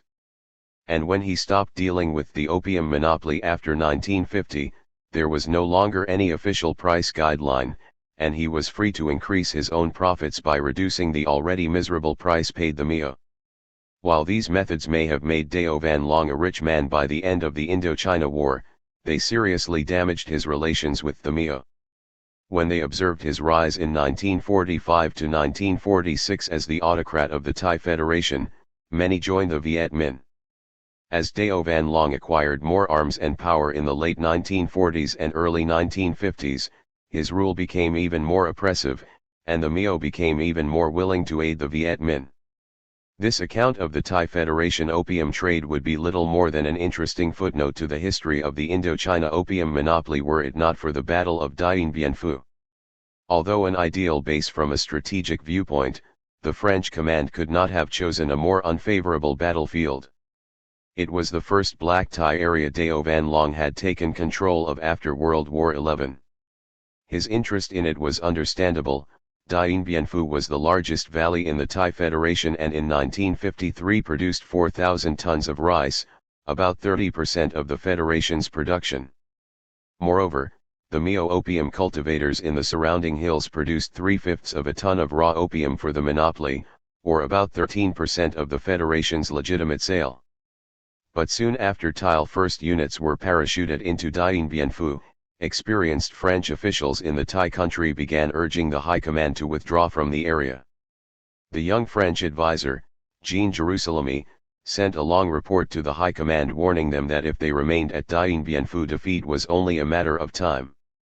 The Mio in the mountain area were extremely bitter toward Dao Van Long and the French for their handling of the opium crop, explained Jerusalemi, and the black Thai living on the valley floor still resented the imposition of white Thai administrators. Confident that the Viet Minh could not possibly transport sufficient heavy artillery through the rough mountain terrain, the French generals ignored these warnings.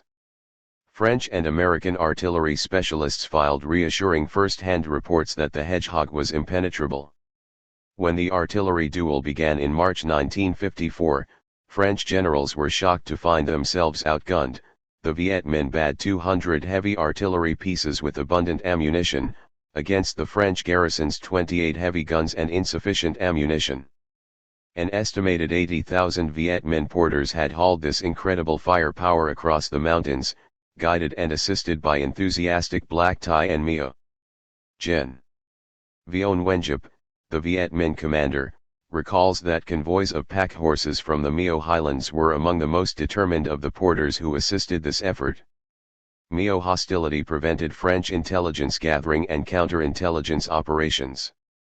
It is doubtful that the Viet Minh would have chosen to attack Dien Bien Phu had they been convinced that the local population was firmly against them, since trained Mio commandos could easily have disrupted their supply lines, sabotaged their artillery, and perhaps given the French garrison accurate intelligence on their activities.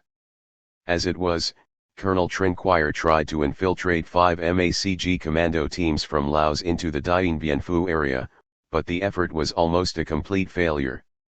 Unfamiliar with the terrain and lacking contacts with the local population, the Laotian Mio were easily brushed aside by Viet Minh troops with local Mio guides. The pro-Viet Minh Mio enveloped a wide area surrounding the fortress, and all of Trinquire's teams were discovered before they even got close to the encircled garrison. The Viet Minh divisions overwhelmed the garrison on May 7 to 8, 1954. Less than 24 hours later, on May 8, 1954, Vietnamese, French, Russian, Chinese, British, and American delegates sat down together for the first time at Geneva, Switzerland, to discuss a peace settlement. The news from Dien Bien Phu had arrived that morning, and it was reflected in the grim faces of the Western delegates and the electric confidence of the Vietnamese. The diplomats finally compromised on a peace agreement almost 3 months later. On July 20 an armistice was declared and the war was over. But to Col. Roger Trinquire a multilateral agreement signed by a host of great and small powers meant nothing. His war went on.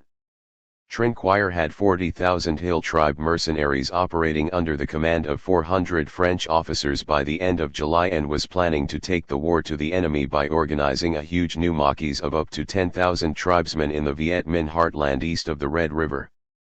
Now he was faced with a delicate problem. His mercenaries had no commissions, no official status, and were not covered by the ceasefire.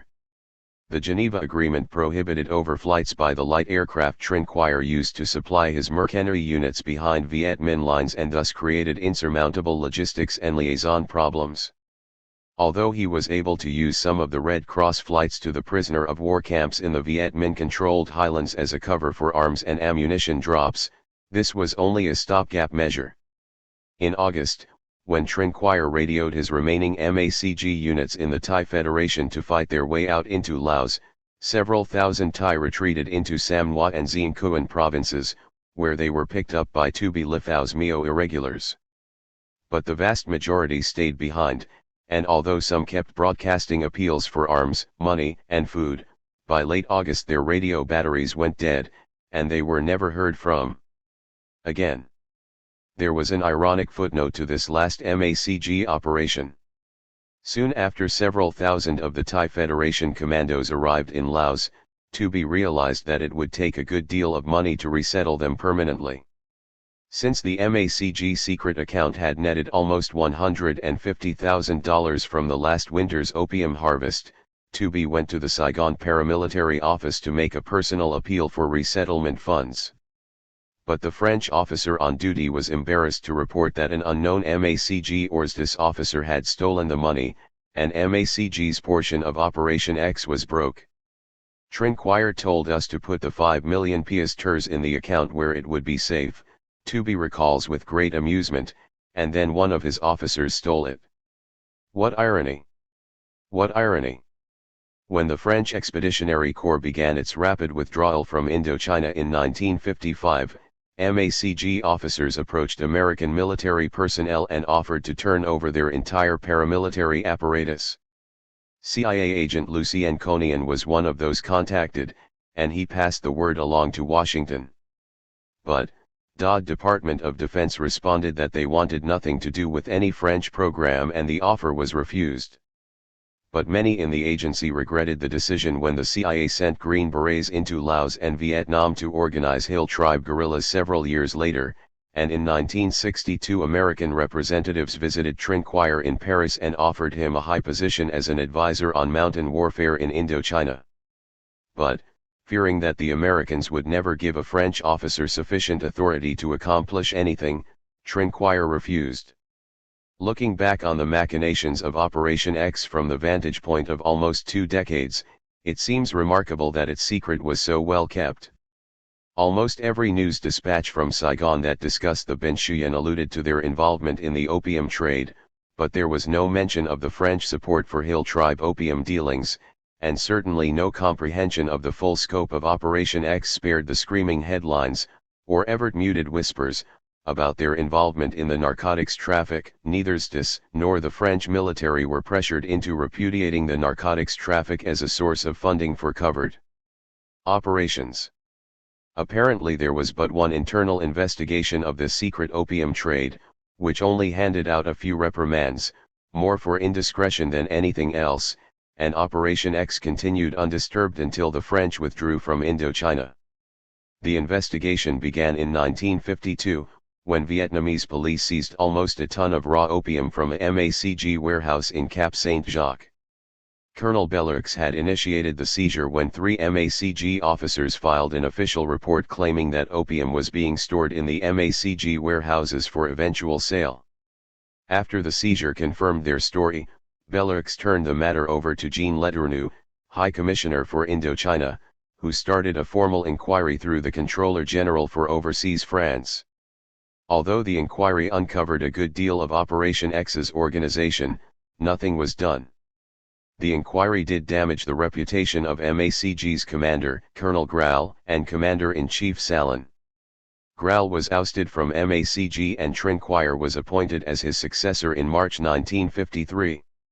Following the investigation, Colonel Bellerx suggested to his Paris headquarters that SDIS and MACG should reduce the scope of their narcotics trafficking.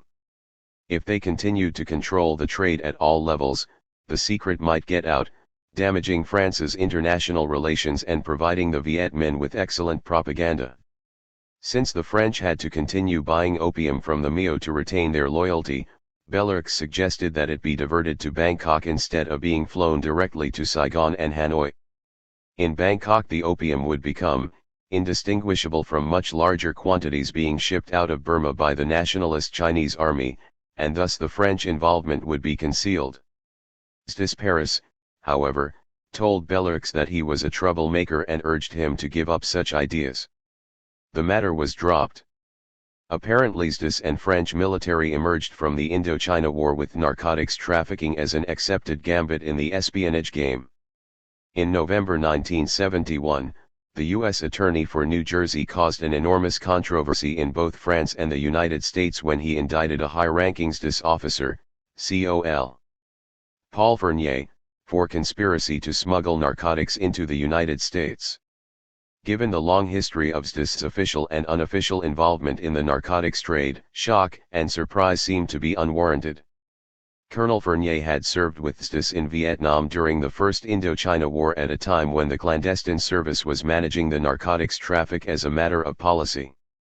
The current involvement of some SDIS agents in Corsican heroin smuggling would seem to indicate that SDIS's acquaintance with the narcotics traffic has not ended. While the history of SDIS and MACG's direct involvement in the tribal opium trade provides an exotic chapter in the history of the narcotics traffic, the involvement of Saigon's Benchuyan River pirates was the product of a type of political relationship that has been repeated with alarming frequency over the last half-century: the alliance between governments and gangsters. Just as the relationship between the OSS and the Italian Mafia during World War XI and the CIA-Corsican alliance in the early years of the Cold War affected the resurrection of the European heroin trade, so the French THIRD Bureau's alliance with the Benchuyan allowed Saigon's opium commerce to survive and prosper during the First Indochina War. The THIRD Bureau was not an integral cog in the mechanics of the traffic as MACG had been in the mountains. It remained in the background providing overall political support, allowing the Benchuyan to take over the opium dens and establish their own opium references. By 1954 the Benchuyan controlled virtually all of Saigon's opium dens and dominated the distribution of prepared opium throughout Cochin China. Since Cochin China had usually consumed over half of the monopoly's opium, and Saigon with its Chinese twin city, had the highest density of smokers in the entire colony, the THIRD Bureau's decision to turn the traffic over to the Benchuyan guaranteed the failure of the government's anti-opium campaign and ensured the survival of mass opium addiction in Vietnam. The two bureaus pact with the Benchuyan was part of a larger French policy of using ethnic, religious, and political factions to deny territory to the Viet Minh. By supplying these splinter groups with arms and money, the French hoped to make them strong enough to make their localities into private fiefs, thereby neutralizing the region and freeing regular combat troops from garrison duty. But Saigon was not just another clump of rice paddies, it was France's pearl of the Orient, the richest, most important city in Indochina. In giving Saigon to the Benchuyan, block by block, over a 6-year period, the French were not just building up another fiefdom, they were making these bandits the key to their hold on all of Cochin China. Hunted through the swamps as river pirates in the 1940s, by 1954 their military commander was Director General of the National Police, and their great chief, the illiterate Ba Vien, was nominated as Prime Minister of Vietnam. The robbers had become the cops, the gangsters the government. The Benchuyan river pirates first emerged in the early 1920s in the marshes and canals along the southern fringes of Saigon. They were a loosely organized coalition of pirate gangs, about 200 to 300 strong. Armed with old rifles, clubs, and knives, and schooled in Sino-Vietnamese boxing, they extorted protection money from the sampans and junks that traveled the canals on their way to the Colon docks. Occasionally they sorted into Colon to kidnap, rob, or shake down a wealthy Chinese merchant. If too sorely pressed by the police or the colonial militia, they could retreat through the streams and canals south of Saigon deep into the impenetrable Rung Sat swamp at the mouth of the Saigon River, where their reputations as popular heroes among the inhabitants, as well as the maze of mangrove swamps, rendered them invulnerable to capture. If the Benchuyan pirates were the Robin Hoods of Vietnam, then the Rung Sat was their Sherwood Forest. Their popular image was not entirely undeserved, for there is evidence that many of the early outlaws were ordinary contract laborers who had fled from the rubber plantations that sprang up on the northern edge of the Rung Sat during the rubber boom of the 1920s. Insufficient food and brutal work schedules with beatings and torture made most of the plantations little better than slave labor camps. Many had an annual death rate higher than 20%. But the majority of those who joined the Benchuyan were just ordinary Colon street toughs, and the career of Le Van Veen was rather more typical. Born in 1904 on the outskirts of Colon, Ba Vien found himself alone, uneducated and in need of a job after an inheritance dispute cost him his birthright at age 17. He soon fell under the influence of a small-time gangster who found him employment as a chauffeur and introduced him to the leaders of the Colon underworld. As he established his underworld reputation, Ba Vien was invited to meetings at the house of the underworld kingpin, Duong Van Duong, in the hamlet of Benchuyan, just south of Colon.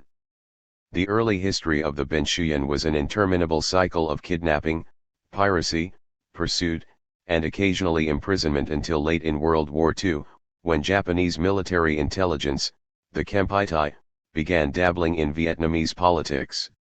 During 1943 to 1944 many individual gang leaders managed to ingratiate themselves with the Japanese army, then administering Saigon jointly with the Vichy French.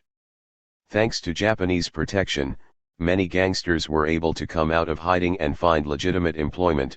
Ba Duong, for example, became a labor broker for the Japanese, and under their protection carried out some of Saigon's most spectacular wartime robberies. Other leaders joined Japanese-sponsored political groups, where they became involved in politics for the first time. Many of the Benchuyan bandits had already taken a crash course in Vietnamese nationalist politics while imprisoned on Con Son Island. Finding themselves sharing cells with embittered political prisoners, they participated, out of boredom if nothing else, in their heated political debates. Ba Vien himself escaped from Con Son in early 1945, and returned to Saigon politicized and embittered toward French colonialism. On March 9, 1945, the fortunes of the Benchuyan improved further when the Japanese army became wary of growing anti-fascist sentiments among their French military and civilian collaborators and launched a lightning preemptive coup. Within a few hours all French police, soldiers, and civil servants were behind bars, leaving those Vietnamese political groups favored by the Japanese free to organize openly for the first time. Some Ben Xuyen gangsters were given amnesty, others, like Bay Vien, were hired by the newly established Vietnamese government as police agents. Eager for the intelligence, money, and men the Ben Xuyen could provide, almost every political faction courted the organization vigorously. Rejecting overtures by conservatives and Trotskyists, the Ben Xuyen made a decision of considerable importance. They chose the Viet Minh as their allies. While this decision would have been of little consequence in Tonkin or central Vietnam, where the communist-dominated Viet Minh was strong enough to stand alone, in Cochin China the Ben Xuyen support was crucial. After launching an abortive revolt in 1940, the Cochin division of the Indochina Communist Party had been weakened by mass arrests and executions. When the party began rebuilding at the end of World War XI, it was already outstripped by more conservative nationalist groups, particularly politico-religious groups such as the Hoa Hao and Cao Dai. In August 1945, the head of the Viet Minh in Cochin China, Tran Van Jo, convinced Bay Vien to persuade Ba Duong and the other chiefs to align with the Viet Minh. When the Viet Minh called a mass demonstration on August 25 to celebrate their installation as the new nationalist government, 15 well-armed, bare-chested bandits carrying a large banner declaring Ben Xuyen Assassination Committee joined the tens of thousands of demonstrators who marched jubilantly through downtown Saigon for over 9 hours. For almost a month the Viet Minh ran the city, managing its public utilities and patrolling the streets, until late September, when arriving British and French troops took charge. World War XI had come to an abrupt end on August 15, when the Japanese surrendered to the Allies in the wake of atomic attacks on Hiroshima and Nagasaki. Allied commanders had been preparing for a long, bloody invasion of the Japanese home islands, and were suddenly faced with the enormous problems of disarming thousands of Japanese troops scattered across East and Southeast Asia. On September 12, some 1,400 Indian Gurkhas and a company of French infantry under the command of British General Douglas D. Gracey were airlifted to Saigon from Burma. Although he was under strict orders to stay out of politics, General Gracey, an arch-colonialist, intervened decisively on the side of the French. When a Viet Minh welcoming committee paid a courtesy call, he made no effort to conceal his prejudices. "They came to see me and said welcome and all that sort of thing," he later reported.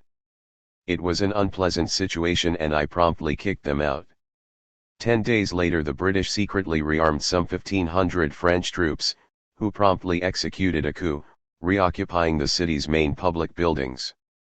Backed by Japanese and Indian troops, the French cleared the Viet Minh out of downtown Saigon and began a house-to-house search for nationalist leaders. And with the arrival of French troopships from Marseille several weeks later, France's reconquest of Indochina began in earnest. Fearing further reprisals, the Viet Minh withdrew to the west of Saigon, leaving Bay Vien as military commander of Saigon Colon. Since at that time the Ben Xuyen consisted of less than 100 men, the Viet Minh suggested that they merge forces with the citywide nationalist youth movement, the Avant-Garde Youth. After meeting with Bay Vien, one of the avant-garde Saigon leaders, the future police chief Lai Van Sang, agreed that the merger made sense. His 2,000 men lacked arms and money, while the wealthy Ben Xuyen lacked rank and file. It was a peculiar alliance. Saigon's toughest criminals were now commanding idealistic young students and intelligentsia. As British and French troops reoccupied downtown Saigon, the Ben Xuyen took up defensive positions along the southern and western edges of the city. Beginning on October 25, French thrusts into the suburbs smashed through their lines and began driving them back into the Rung Sat swamp. Ba Duong led the amphibious retreat of thousands of Ben Xuyen troops, avant-garde youth, and Japanese deserters deep into the Rung Sat's watery maze. However, they left behind a network of clandestine cells known as action committees totaling some 250 men. While Ben Xuyen waterborne guerrillas harassed the canals, the action committees effectively provided intelligence, extorted money, and unleashed political terror. Merchants paid the action committees regular fees for a guarantee of their personal safety, while the famous casino, the Grand Monde, paid $2,600 a day as insurance that Benchuyan terrorists would not toss a grenade into its gaming halls. These contributions, along with arms supplies, enabled the Benchuyan to expand their forces to 7 full regiments totaling 10,000 men, the largest Viet Minh force in Cochin, China. In 1947, when the Viet Minh decided to launch a wave of terror against French colonists, the Benchuyan action committees played a major role in the bombings, knifings, and assaults that punctuated the daily life of Saigon. But despite their important contributions to the revolutionary movement, the Benchuyan marriage to the Viet Minh was doomed from the very start. It was not sophisticated ideological disputes that divided them, but rather more mundane squabblings over behavior, discipline, and territory. Relations between Benchuyan gangs had always been managed on the principle of mutual respect for each chief's autonomous territory. In contrast, the Viet Minh were attempting to build a mass revolution based on popular participation. Confidence in the movement was a must, and the excesses of any unit commander had to be quickly punished before they could alienate the people and destroy the revolution. On the one hand the brash, impulsive bandit, on the other the disciplined party cadre clash was inevitable. A confrontation came in early 1946 when accusations of murder, extortion, and wanton violence against a minor Benchuyan chieftain forced the Viet Minh commander, Nguyen Binh, to convene a military tribunal. In the midst of the heated argument between the Benchuyan leader Ba Duong and Nguyen Binh, the accused grabbed the Viet Minh commander's pistol and shot himself in the head.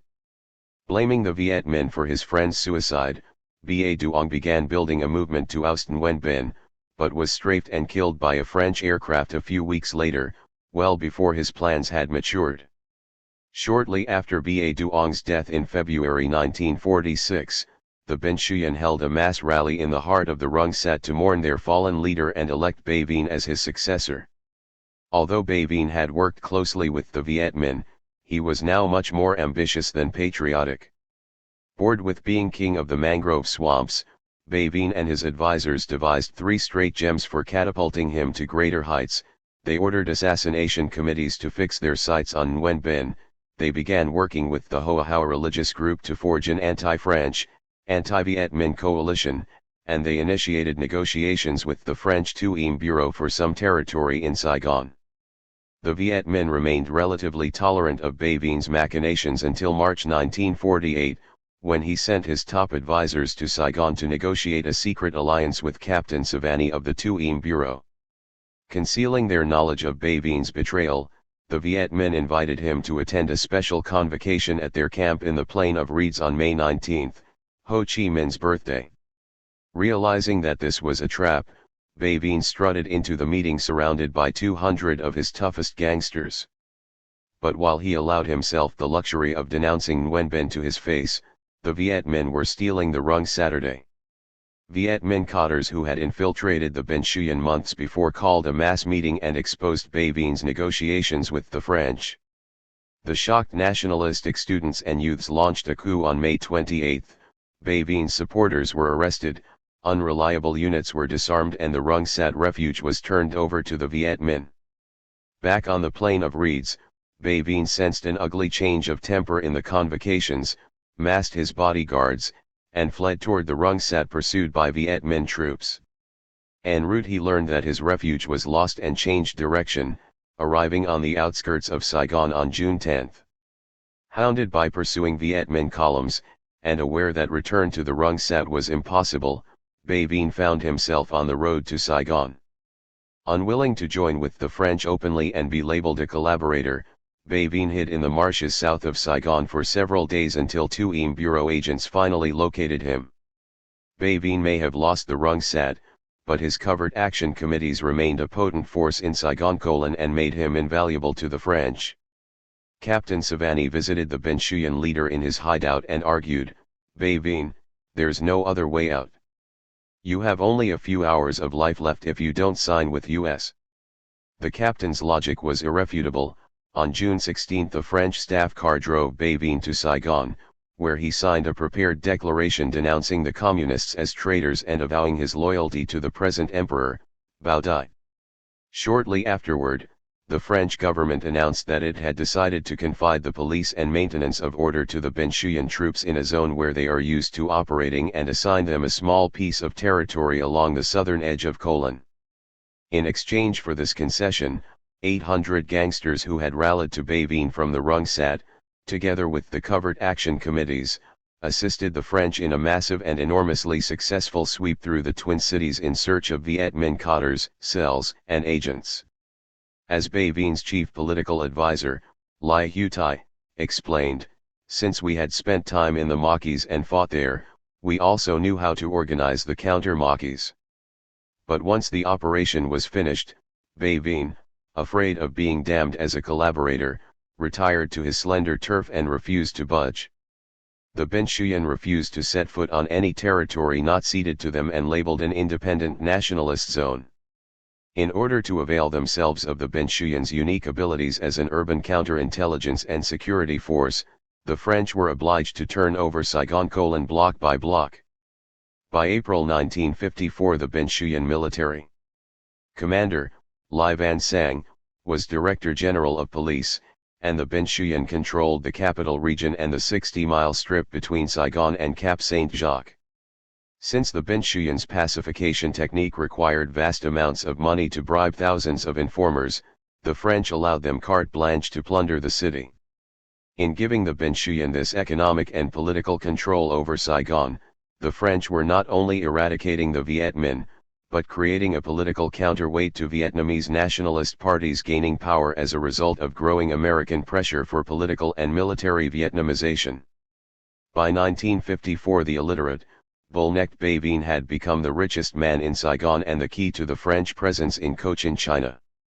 Through the Benchuyan, the French THIRD Bureau countered the growing power of the nationalist parties, kept Viet Minh terrorists off the streets, and battled the American CIA for control of South Vietnam. Since the key to the Benchuyan's power was money, and quite a lot of it, their economic evolution bears examination.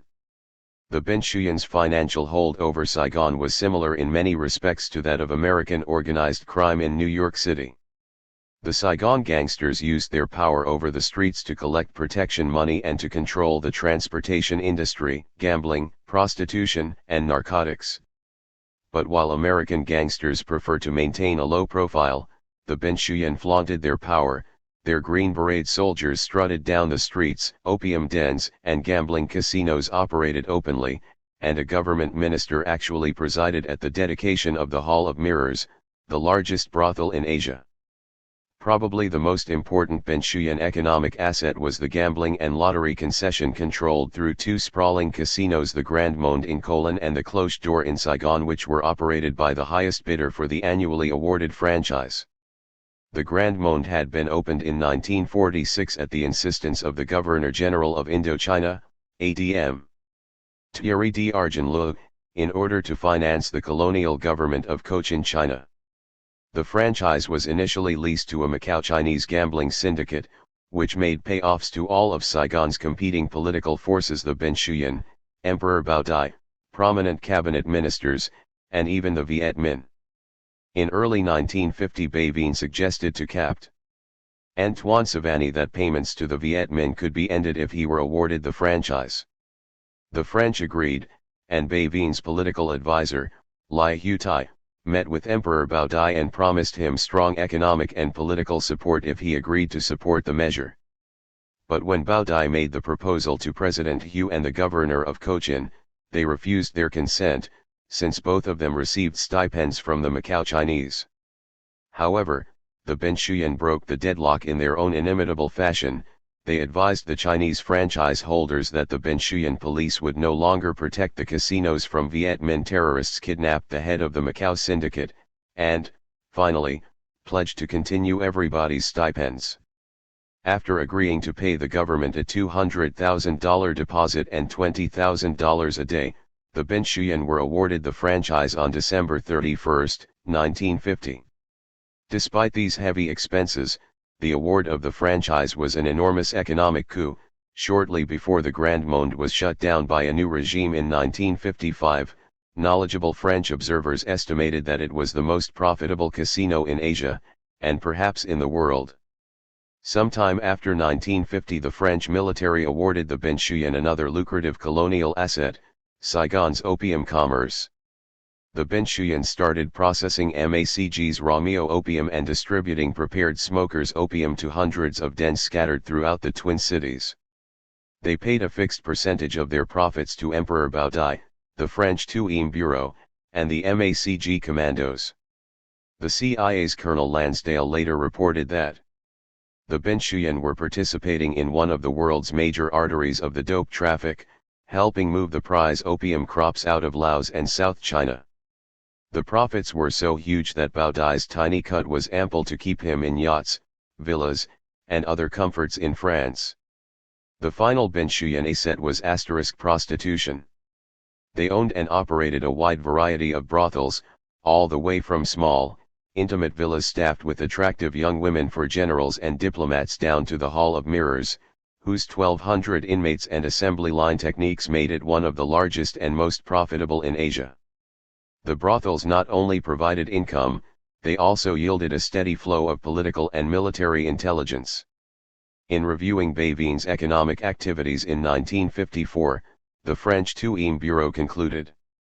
In summary, the total of the economic potential built up by General Le Van Veen has succeeded in following exactly the rules of horizontal and vertical monopolization so dear to American consortiums. Bévin's control over Saigon had enabled him to build a multifaceted business enterprise whose economic potential constitutes one of the most solid economic forces in South Vietnam. After having allowed the Ben Xuyen to develop this financial empire, the THIRD Bureau witnessed its liquidation during the desperate struggle it waged with the CIA for control of Saigon and South Vietnam. Between April 28 and May 3, 1955, the Ben Xuyen and the Vietnam SA Army fought a savage house-to-house battle for control of Saigon. More troops were involved in this battle than in the Tet Offensive of 1968, and the fighting was almost as destructive. In the 6 days of fighting 500 persons were killed, 2,000 wounded, and 20,000 left homeless. Soldiers completely disregarded civilians and leveled whole neighborhoods with artillery, mortars, and heavy machine guns. And when it was all over, the Ben Xuyen had been driven back into the Rung Sat and Prime Minister Ngo Dinh Diem was master of Saigon. This battle had been a war by proxy.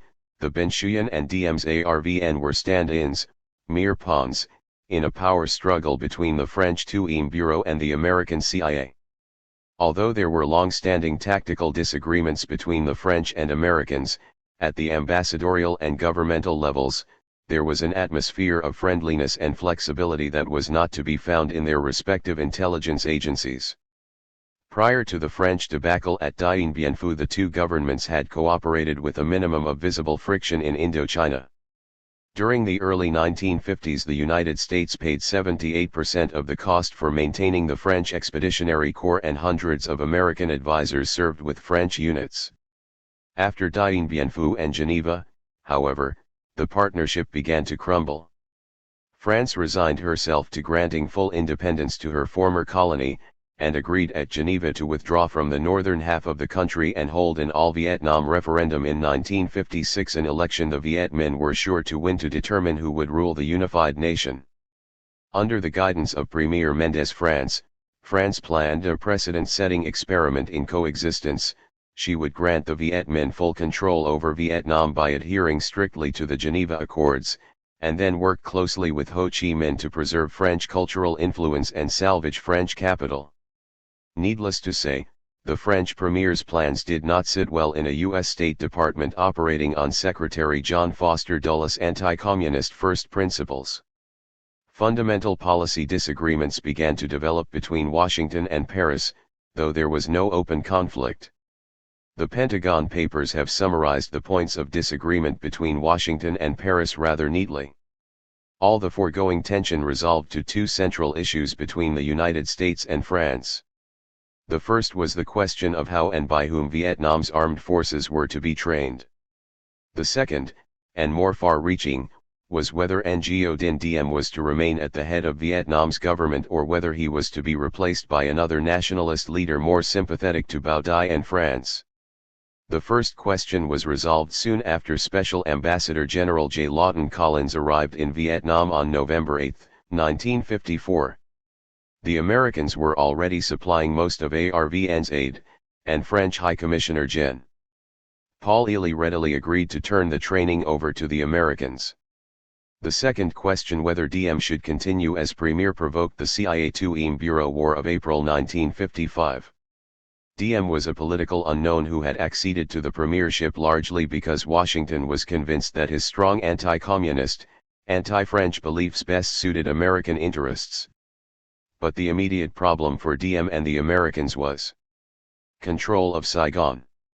If DM were to be of any use to the Americans in blocking the unification of Vietnam, he would have to wrest control of the streets from the Ben Xuyen. For whoever controlled the streets controlled Saigon, and whoever controlled Saigon held the key to Vietnam's rice-rich Mekong Delta. While the French and American governments politely disavowed any self-interest and tried to make even their most partisan suggestions seem a pragmatic response to the changing situation in Saigon, both gave their intelligence agencies a free hand to see if Saigon's reality could be molded in their favor. Behind the smiles on the diplomatic front, Colonel Lansdale, of the CIA, and the French 2 Bureau, particularly Captain Savani, engaged in a savage clandestine battle for Saigon. In the movie version of Graham Greene's novel on this period, The Quiet American, Colonel Lansdale was played by the World War II combat hero, Audie Murphy. Murphy's previous roles as the typical American hero in dozens of black white hat westerns enabled him accurately to project the evangelistic anti-communism so characteristic of Lansdale. What Murphy did not portray was Lansdale's mastery of the CIA's repertoire of dirty tricks to achieve limited political ends. When Lansdale arrived in Saigon in May 1954, he was fresh from engineering President Ramon Magsaysay's successful counterinsurgency campaign against the Philippine Communist Party. As the prophet of a new counterinsurgency doctrine and representative of a wealthy government, Lansdale was a formidable opponent. In seeking to depose Bavine, Colonel Lansdale was not just challenging the 2 Bureau, he was taking on Saigon's Corsican community, Corsican businessmen, Corsican colonists, and the Corsican underworld. From the late 19th century onward, Corsicans had dominated the Indochina civil service.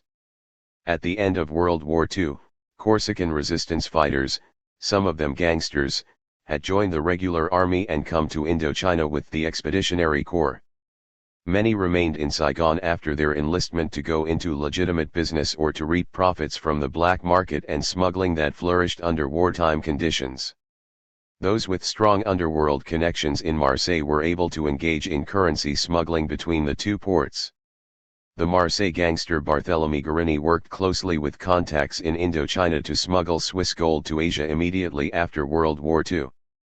Moreover, Corsican gangsters close to Corsican officers in Saigon's 2 Bureau purchased surplus opium and shipped it to Marseille, where it made a small contribution to the city's growing heroin industry. The unchallenged leader of Saigon's Corsican underworld was the eminently respectable Matthew Franchini. Owner of the exclusive Continental Palace Hotel, Franchini made a fortune playing the piastre gold circuit between Saigon and Marseille during the First Indochina War. He became the Ben Xuyen's investment counselor and managed a good deal of their opium and gambling profits.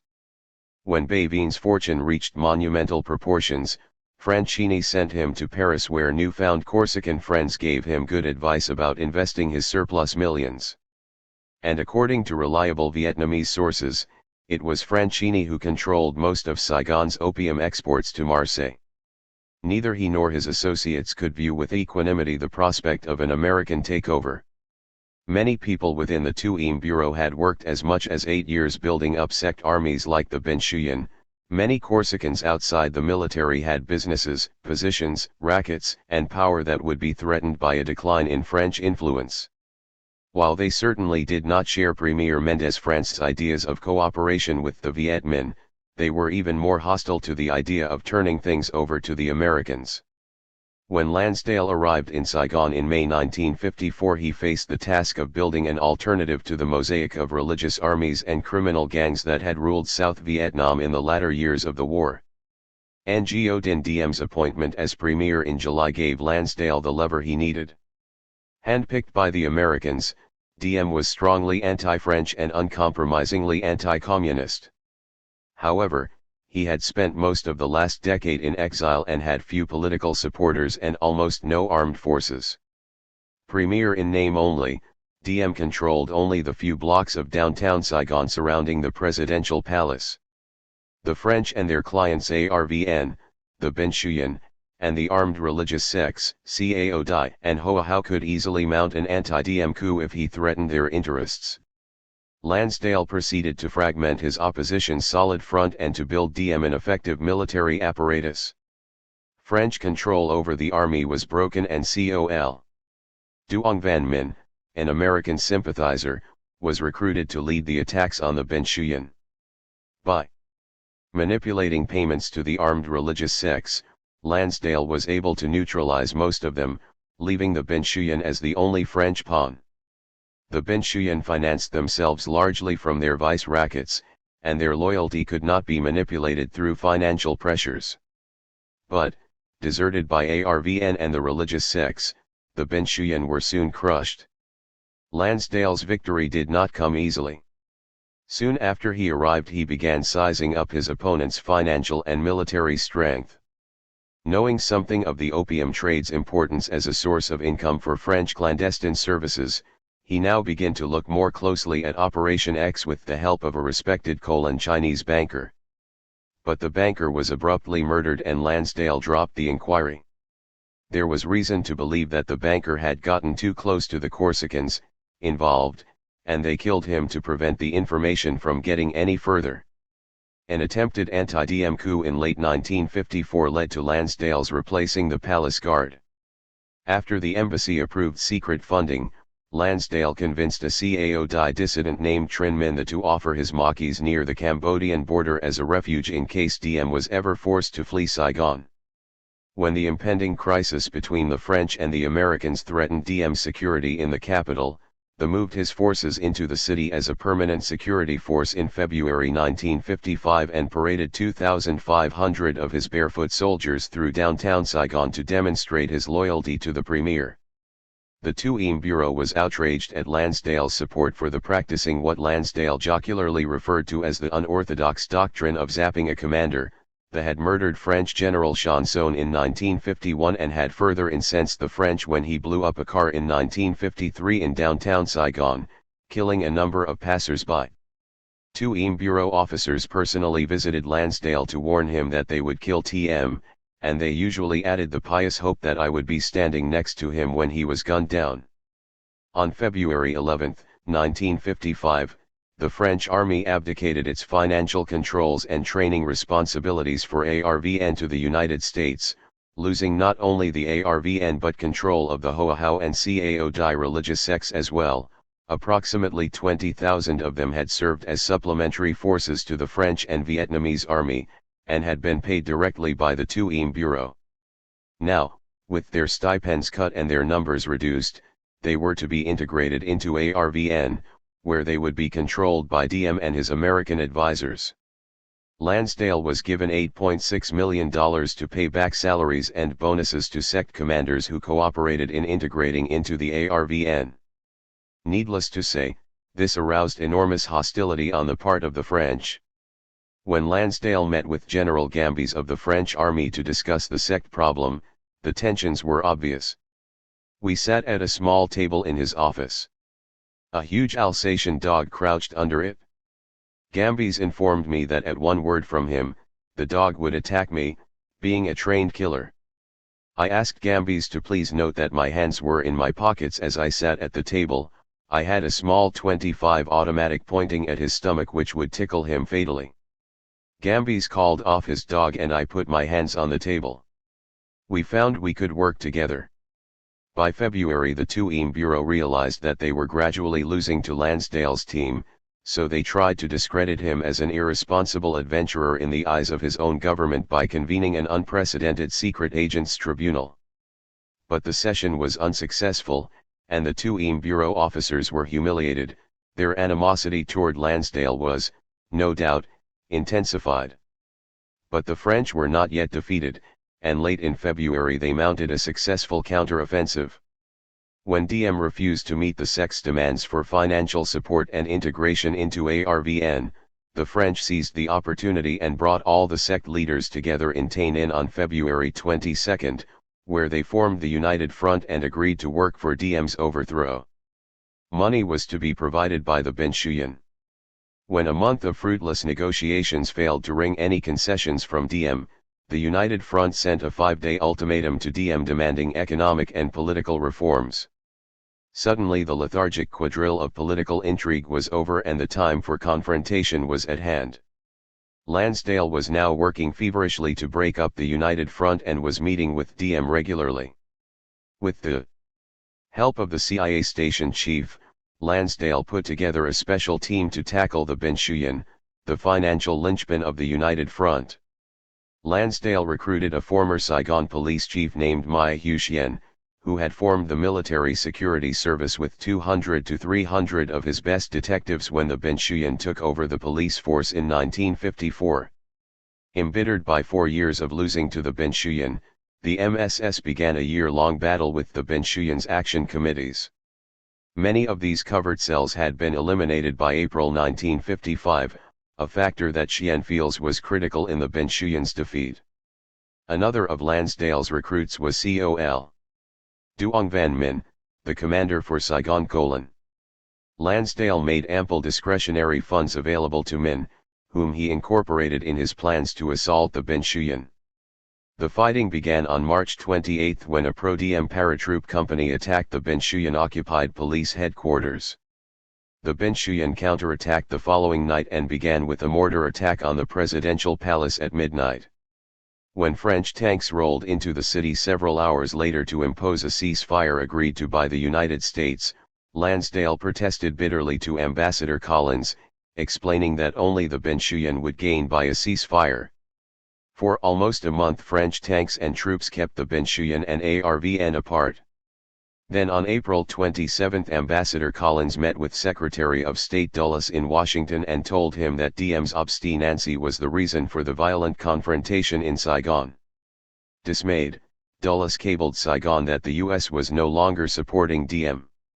A few hours after this telegram arrived, DM's troops attacked Benchuyan units, and drove them out of downtown Saigon into neighboring Colon. Elated by DM's easy victory, Dulles cabled Saigon his full support for DM. The embassy burned his earlier telegram. During the fighting of April 28 Lansdale remained in constant communication with the presidential palace, while his rival, Captain Savani, moved into the Benchuyan headquarters at the Y Bridge in Colon, where he took command of the bandit battalions and assigned his officers to accompany Benchuyan troops in the house-to-house fighting. The Benchuyan radio offered a reward to anyone who could bring Lansdale to their headquarters where, Bavine promised, his stomach would be cut open and his entrails stuffed with mud. On May 2 the fighting resumed as ARVN units penetrated Colon, leveling whole city blocks and pushing the Benchuyan steadily backward. Softened by years of corruption, the Benchuyan bandits were no longer the tough guerrillas of a decade before. Within a week most of them had retreated back into the depths of the Rungsat swamp. Although the war between DM and Bavine was over, the struggle between Lansdale and the Corsicans was not quite finished. True to the Corsican tradition, the defeated French launched a vendetta against the entire American community. As Lansdale describes it, a group of soreheads among the French in Saigon undertook a spiteful terror campaign against American residents. Grenades were tossed at night into the yards of houses where Americans lived. American-owned automobiles were blown up or booby-trapped. French security officials blandly informed nervous American officials that the terrorist activity was the work of the Viet Minh. A sniper put a bullet through Lansdale's car window as he was driving through Saigon. A Frenchman who resembled him was machine-gunned to death in front of Lansdale's house by a passing car. When Lansdale was finally able to determine who the ringleaders were, grenades started going off in front of their houses in the evenings. During his May 8 to 11, 1955, meeting with French Premier Edgar Faure in Paris, Dulles asserted his continuing support for DM, and both agreed that France and the United States would pursue independent policies in Indochina. The partnership was over, France would leave, and the United States would remain in Vietnam in order to back Diem. Diem's victory brought about a 3-year respite in large-scale opium trafficking in Vietnam. Without the Binh Xuyen and Operation X managing the trade, bulk smuggling operations from Laos came to an end and distribution in Saigon of whatever opium was available became the province of petty criminals. Observers also noticed a steady decline in the number of opium dens operating in the capital region. But although American press correspondents described the Binh Xuyen-Diem conflict as a morality play, a clash between the honest, moral Premier Diem and corrupt, dope-dealing super bandits, the Binh Xuyen were only a superficial manifestation of a deeper problem, and their eviction from Saigon produced little substantive change. For over 80 years French colonialism had interwoven the vice trades with the basic fabric of the Vietnamese economy by using them as legitimate sources of government tax revenue. During the late 1940s the French simply transferred them from the legitimate economy to the underworld, where they have remained a tempting source of revenue for political organizations ever since. By exploiting the rackets for the French, the Binh Xuyen had developed the only effective method ever devised for countering urban guerrilla warfare in Saigon. Their formula was a combination of crime and counterinsurgency. Control over the municipal police allowed systematic exploitation of the vice trade. The rackets generated large sums of ready cash, and money bought an effective network of spies, informants, and assassins. The system worked so well for the Binh Xuyen that in 1952 Viet Minh cadres reported that their activities in Saigon had come to a virtual standstill because the bandits had either bought off or killed most of their effective organizers. When the Diem administration was faced with large-scale insurgency in 1958 it reverted to the Binh Xuyen formula, and government clandestine services revived the opium trade with Laos to finance counterinsurgency operations. Faced with similar problems in 1965, Premier KY's advisor, General Lone, would use the same methods. While the work of French clandestine services in Indochina enabled the opium trade to survive a government repression campaign, some CIA activities in Burma helped transform the Shan states from a relatively minor poppy cultivating area into the largest opium growing region in the world. The precipitous collapse of the nationalist Chinese government in 1949 convinced the Truman administration that it had to stem the southward flow of communism into Southeast Asia. In 1950 the Defense Department extended military aid to the French in Indochina. In that same year, the CIA began regrouping those remnants of the defeated Kuomintang army in the Burmese Shan states for a projected invasion of southern China. Although the KMT army was to fail in its military operations, it succeeded in monopolizing and expanding the Shan states' opium trade. The KMT shipped bountiful harvests to northern Thailand, where they were sold to General Phao Sriananda of the Thai police, a CIA client. The CIA had promoted the Phao-KMT partnership in order to provide a secure rear area for the KMT, but this alliance soon became a critical factor in the growth of Southeast Asia's narcotics traffic. With CIA support, the KMT remained in Burma until 1961, when a Burmese army offensive drove them into Laos and Thailand. By this time, however, the Kuomintang had already used their control over the tribal populations to expand Shan state opium production by almost 1,000% from less than 40 tons after World War XI to an estimated 300 to 400 tons by 1962. From bases in northern Thailand the KMT have continued to send huge mule caravans into the Shan states to bring out the opium harvest. Today, over 20 years after the CIA first began supporting KMT troops in the Golden Triangle region, these KMT caravans control almost a third of the world's total illicit opium supply and have a growing share of Southeast Asia's thriving heroin business. As Mao's Revolutionary Army pushed into South China in late 1949, Generalissimo Chiang Kai-shek and his Kuomintang regime planned to make craggy Yunnan province their last bastion. However, the warlord of Yunnan province, Gen. Luhan, harbored bitter grievances against Chiang. At the end of World War XI Luhan had been ordered to occupy northern Indochina for the Allies while British forces moved into the southern sector. Eager for plunder, Lu Han sent his ragged divisions into Tonkin, where they ravaged the countryside like a plague of locusts. To satiate Lu Han's greed and win his tolerance for the nationalist movement, Premier Ho Chi Minh organized a Gold Week from September 16 to 23, 1945. Viet Minh cotters scoured every village, collecting rings, earrings, and coins from patriotic peasants. When Lu Han stepped off the plane at Hanoi Airport on September 18, Ho Chi Minh presented him with a solid gold opium pipe. During Lu Han's absence, Chiang sent 2 of his divisions to occupy Yunnan. When the Chinese withdrew from Indochina in early June 1946, Chiang ordered Lu Han's best troops to their death on the northern front against the Chinese Communists, reducing the warlord to the status of guarded puppet inside his own fiefdom. And so, when the People's Liberation Army entered Yunnan in December 1949, Lu Han armed the population, who drove Jiang's troops out of the cities, and threw the province open to the advancing revolutionary armies. Nationalist Chinese stragglers began crossing into Burma in late 1949, and in January 1950 remnants of the 93rd Division, 26th Army, and Gen.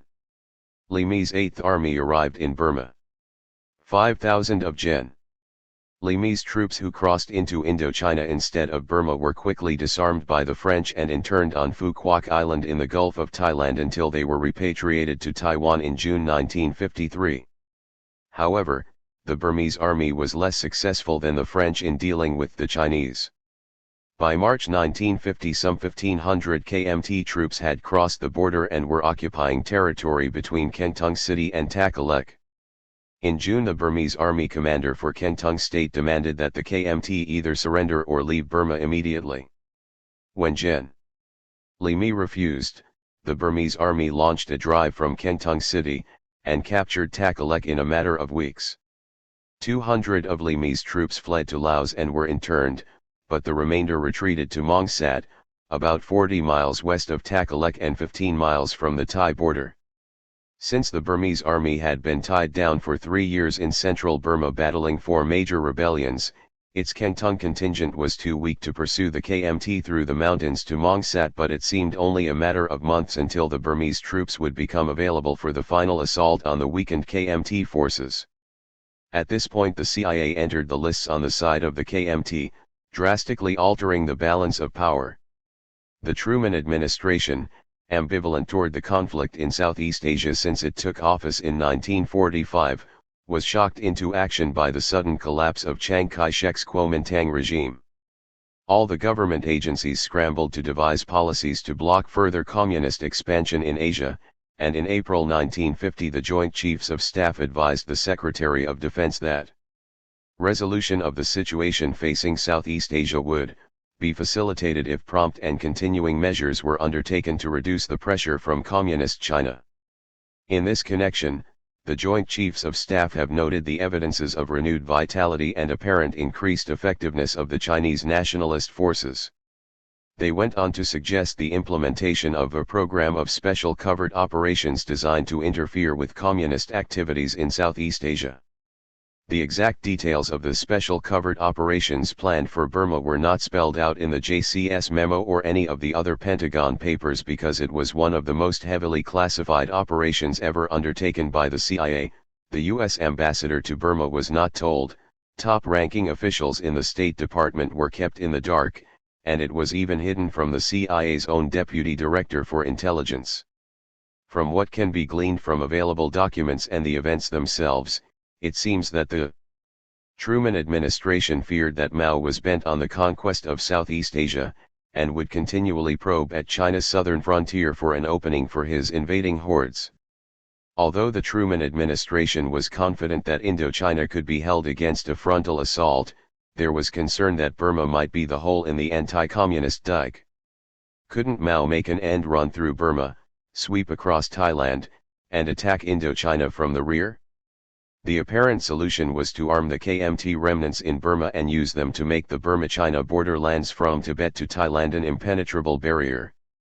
The first signs of direct CIA aid to the KMT appeared in early 1951, when Burmese intelligence officers reported that unmarked C-46 and C-47 transport aircraft were making at least 5 parachute drops a week to KMT forces in Mongsat. With its new supplies, the KMT underwent a period of vigorous expansion and reorganization. Training bases staffed with instructors flown in from Taiwan were constructed near Mongsat.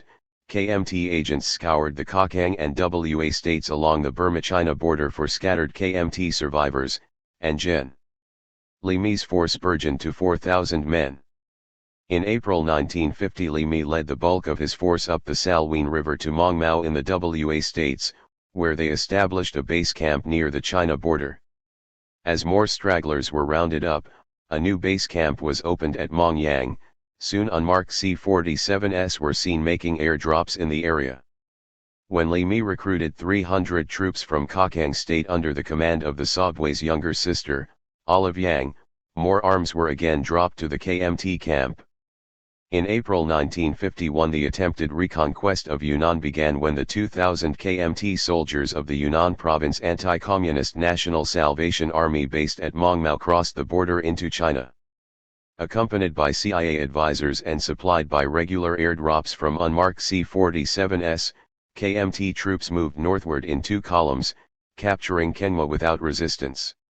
However, as they advanced north of Kenma, the People's Liberation Army counterattacked. The KMT suffered huge casualties, and several of their CIA advisors were killed. Li Me and his Salvation Army fled back to Burma, after less than a week in China. Undeterred by this crushing defeat, however, the general dispatched his 2,000-man contingent at Mongyang into southern Yunnan. They too were quickly overwhelmed and driven back into Burma. Rather than abandoning this doomed adventure, the CIA redoubled its efforts. Late in 1951, the KMT reopened the old World War II landing strip at Mongsat so that it could handle the large 2- and 4-engine aircraft flying in directly from Taiwan or Bangkok. In November, Li Me flew off to Taiwan for an extended vacation and returned 3 months later at the head of a CAT airlift, which flew 700 regular KMT soldiers from Taiwan to Mongsat. Burmese intelligence reported that the unmarked C-47s began a regular shuttle service, with 2 flights a week direct from Taiwan. A mysterious Bangkok-based American company named Sea Supply Corporation began forwarding enormous quantities of U.S. arms to Mongsat. Burmese military intelligence observed that the KMT began sporting brand new American M1s, .50 caliber machine guns, bazookas, mortars, and anti-aircraft artillery. With these lavish supplies, the KMT press-ganged 8,000 soldiers from the hardy local hill tribes and soon tripled their forces. While preparing for the Yunnan invasion, the KMT had concentrated their forces in a long, narrow strip of territory parallel to the China border. Since Yunnan's illicit opium production continued until about 1955, the KMT were in a position to monopolize almost all of the province's smuggled exports. The Burmese government reported that, off and on, these KMT guerrillas attacked petty traders plying across the border routes. After a year-long build-up, Gen. Li Me launched his final bid to reconquer Yunnan province. In August 1952, 2,100 KMT troops from Mongyang invaded China and penetrated about 60 miles before the Chinese army drove them back into Burma. There would be no more invasions. While Gen. Li Me and his American advisors had not really expected to overrun the vast stretches of Yunnan province with an army of 12,000 men, they had been confident that once the KMT set foot in China, the enslaved masses would rise up against Mao and flock to Chiang Kai-shek's banner. After 3 attempts had conspicuously failed to arouse the populace, Gen. Li Me abandoned the idea of conquering China and resigned himself to holding the line in Burma. The NIT stopped concentrating their forces in a few bases on the China border and troops spread out to occupy as much territory as possible. With the Burmese army still preoccupied with insurgency in other parts of Burma, the KMT soon became the only effective government in all the Shan states' territories between the Salween River and the China border. These territories were also Burma's major opium-producing region, and the shift in KMT tactics allowed them to increase their control over the region's opium traffic. the Burmese government reported. The KMTs took over the control and administration of circles and village tracts. They started opening up revenue collection centers, and local people were being subjected to pay gate fees and ferry fees in entering their occupied area. Customs duties were also levied on all commodities brought into their territories for trade. The taxes were collected in kind as well as money. By means of threat and coercion, these KMT aggressors forced the local inhabitants to comply with their demands. The NIT occupation centralized the marketing structure, using hundreds of petty opium traders, who combed the Shan highlands. The KMT also required that every hill tribe farmer pay an annual opium tax. One American missionary to the Lahu tribesmen of Kengtung State, Rev. Paul Lewis, recalls that the NIT tax produced a dramatic rise in the amount of opium grown in the highland villages he visited. Tribes had very little choice in the matter, and he can still remember, only too vividly, the agony of the Lahu who were tortured by the KMT for failing to comply with their regulations. Moreover, many Chinese soldiers married Lahu tribes women. These marriages reinforced KMT control over the highlands and made it easier for them to secure opium and recruits. Through their personal contact in mountain villages, their powerful army, and their control over the opium-growing regions, the KMT were in an ideal position to force an expansion of the Shan state's opium production when Yunnan's illicit production began to disappear in the early 1950s. Almost all the KMT opium was sent south to Thailand, either by mule train or aircraft. Soon after their arrival in Burma, the KMT formed a mountain transport unit, recruiting local mule drivers and their animals. Since most of their munitions and supplies were hauled overland from Thailand, the KMT mule caravans found it convenient to haul opium on the outgoing trip from Mongsat and soon developed a regular caravan trade with Thailand. Burmese military sources claimed that much of the KMT opium was flown from Mongsat in unmarked C-47s flying to Thailand and Taiwan. In any case, once the KMT opium left Mongsat, it was usually shipped to Chiang Mai, where a KMT colonel maintained a liaison office with the nationalist Chinese consulate and with local Thai authorities. Posing as ordinary Chinese merchants, the colonel and his staff used raw opium to pay for the munitions, food, and clothing that arrived from Bangkok at the Chiang Mai railhead. Once the materiel was paid for, it was this colonel's responsibility to forward it to Mongsat.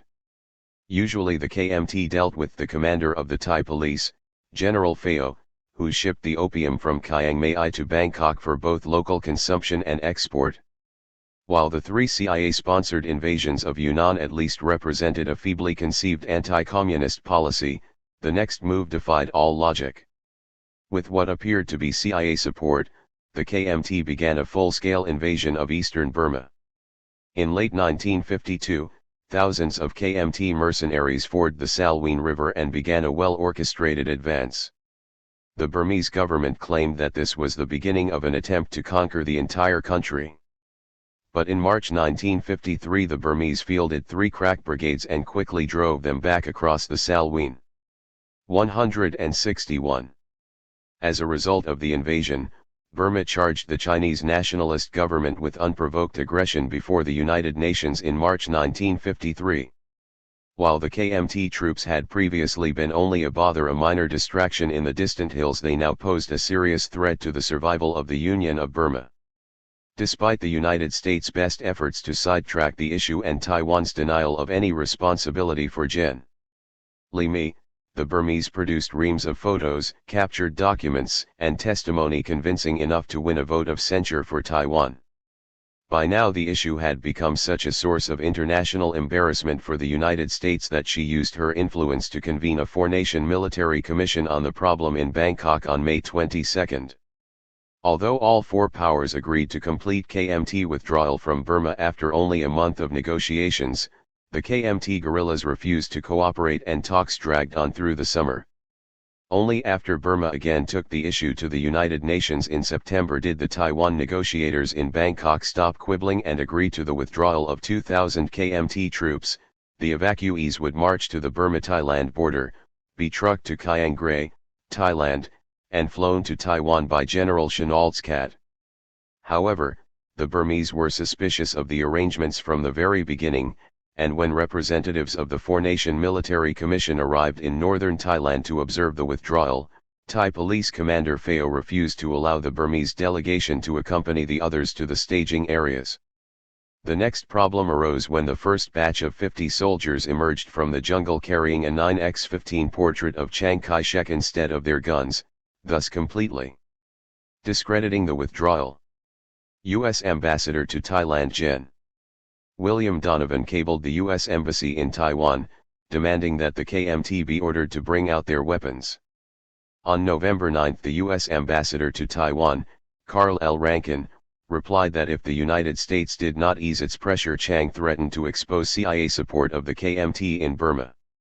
Donovan cabled back that the Chicoms and Soviets already knew about the CIA operations and kept up his pressure.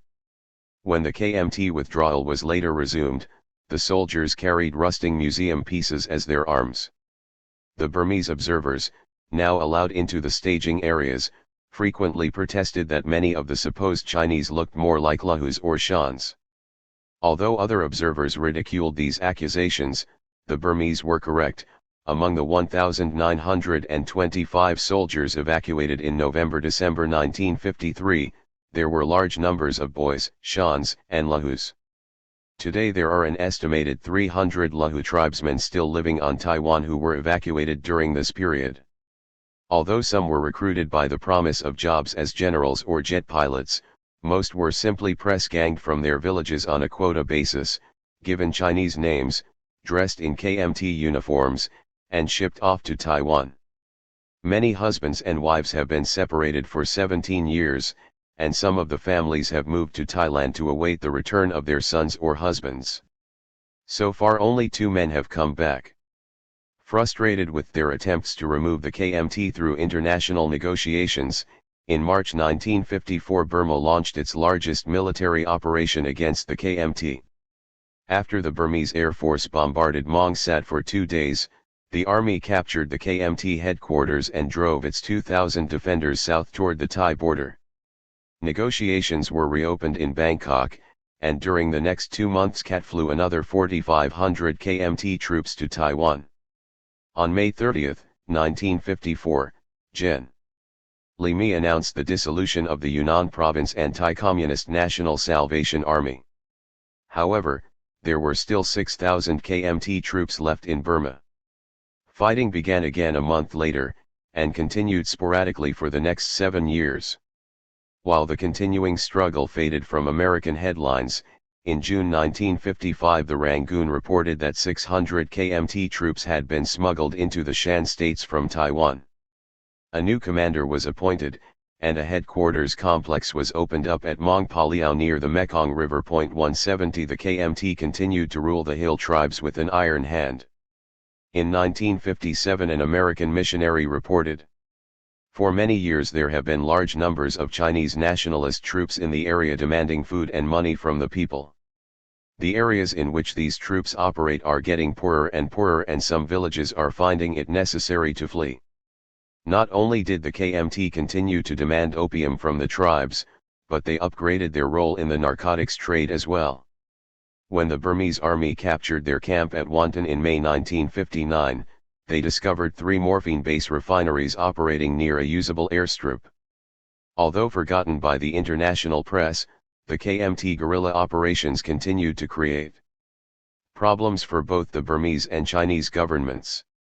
When delegations from the Union of Burma and the People's Republic of China met to resolve a border dispute in the summer of 1960, they also concluded a secret agreement for combined operations against the KMT base at Maung Paliao.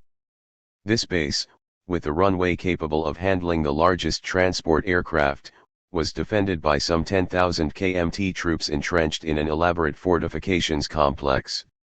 After weeks of heavy fighting, 5,000 Burmese troops and 3 full People's Liberation Army divisions, totaling 20,000 men, finally overwhelmed the fortress on January 26, 1961. While many of their hill tribe recruits fled into the mountains, the crack KMT units retreated across the Mekong River into northwestern Laos.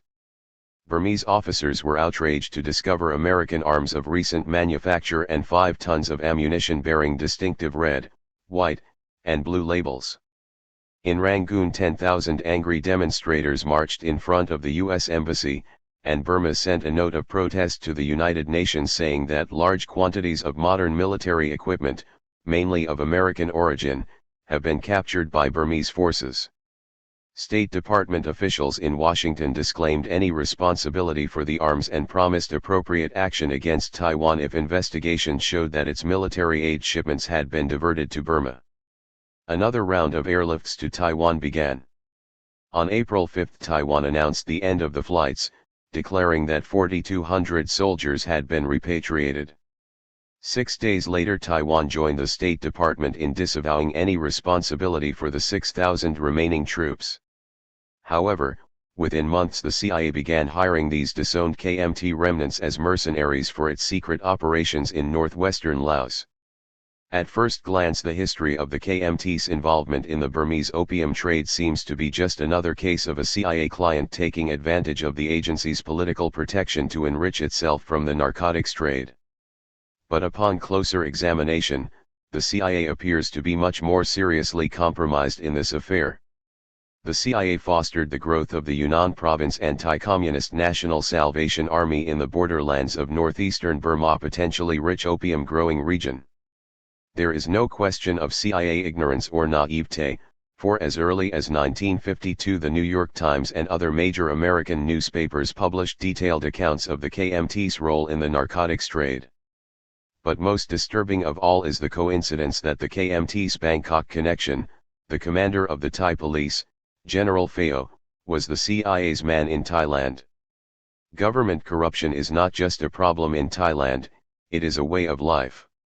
Like every bureaucracy, the Thai government has elaborate organizational charts marking out neatly delineated areas of authority. To the uninformed observer it seems to function as any other meritocracy, with university graduates occupying government posts, careers advancing step by step, and proposals moving up and down the hierarchy in a more or less orderly fashion. But all of these charts and procedures are a facade, behind which operate powerful military cliques whose driving ambition is to expropriate enough money, power, and patronage to become a government within the government. These cliques are not ideological factions, but groups of plotters united by greed and ambition. A clique usually has its beginnings in some branch of the military service, where a hardcore of friends and relatives begin to recruit supporters from the ranks of their brother officers. Since official salaries have always been notoriously inadequate for the basic needs, not to mention the delusions, of the average officer, each rising faction must find itself a supplementary source of income. While graft within the military itself provides a certain amount of money, all cliques are eventually forced to extend their tentacles into the civilian sector. A clique usually concentrates on taking over a single government ministry or monopolizing one kind of business, such as the rice trade or the lumber industry. By the time a clique matures, it has a disciplined pyramid of corruption. At the bottom, minor functionaries engage in extortion or graft, passing the money up the ladder, where leaders skim off vast sums for themselves and divide the remainder among the loyal membership. Clique members may steal from the official government, but they usually do not dare steal from the clique itself. The amount of clique money they receive is rigidly controlled. When a clique grows strong enough to make a bid for national power, it is inevitably forced to confront another military faction. Such confrontations account for nearly all the coups and counter-coups that have determined the course of Thai politics ever since the military reduced the king to figurehead status in 1932. From 1947 to 1957, Thai politics was dominated by an intense rivalry between two powerful cliques, one led by Gen. Pheo Sriyananda, who resembled a cherub with a Cheshire cat smile, and the other by Marshal Sarith Thanara. Both were catapulted upward by the November 1947 coup, which restored Thailand's wartime leader, Marshal Phibun Songkhram, to power. Too weak to execute the coup himself, Marshal Phibun had recruited two powerful army cliques. One of these was composed mainly of ambitious young army officers led by Sarith, the other was led by the Commander-in-Chief of the Army, General Finn, and sparked by his aggressive son-in-law, Col. Pheo Sriyananda. Soon after the triumvirate took power, the two army classios began to argue over division of the spoils. Military power was divided without too much rancor when Pheo became Deputy Director General of the National Police. And many of the bureaucratic and commercial spoils were divided with equal harmony. However, an exceptionally bitter struggle developed over control of the opium traffic. The illicit opium trade had only recently emerged as one of the country's most important economic assets. Its sudden economic significance may have served to upset the delicate balance of power between the Pheo and Sarith cliques.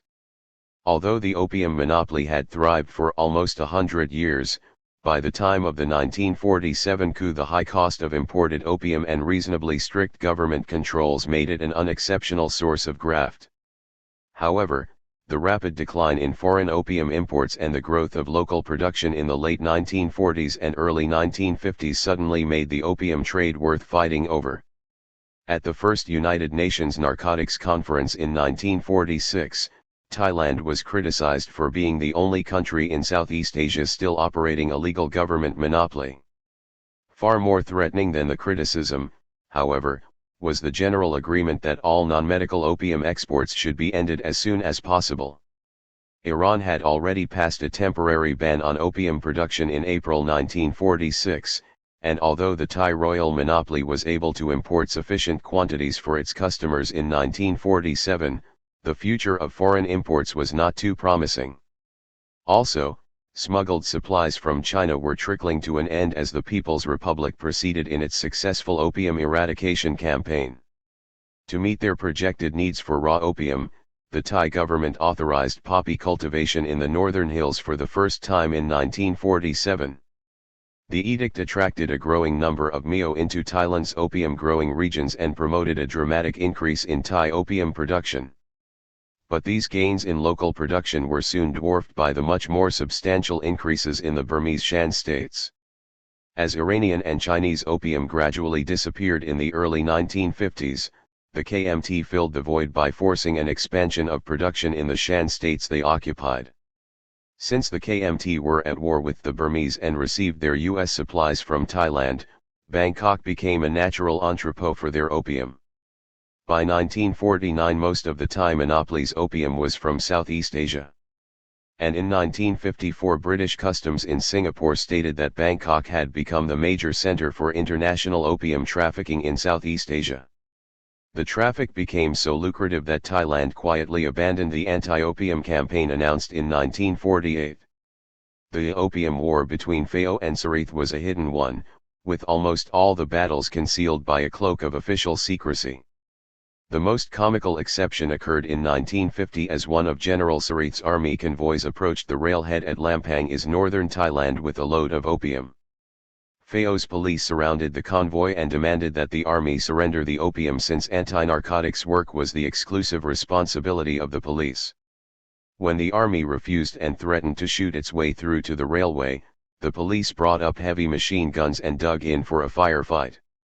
A nervous standoff continued for 2 days until Pheo and Sarith themselves arrived in Lampang, took possession of the opium, and escorted it jointly to Bangkok, where it quietly disappeared. In the underground struggle for the opium trade, General Pheo slowly gained the upper hand.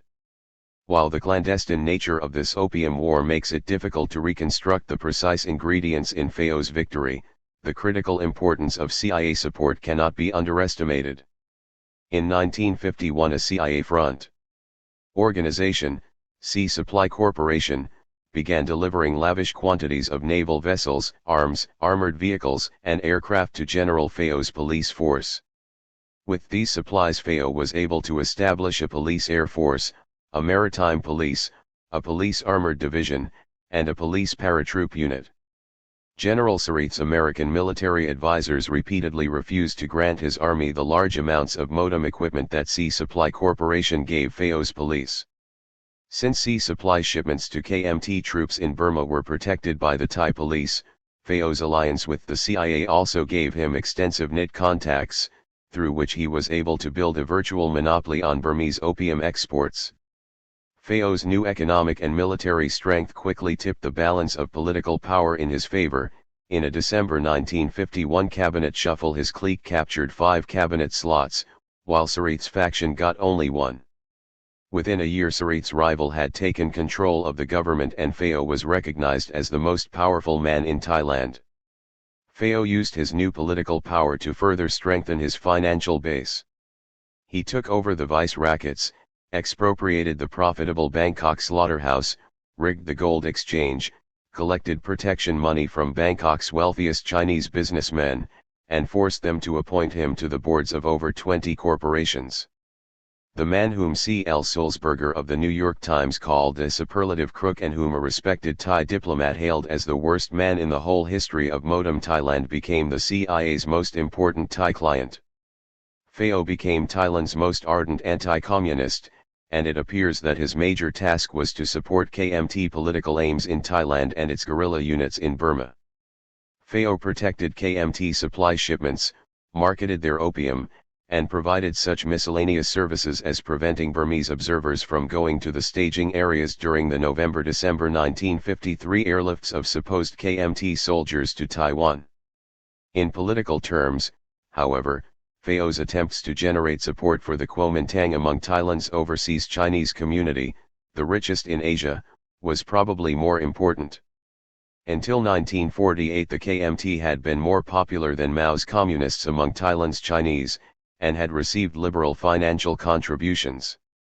As Mao's revolution moved toward victory during 1948 to 1949, Chinese sentiment shifted decisively in favor of the communists. But after the Phi Bun government allied itself with the United States in 1950, it took a harder line, generally urging the Chinese to remain neutral about politics in their mother country. In contrast, General Fayo began a campaign to steer the Chinese community back to an active pro-KMT position. Fayo's efforts were a part of a larger CIA effort to combat the growing popularity of the People's Republic among the wealthy, influential overseas Chinese community throughout Southeast Asia. The details of this program were spelled out in a 1954 U.S. National Security Council position paper, which suggested continue activities and operations designed to encourage the overseas Chinese communities in Southeast Asia, to organize and activate anti-communist groups and activities within their own communities, to resist the effects of parallel pro-communist groups and activities, generally, to increase their orientation toward the free world, and, consistent with their obligations and primary allegiance to their local governments, to extend sympathy and support to the Chinese nationalist government as the symbol of Chinese political resistance and as a link in the defense against communist expansion in Asia. These pressures resulted in a superficial shift to the right among Thailand's Chinese.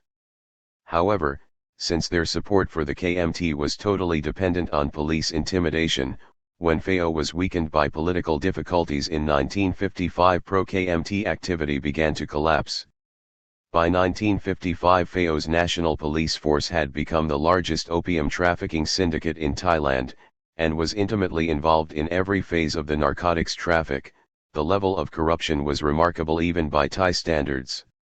If the smuggled opium was destined for export, police border guards escorted the NIT caravans from the Thailand-Burma border to police warehouses in Chiang Mai. From there, police guards brought it to Bangkok by train or police aircraft. Then it was loaded onto civilian coastal vessels and escorted by the maritime police to a mid-ocean rendezvous with freighters bound for Singapore or Hong Kong. However, if the opium was needed for the government opium monopoly, theatrical considerations came to the fore, with police border patrols staging elaborate shootouts with the NIT smugglers near the Burma-Thailand frontier. Invariably, the KMT guerrillas would drop the opium and flee, while the police heroes brought the opium to Bangkok and collected a reward worth only the retail value. The opium subsequently disappeared. Fayo himself delighted in posing as the leader in the crusade against opium smuggling, and often made hurried, dramatic departures to the northern frontier, where he personally led his men in these desperate gun battles with the ruthless smugglers of slow death. Opium profits may have helped build General Fayo's political empire, but an opium scandal contributed to its downfall. It began as another of FAO's carefully staged opium seizures. During the night of July 9, 1955, a squad of border police crouched in the underbrush at the Mersey River, watching KMT soldiers ferrying 20 tons of opium from Burma into Thailand. When the last bundles were unloaded early the next morning, the Thai police burst from the jungle and rushed the smugglers. Miraculously, the KMT soldiers again escaped unharmed. The triumphant police escorted the opium to Bangkok, where General Phao congratulated them for their good work. But for some reason, perhaps it was the huge size of the haul, Phao became over-anxious. He immediately signed a request for a reward of $1,200,000 and forwarded it to the Ministry of Finance. Then he rushed across town to the Finance Ministry and, as Deputy Minister of Finance, signed the check. Next, or so he claimed, Phao visited the mysterious informer and delivered the money personally. On July 14, General Phao told the press that the unnamed informant had fled the country with his money in fear of his life, and therefore was not available for comment. He also said that most of the 20 tons would be thrown into the sea, though some would be sold to pharmaceutical companies to pay for the reward. Even to the corruption-hardened Thai newsman, the story seemed too specious to withstand any scrutiny. Prime Minister Phibun was the first to attack Phao, commenting to the press that the high opium reward seemed to be encouraging the smuggling traffic. More pointedly, he asked why the final reward was so much higher than the one first announced. The police explained that, since they had not had a chance to weigh the opium, they just estimated the reward, and their estimate was too low. Since it was common knowledge that the law prescribed no payments until after weighing, the press jumped on this hapless explanation and proceeded to crucify Phao with it. In August, Phao was relieved of his position in the Finance Ministry and left on a tour of Japan and the United States. During his absence, Prime Minister Phibun released the press from police censorship, assumed veto power over all police paramilitary activities, and ordered the police to give up their business positions or quit the force. Phao returned in late September and delivered a public apology before the National Assembly, swearing that the police were in no way implicated in the 20-ton opium scandal. But public opinion was decidedly skeptical, and the unleashed press began a long series of exposés on police corruption. General Sarith was particularly bitter toward Phao, and newspapers friendly to his clique began attacking Phao's relationship with the CIA, accusing him of being an American puppet.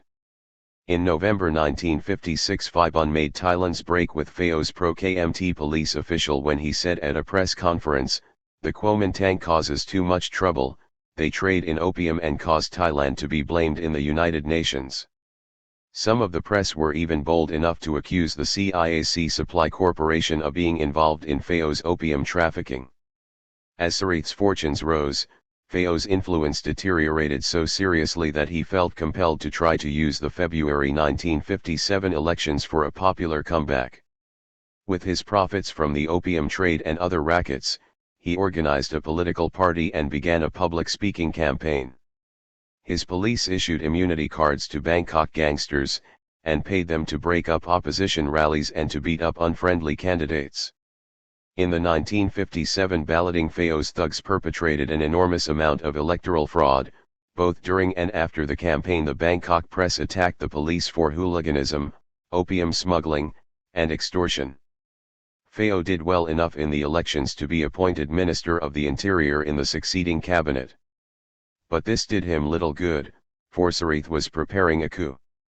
On September 16, 1957, tanks and infantry from Sarith's old 1st Division moved into Bangkok's traditional coup positions.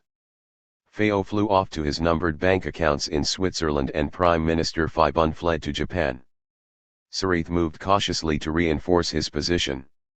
He allowed a divisive cabinet composed of competing military factions and anti-American liberals to take office, maintaining his control over the military by appointing a loyal follower, Gen. Thanam Kitakakarn, as Minister of Defense. Next, Sarith broke the power of the police force.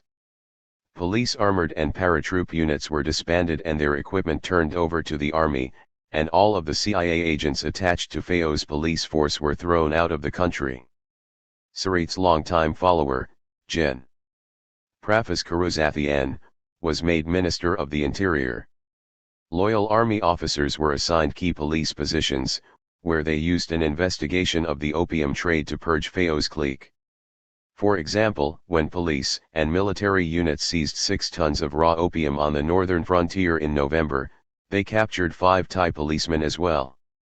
In Bangkok, the new Director General of Police, General S.Y. Senyakarn, explained that 5 or 6 gangs that controlled smuggling in the north operated with police influence behind their backs, and that these arrests were part of a larger campaign to fire or transfer all those involved. General Swy's words took on added meaning when Police Brigadier Gen. Tom Chitvamal was removed from the force and indicted for his involvement in the 6-ton opium case. New elections in December legitimized the anti-Fayo coup, and on January 1, 1958, Thanom became Prime Minister. However, liberals in the cabinet were chafing under Sirith's tight reign, and they began organizing several hundred dissatisfied younger military officers for another coup. But Sirith reorganized his clique into an association known as the Revolutionary Group, and on October 20, 1958, seized power with a bloodless coup. The Revolutionary Group proceeded to rule openly. Now that the police had been rendered ineffectual as a power base, Sirith's only major worry was the possibility of a counter-coup by the younger colonels and lieutenant colonels whose loyalty to the regime was in doubt. These fears dominated the endless post-coup sessions of the Revolutionary Group, and discussions continued for hours as Sirith and his fellow generals grappled for a solution. They agreed that a coup could be prevented if they recruited the majority of the colonels into their faction by paying them large initial bonuses and regular supplemental salaries. But the Revolutionary Group faced the immediate problem of rapidly assembling millions of baht for the large initial bonuses. Obviously, the fastest way to amass this amount of money was to reorganize General Fayo's opium trade. The Revolutionary Group dispatched Army and Air Force officers to Hong Kong and Singapore to arrange large opium deals. Police and military officers were sent into northern Thailand to alert mountain traders that there would be a market for all they could buy. As the 1959 spring opium harvest came to an end, the army staged its annual dry season war games in the north to maximize opium collection. Every available aircraft, truck, and automobile was pressed into service, and the hills of northern Thailand and Burma were picked clean. Soon after the opium had been shipped from Bangkok to pre-arranged foreign buyers and the flickering flames of the counter-coup doused with the opium money, the Revolutionary Group met to discuss whether they should continue to finance their political work with opium profits. Sirith was in favor of the idea, and was not particularly concerned about international opinion. General Prafas, who helped manage the trade for Sirith, agreed with his leader. While most of the group was indifferent, Generals Thanom and Swy were concerned about possible severe international repercussions. General Swy was particularly persuasive, since he was respected by Sirith, who addressed him with the Thai honorific elder brother. Finally Sirith was persuaded by Swy, and he decreed that the police and military would no longer function as a link between Burma's poppy fields and the ocean-going smugglers on Thailand's southern coast. However, no attempt would be made to stop the enormous transit traffic or punish those who discreetly accepted bribes from Chinese syndicates who inherited the traffic. Although the traffic continued, it was much less profitable for the authorities. In 1959 Sirith's government passed the Harmful Habit-Forming Drugs Act, which read: "Whoever grows, produces, imports or exports or orders the import or export by any means whatsoever of any type of harmful habit-forming drug in violation of this act shall be liable to a term of imprisonment of 6 months to 10 years and a fine equal to 10 times the value of such drug but not less than 3,000 baht. While the laws signaled a crackdown on opium smoking and served to drive the addict population to heroin, it has in no way affected the other aspects of the drug trade. Bangkok remains a major Asian opium capital. Little has changed since General Fayo's heyday. Today, rather than being directly involved, high-ranking government leaders are content to accept generous retainers from powerful Bangkok-based Chinese syndicates that have taken full responsibility for managing the traffic. There can be little doubt that CIA support was an invaluable asset to General Fayot in managing the opium traffic. The agency supplied the aircraft, motor vehicles, and naval vessels that gave Fayot the logistic capability to move opium from the poppy fields to the sea lanes. And his role in protecting sea supplies shipments to the KMT no doubt gave Fayot a considerable advantage in establishing himself as the exclusive exporter of KMT opium. Given its even greater involvement in the KMT's Shan State's opium commerce, how do we evaluate the CIA's role in the evolution of large-scale opium trafficking in the Burma-Thailand region? Under the Kennedy administration, presidential advisor Waite W. Rostow popularized a doctrine of economic development that preached that a stagnant, underdeveloped economy could be jarred into a period of rapid growth, an economic takeoff, by a massive injection of foreign aid and capital, which could then be withdrawn as the economy coasted into a period of self-sustained growth. CIA support for Fayot and the KMT seems to have sparked such a takeoff in the Burma-Thailand opium trade during the 1950s. Modern aircraft replaced mules, naval vessels replaced sampans, and well-trained military organizations expropriated the traffic from bands of illiterate mountain traders. Never before had the Shan states encountered smugglers with the discipline, technology, and ruthlessness of the KMT. Under General Fayot's leadership, Thailand had changed from an opium-consuming nation to the world's most important opium distribution center. The Golden Triangle's opium production approached its present scale. Burma's total harvest had increased from less than 40 tons just before World War XI to 300 to 400 tons in 1962, while Thailand's expanded at an even greater rate, from 7 tons to over 100 tons. In a 1970 report, the U.S. Bureau of Narcotics concluded, by the end of the 1950s, Burma, Laos, and Thailand together had become a massive producer, and the source of more than half the world's present illicit supply of 1,250 to 1,400 tons annually.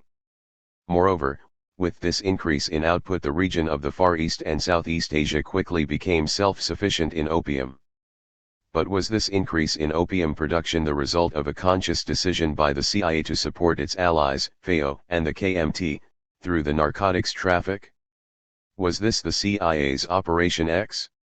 There can be no doubt that the CIA knew its allies were heavily involved in the traffic. Headlines made it known to the whole world, and Fayot was responsible for Thailand's censure by the U.N.'s Commission on Narcotic Drugs. Certainly the CIA did nothing to halt the trade or to prevent its aid from being abused. But whether the CIA actively organized the traffic is something only the agency itself can answer.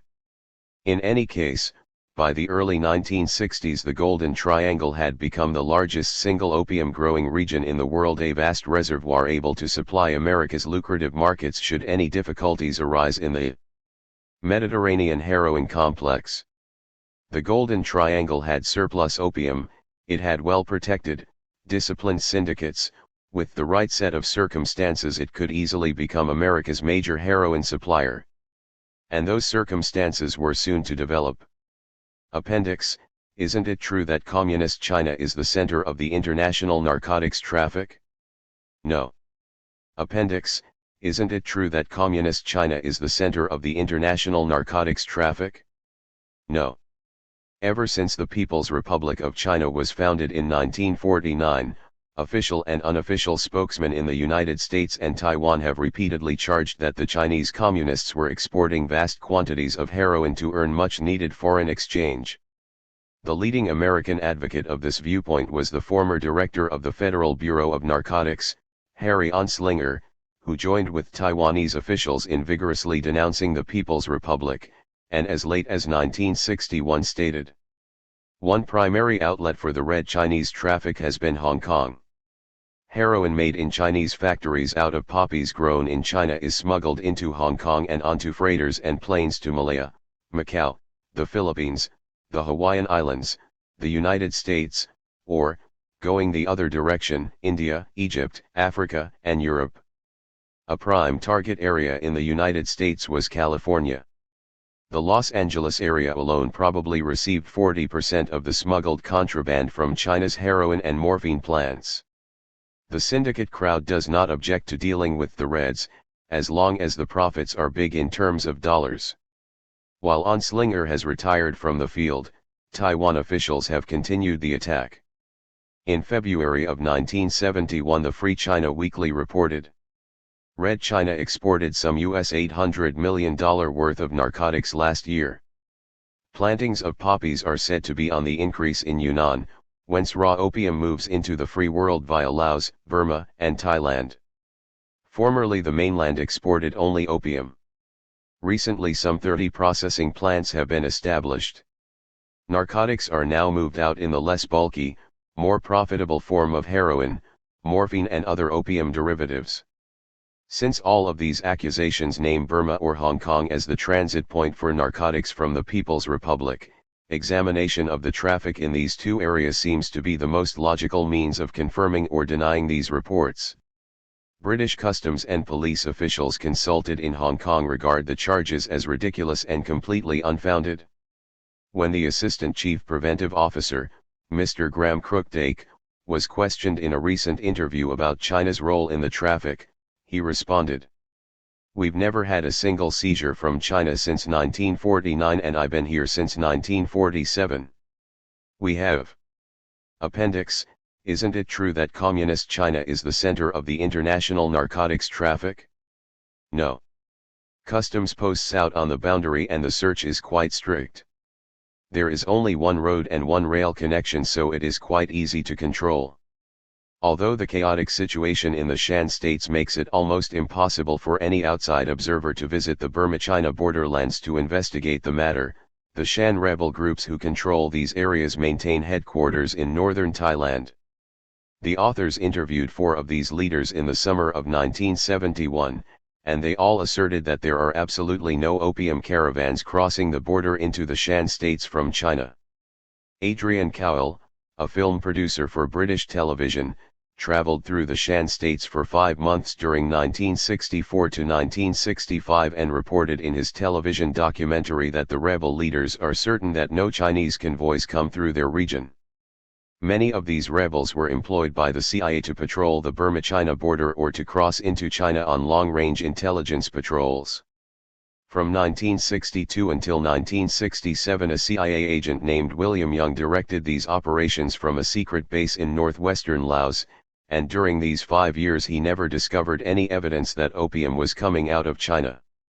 Although the border was porous enough for his teams to penetrate after careful planning, it was much too tightly guarded by militia and regular army troops for petty smugglers to travel back and forth with any frequency. In any case, his intelligence teams learned that the Chinese had transformed the patterns of hill tribe agriculture, and opium was no longer a major crop in Yunnan. Most significantly, now that Mr. Anslinger has retired, the U.S. Bureau of Narcotics has changed its point of view. In a recent report, the Bureau concluded that there had been 2 major post-war upheavals in the international opium trade, one of which was the rapid suppression of China's illicit production in the mid-1950s. Today many federal narcotics agents are openly bitter toward Anslinger for what they now consider to have been the abuse of the Bureau's name for the purposes of blatant, inaccurate propaganda. One agent serving in Southeast Asia said in a mid-1971 interview, "Every time Anslinger spoke anywhere he always said the same thing: the Chicoms are flooding the world with dope to corrupt the youth of America. It was kind of like the marijuana rots your brains stuff the old FBN put out. It really destroyed our credibility and now nobody believes us." There was no evidence for Anslinger's accusations, but that never stopped him. How, then, do we account for Taiwan's persistence in damning the People's Republic for its alleged involvement in the narcotics trade? Mr. John Warner, chief of the Bureau of Narcotics Strategic Intelligence Office, offers this explanation. Recently we have been getting a number of congressional inquiries about Chinese communist involvement in the opium trade. The Taiwanese floated a series of non-attributable articles in the right-wing press, quoting statements from British police officers in Hong Kong saying we have seized 5 tons of opiates in Hong Kong this year. And the article would then state that this came from Red China. Actually it comes from Bangkok. The real object of this sudden mushrooming of this kind of the bloody Saigon street fighting of April-May 1955 marked the end of French colonial rule and the beginning of direct American intervention in Vietnam. When the First Indochina War came to an end, the French government had planned to withdraw its forces gradually over a 2 or 3 year period in order to protect its substantial political and economic interests in southern Vietnam. The armistice concluded at Geneva, Switzerland, in July 1954 called for the French Expeditionary Corps to withdraw into the southern half of Vietnam for 2 years, until an all-Vietnam referendum determined the nation's political future. Convinced that Ho Chi Minh and the Communist Viet Minh were going to score an overwhelming electoral victory, the French began negotiating a diplomatic understanding with the government in Hanoi. But America's moralistic cold warriors were not quite so flexible. Speaking before the American Legion Convention several weeks after the signing of the Geneva Accords, New York's influential Catholic prelate, Cardinal Spellman, warned that, if Geneva and what was agreed upon there means anything at all, it means taps for the buried hopes of freedom in Southeast Asia. Taps for the newly betrayed millions of Indochinese who must now learn the awful facts of slavery from their eager communist masters. Rather than surrendering southern Vietnam to the Red rulers' godless goons, the Eisenhower administration decided to create a new nation where none had existed before. Looking back on America's post-Geneva policies from the vantage point of the mid-1960s, the Pentagon Papers concluded that South Vietnam was essentially the creation of the United States. Without U.S. support, Diem almost certainly could not have consolidated his hold on the South during 1955 and 1956. Without the threat of U.S. intervention, South Vietnam could not have refused to even discuss the elections called for in 1956 under the Geneva Settlement without being immediately overrun by Viet Minh armies. Without U.S. aid in the years following, the Diem regime certainly, and independent South Vietnam almost as certainly, could not have survived. The French had little enthusiasm for this emerging nation and its premier, and so the French had to go. Pressured by American military aid cutbacks and prodded by the Diem regime, the French stepped up their troop withdrawals. By April 1956 the once mighty French Expeditionary Corps had been reduced to less than 5,000 men, and American officers had taken over their jobs as advisors to the Vietnamese army.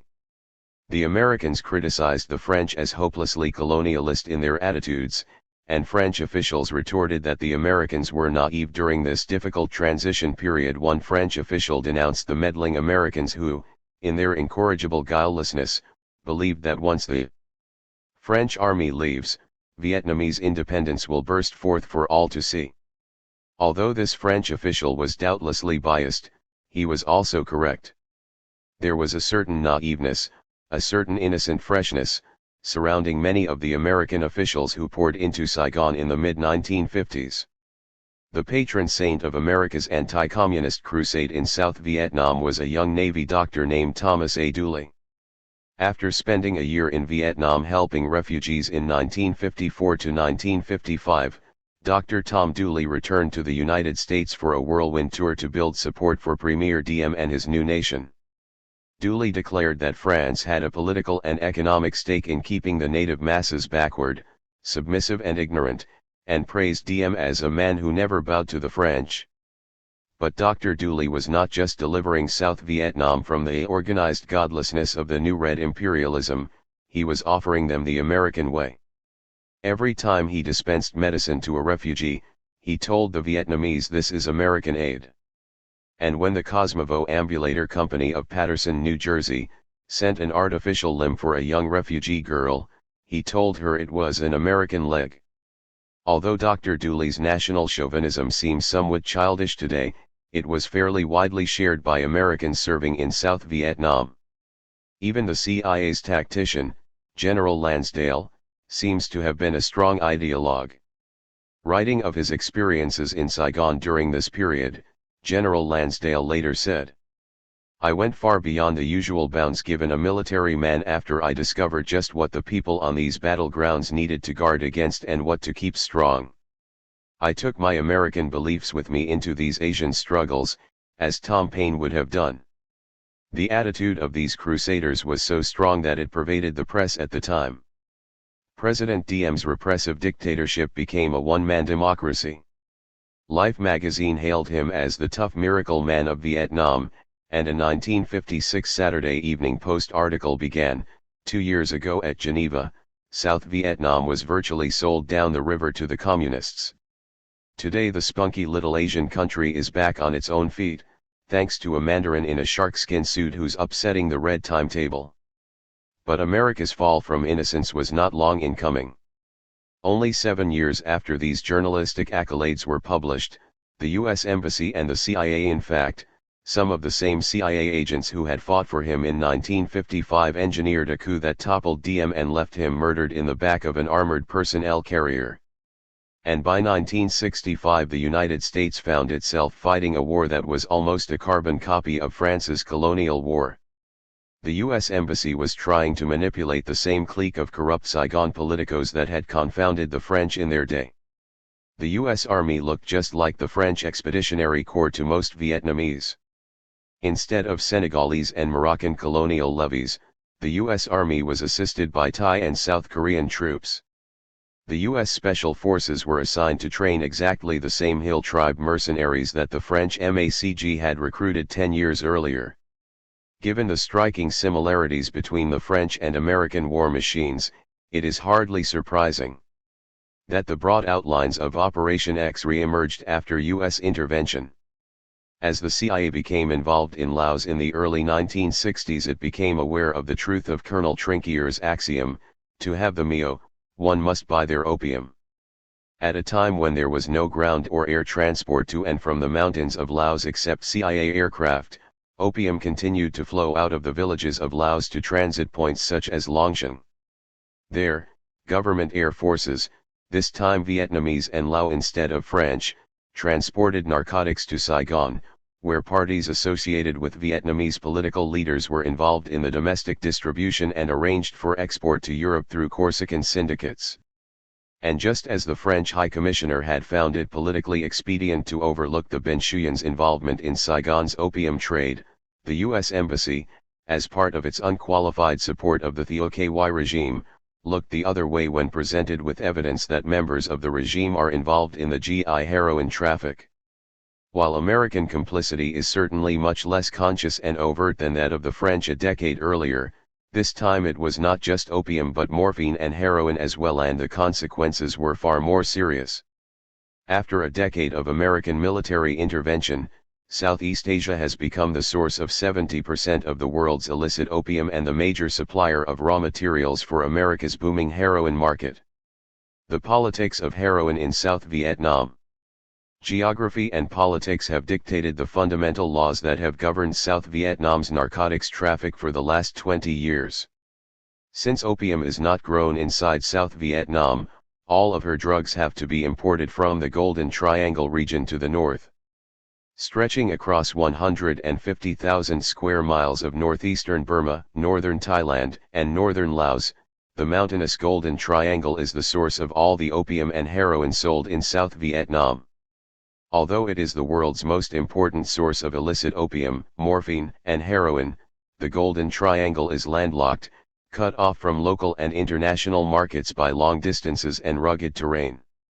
Thus, once processed and packaged in the region's refineries, the Golden Triangle's narcotics follow one of two corridors to reach the world's markets. The first and most important route is the overland corridor that begins as a maze of mule trails in the Shan Hills of northeastern Burma and ends as a 4-lane highway in downtown Bangkok. Most of Burma's and Thailand's opium follows the overland route to Bangkok and from there finds its way into international markets, the most important of which is Hong Kong. The second route is the air corridor that begins among the scattered dirt airstrips of northern Laos and ends at Saigon's international airport. The opium reaching Saigon from Burma or Thailand is usually packed into northwestern Laos on muleback before being flown into South Vietnam. While very little opium, morphine, or heroin travels from Saigon to Hong Kong, the South Vietnamese capital appears to be the major transshipment point for Golden Triangle narcotics heading for Europe and the United States. Since Vietnam's major source of opium lies on the other side of the rugged Annamite Mountains, every Vietnamese civilian or military group that wants to finance its political activities by selling narcotics has to have a connection in Laos and access to air transport. When the Binh Xuyen controlled Saigon's opium dens during the First Indochina War, the French MACG provided these services through its officers fighting with Laotian guerrillas and its air transport links between Saigon and the mountain Maquis. Later Vietnamese politico-military groups have used family connections, intelligence agents serving abroad, and Indochina's Corsican underworld as their Laotian connection. While almost any high-ranking Vietnamese can establish such contacts without too much difficulty, the problem of securing reliable air transport between Laos and the Saigon area has always limited narcotics smuggling to only the most powerful of the Vietnamese elite. The politics of heroin in South Vietnam. The politics of heroin in South Vietnam. When Ngo Dinh Nhu, brother and chief advisor of South Vietnam's late president, Ngo Dinh Diem, decided to revive the opium traffic to finance his repression of mounting armed insurgency and political dissent, he used Vietnamese intelligence agents operating in Laos and Indochina's Corsican underworld as his contacts. From 1958 to 1960 Nhu relied mainly on small Corsican charter airlines for transport, but in 1961 to 1962 he also used the first transport group to ship raw opium to Saigon. During this period and the following years, 1965 to 1967, when KY was premier, most of the opium seems to have been finding its way to South Vietnam through the Vietnamese Air Force. By mid-1970 there was evidence that high-ranking officials in the Vietnamese Navy, Customs, Army, Port Authority, National Police, and National Assembly's lower house were competing with the Air Force for the dominant position in the traffic. To a casual observer, it must have appeared that the strong central control exercised during the KY and the DM administrations had given way to a laissez-faire free-for-all under the Thieu government. What seems like chaotic competition among poorly organized smuggling rings actually appears to be, on closer examination, a fairly disciplined power struggle between the leaders of Saigon's three most powerful political factions, the Air Force, which remains under Vice President KY's control, the Army, Navy, and Lower House, which are loyal to President Thieu, and the Customs, Port Authority, and National Police, where the factions loyal to Premier Kim have considerable influence. However, to see through the confusion to the lines of authority that bound each of these groups to a higher power requires some appreciation of the structure of Vietnamese political factions and the traditions of corruption. As in the rest of Southeast Asia, the outward forms of Western bureaucratic efficiency have been grafted onto a traditional power elite, and the patient is showing all the signs of possible postoperative tissue rejection. While Southeast Asian governments are carbon copies of European bureaucracies in their formal trappings, the elite values of the past govern the behind-the-scenes machinations over graft, patronage, and power. In the area of Southeast Asia we have been discussing, three traditions continue to influence contemporary political behavior: Thailand's legacy of despotic, Hinduized god-kings, Vietnam's tradition of Chinese-style Mandarin bureaucrats, and Laos's and the Shan state's heritage of fragmented, feudal kingdoms. The Hindu worldview spread eastward from India into Thailand, carrying its sensuous vision of a despotic god-king who squandered vast amounts of the national wealth on palaces, harems, and personal monuments. All authority radiated from his divine, sexually potent being, and his oppressively conspicuous consumption was but further proof of his divine right to power. After 1,000 years of Chinese military occupation, Vietnam Bad absorbed its northern neighbor's Confucian ideal of meritocratic government. Well-educated, carefully selected mandarins were given a high degree of independent administrative authority but were expected to adhere to rigid standards of ethical behavior. While the imperial court frequently violated Confucian ethics by selling offices to unqualified candidates, the emperor himself remained piously unaware while such men exploited the people in order to make a return on their investment. Although Chinese and Indian influence spread across the lowland plains of Vietnam and Thailand, the remote mountain regions of Laos and the Burmese Shan states remained less susceptible to these radically innovative concepts of opulent kingdoms and centralized political power. Laos and the Shan states remained a scattering of minor principalities whose despotic princes and Sogwas usually controlled little more than a single highland valley. Centralized power went no further than loosely organized, feudal federations or individually powerful fiefdoms that annexed a few neighboring valleys. The tenacious survival of these antiquated political structures is largely due to Western intervention in Southeast Asia during the last 150 years.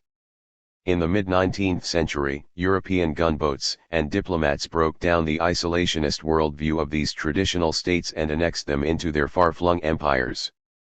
The European presence brought radical innovations, modern technology, revolutionary political ideas, and unprecedented economic oppression which released dynamic forces of social change. While the European presence served initially as a catalyst for these changes, their colonial governments were profoundly conservative, and allied themselves with the traditional native elite to suppress these new social forces: labor unions, tenants' unions, and nationalist intellectuals. And when the traditional elite proved unequal to the task, the colonial powers groomed a new commercial or military class to serve their interests. In the process of serving the Europeans, both the traditional elite and the new class acquired a set of values that combined the worst of two worlds. Rejecting both their own traditions of public responsibility and the Western concepts of humanism, these native leaders fused the crass materialism of the West with their own traditions of aristocratic decadence. The result was the systematic corruption that continues to plague Southeast Asia. The British found the preservation of the Shan state Sog was an administrative convenience and reversed the trend of gradual integration with Greater Burma. Under British rule, the Shan states became autonomous regions and the authority of the reactionary Sogwas was reinforced. In Laos, after denying the local princes an effective voice in the government of their own country for almost 50 years, the French returned these feudalistic incompetents to power overnight when the First Indochina War made it politically expedient for them to Laotianize. And as the gathering storm of the Vietnamese Revolution forced the French to Vietnamize in the early 1950s, they created a government and an army from the only groups at all sympathetic to the French presence: the French-educated, land-owning families and the Catholic minority.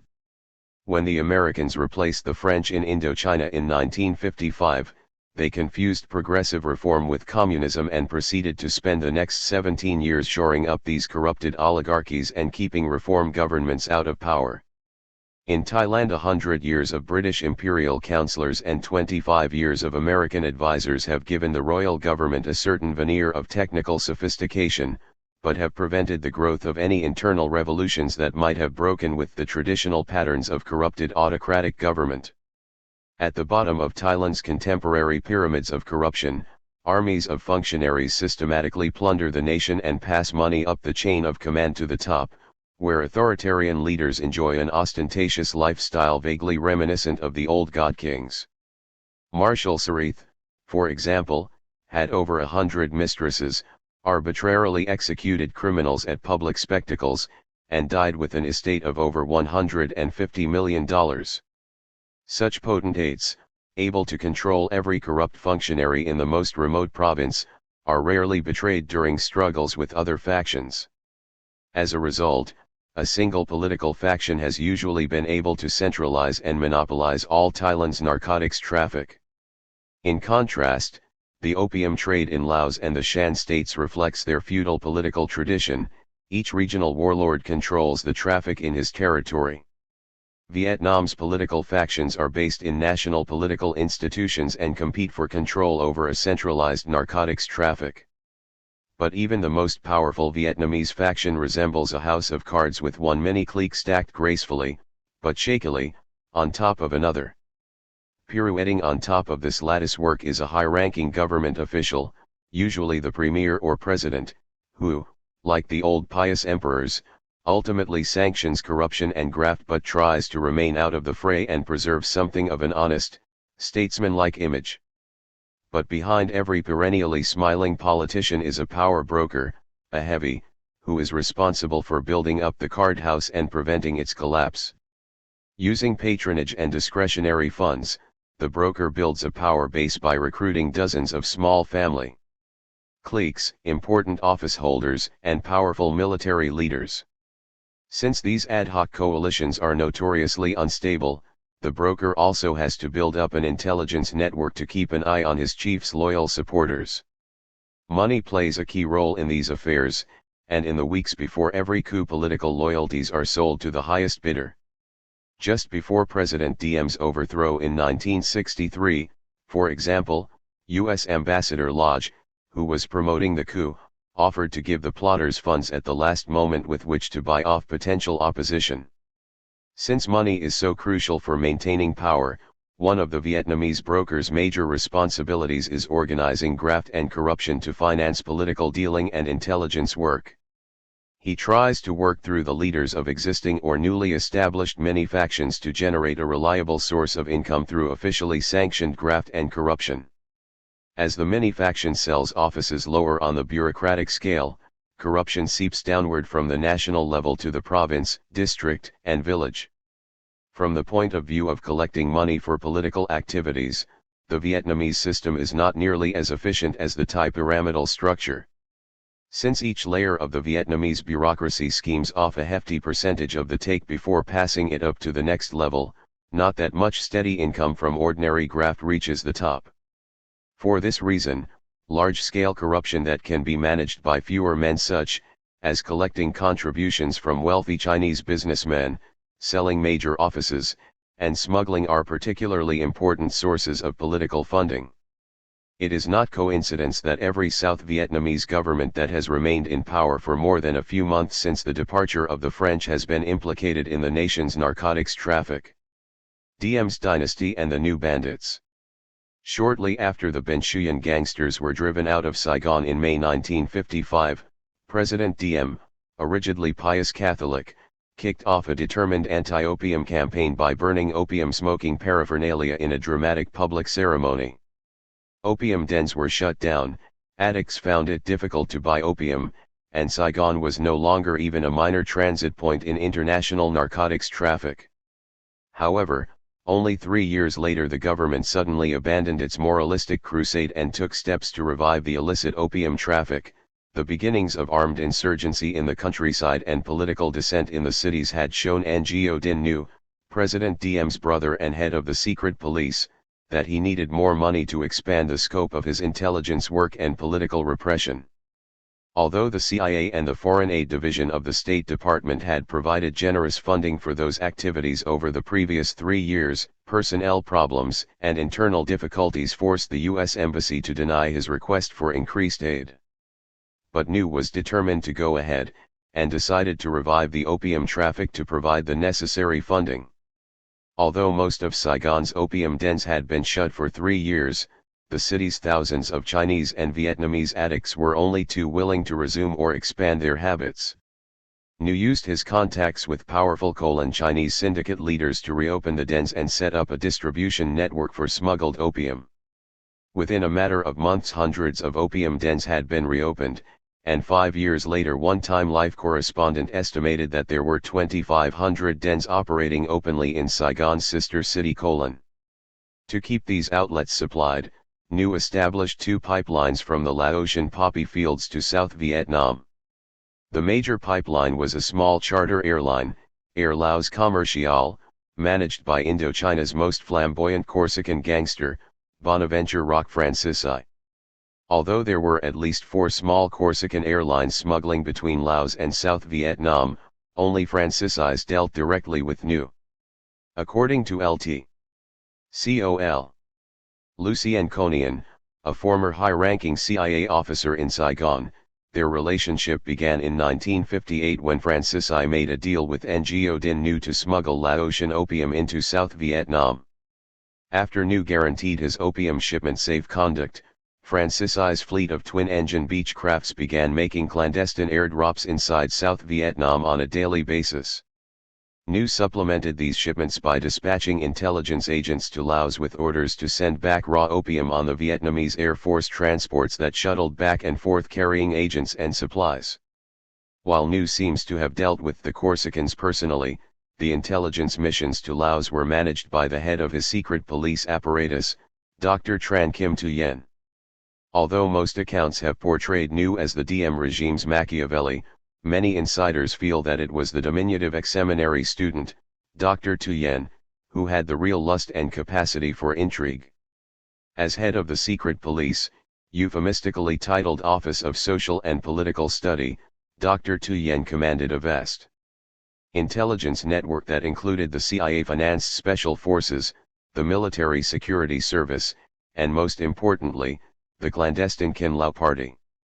Through the Kin Lao Party, Thuyen recruited spies and political cadres in every branch of the military and civil bureaucracy. Promotions were strictly controlled by the central government, and those who cooperated with Dr. Thuyen were rewarded with rapid advancement. With profits from the opium trade and other officially sanctioned corruption, the Office of Social and Political Study was able to hire thousands of cyclo-drivers, dance hall girls, and street vendors as part-time spies for an intelligence network that soon covered every block of Saigon. Instead of maintaining surveillance on a suspect by having him followed, Thuyen simply passed the word to his door-to-door intelligence net and got back precise, detailed reports on the subject's movements, meetings, and conversations. Some observers think that Thuyen may have had as many as 100,000 full and part-time agents operating in South Vietnam. Through this remarkable system, Thuyen kept detailed dossiers on every important figure in the country, including particularly complete files on DM, Madame New, and New himself, which he sent out of the country as a form of personal life insurance. Since Thuyen was responsible for much of the DM regime's foreign intelligence work, he was able to disguise his narcotics dealings in Laos under the cover of ordinary intelligence work. Vietnamese undercover operations in Laos were primarily directed at North Vietnam and were related to a CIA program started in 1954. Under the direction of Col. Edward Lansdale and his team of CIA men, 2 small groups of North Vietnamese had been recruited as agents, smuggled out of Haiphong, trained in Saigon, and then sent back to North Vietnam in 1954 to 1955. During this same period, civil air transport smuggled over 8 tons of arms and equipment into Haiphong in the regular refugee shipments authorized by the Geneva Accords for the eventual use of these teams. As the refugee exchanges came to an end in May 1955 and the North Vietnamese tightened up their coastal defenses, CIA and Vietnamese intelligence turned to Laos as an alternate infiltration route and listening post. According to Bernard Yeo, then an intelligence advisor to President Diem, Thuyen sent 10 to 12 agents into Laos in 1958 after they had completed an extensive training course under the supervision of Col. Le Quang Thung's Special Forces. When Yeo sent one of his own intelligence teams into Laos to work with Thuyen's agents during the Laotian crisis of 1961, he was amazed at their incompetence. Yeo could not understand why agents without radio training or knowledge of even the most basic undercover procedures would have been kept in the field for so long, until he discovered that their major responsibility was smuggling gold and opium into South Vietnam. After purchasing opium and gold, Thuyen's agents had it delivered to airports in southern Laos near Savannakhet or Paxi. There it was picked up and flown to Saigon by Vietnamese Air Force transports, which were then under the command of Nguyen Caoky, whose official assignment was shuttling Thuyen's espionage agents back and forth from Laos. Dr. Thuyen also used diplomatic personnel to smuggle Laotian opium into South Vietnam. In 1958, the director of Vietnam's Psychological Warfare Department transferred one of his undercover agents to the Foreign Ministry and sent him to Paxi, Laos, as a consular official to direct clandestine operations against North Vietnam. Within 3 months, Thuyen, using a little psychological warfare himself, had recruited the agent for his smuggling apparatus and had him sending regular opium shipments to Saigon in his diplomatic pouch. Despite the considerable efforts Dr. Thuyen had devoted to organizing these intelligence activities, they remained a rather meager supplement to the Corsican opium shipments until May 1961, when newly elected President John F. Kennedy authorized the implementation of an interdepartmental task force report which suggested, in North Vietnam, using the foundation established by intelligence operations, form networks of resistance, covert bases, and teams for sabotage and light harassment. A capability should be created by MAAG in the South Vietnamese Army to conduct ranger raids and similar military actions in North Vietnam as might prove necessary or appropriate. Such actions should try to avoid the outbreak of extensive resistance or insurrection which could not be supported to the extent necessary to stave off repression. Conduct overflights for dropping of leaflets to harass the communists and to maintain the morale of North Vietnamese population. The CIA was assigned to carry out this mission and incorporated a fictitious parent company in Washington, D.C., Aviation Investors, to provide a cover for its operational company, Vietnam Air Transport. The agency dubbed the project Operation Haylift. Vietnam Air Transport, or VIAT, hired COL. When CAOKYN selected members of his first transport group to fly CIA commandos into North Vietnam via Laos or the Gulf of Tonkin. However, Colonel KY was dismissed from Operation Haylift less than 2 years after it began. One of VIAT's technical employees, Mr. S.M. Mustard, reported to a U.S. Senate subcommittee in 1968 that COL. KY took advantage of this situation to fly opium from Laos to Saigon. Since some of the commandos hired by the CIA were Dr. Tu Yen's intelligence agents, it was certainly credible that KY was involved with the opium and gold traffic. Mustard implied that the CIA had fired KY for his direct involvement in this traffic. COL. Du Cac Mai, then Deputy Commander of the Air Force, says that KY was fired for another reason. Sometime after one of its two-engine C-47s crashed off the North Vietnamese coast, VIAT brought in 4-engine C-54 aircraft from Taiwan. Since Colonel KY had only been trained in 2-engine aircraft, he had to make a number of training flights to upgrade his skills. On one of these occasions he took some dance hall girls for a spin over the city. This romantic hayride was in violation of Operation Haylift's strict security, and the CIA speedily replaced KY and his transport pilots with nationalist Chinese ground crews and pilots. This change probably reduced the effectiveness of Dr. Tu Yen's Laotian intelligence activities, and forced New to rely more heavily on the Corsican charter airlines for regular opium shipments. Even though the opium traffic and other forms of corruption generated enormous amounts of money for New's police state, nothing could keep the regime in power once the Americans had turned against it. For several years they had been frustrated with Diem's failure to fight corruption. In March 1961, a national intelligence estimate done for President Kennedy complained of President Diem. Many feel that he is unable to rally the people in the fight against the communists because of his reliance on one-man rule, his toleration of corruption even to his immediate entourage, and his refusal to relax a rigid system of controls. The outgoing ambassador, Elbridge Durbrow, had made many of the same complaints, and in a cable to the Secretary of State, he urged Dr. Tu Yen and New be sent out of the country and their secret police be disbanded.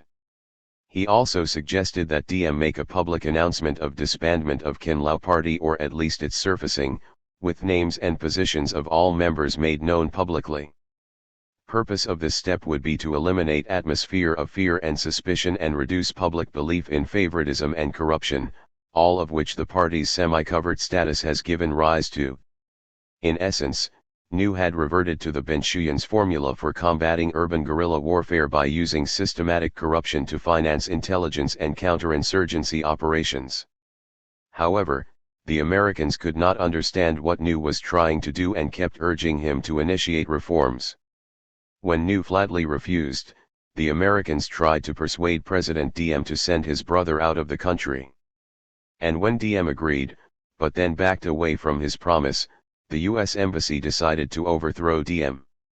On November 1, 1963, with the full support of the U.S. Embassy, a group of Vietnamese generals launched a coup, and within a matter of hours captured the capital and executed Diem and New.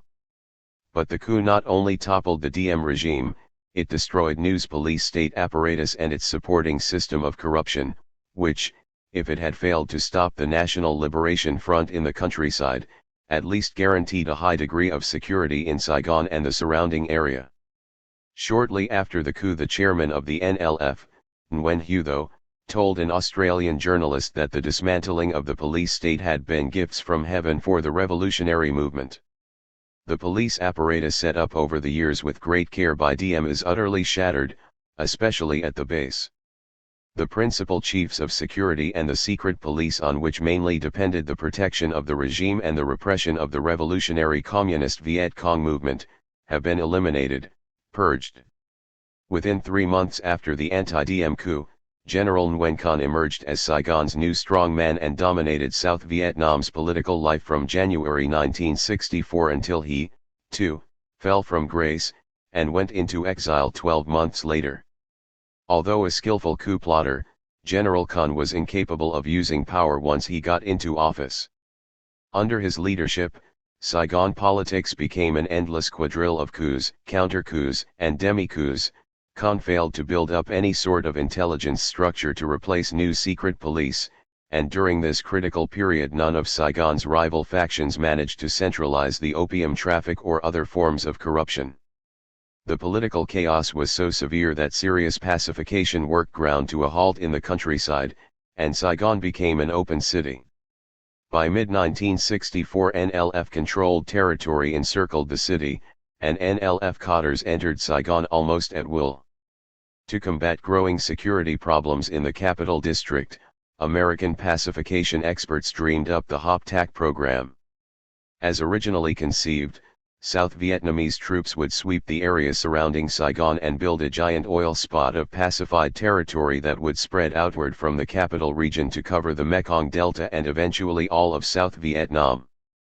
The program was launched with a good deal of fanfare on September 12, 1964, as South Vietnamese infantry plunged into some NLF-controlled pineapple fields southwest of Saigon. Everything ran like clockwork for 2 days until infantry units suddenly broke off contact with the NLF and charged into Saigon to take part in one of the many unsuccessful coups that took place with distressing frequency during General Con's 12-month interregnum.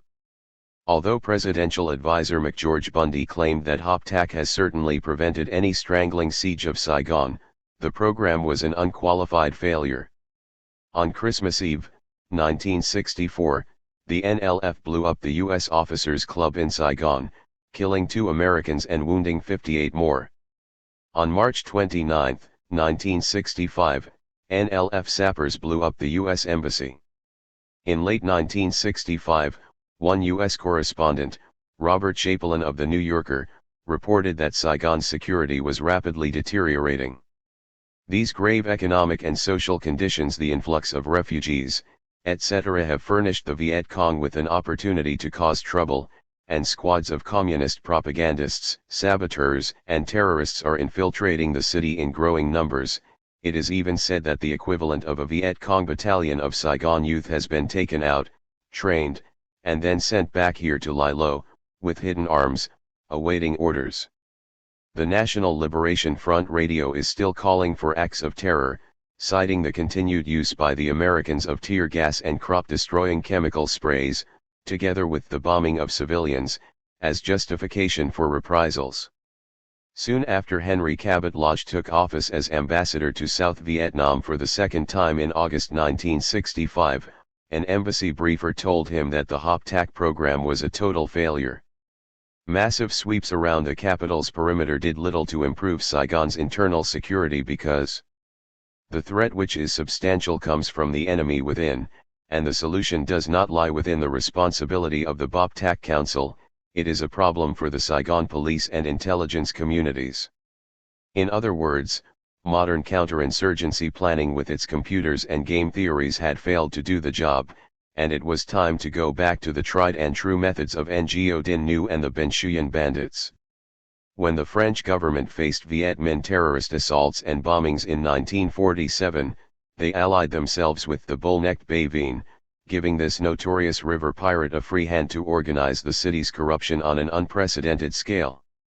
Confronted with similar problems in 1965-1966 and realizing the nature of their mistake with DM and Nhu, Ambassador Lodge and the U.S. mission decided to give their full support to Premier Nguyen Caoky and his power broker, Gen. Nguyen Ngoc Loan.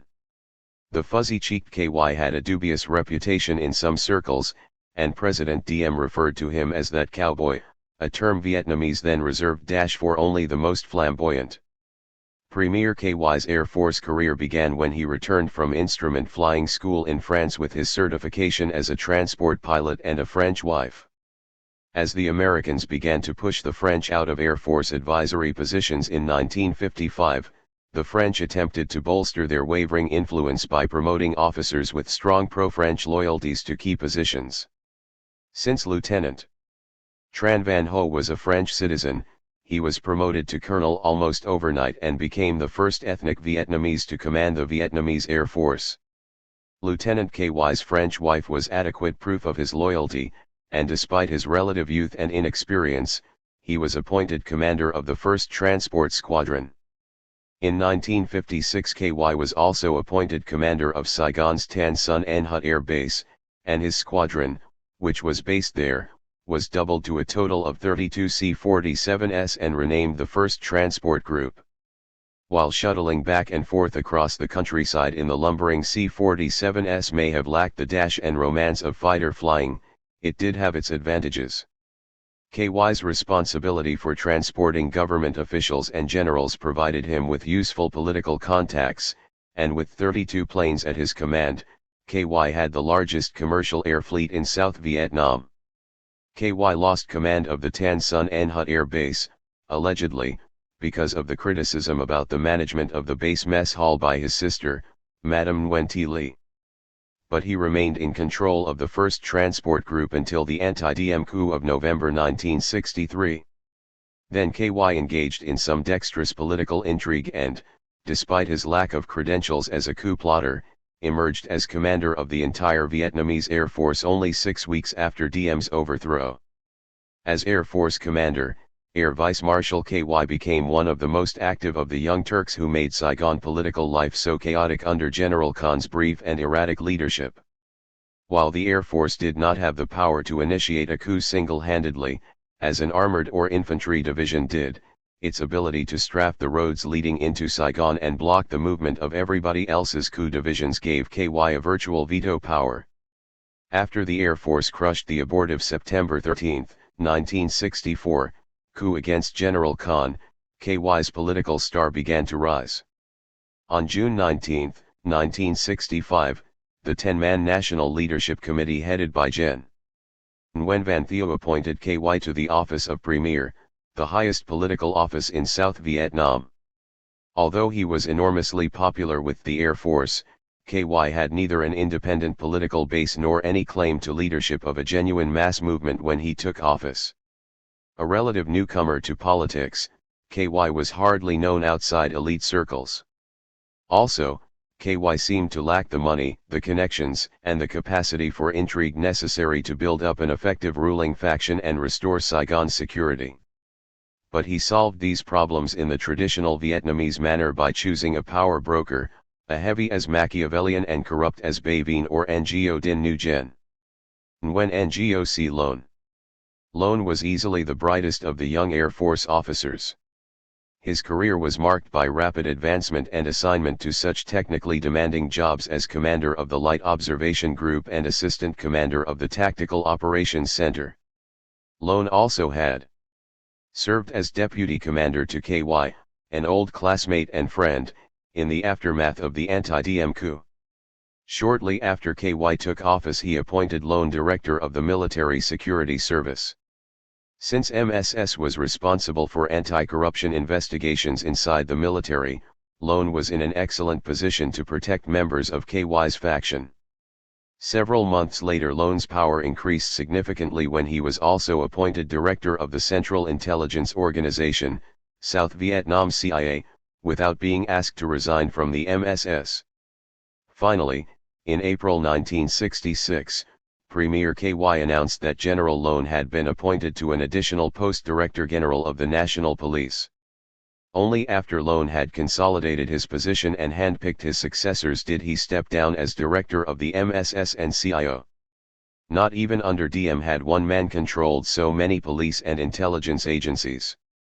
In the appointment of Loan to all 3 posts, the interests of KY and the Americans coincided. While Premier KY was using loan to build up a political machine, the U.S. mission was happy to see a strong man take command of Saigon's police and intelligence communities to drive the NLF out of the capital. Lt. Col. Lucien Konian says that loan was given wholehearted U.S. support because we wanted effective security in Saigon above all else, and loan could provide that security. Loan's activities were placed beyond reproach, and the whole three-tiered U.S. advisory structure at the district, province, and national level was placed at his disposal. The liberal naivete that had marked the Kennedy diplomats in the last few months of Diem's regime was decidedly absent. Gone were the qualms about police state tactics and daydreams that Saigon could be secure and politics stabilized without using funds available from the control of Saigon's lucrative rackets.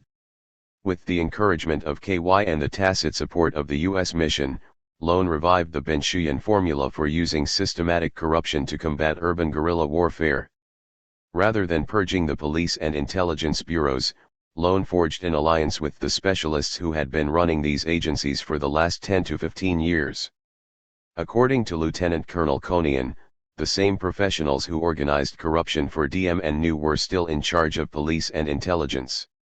Loan simply passed the word among these guys and put the old system back together again. Under Loan's direction, Saigon's security improved markedly.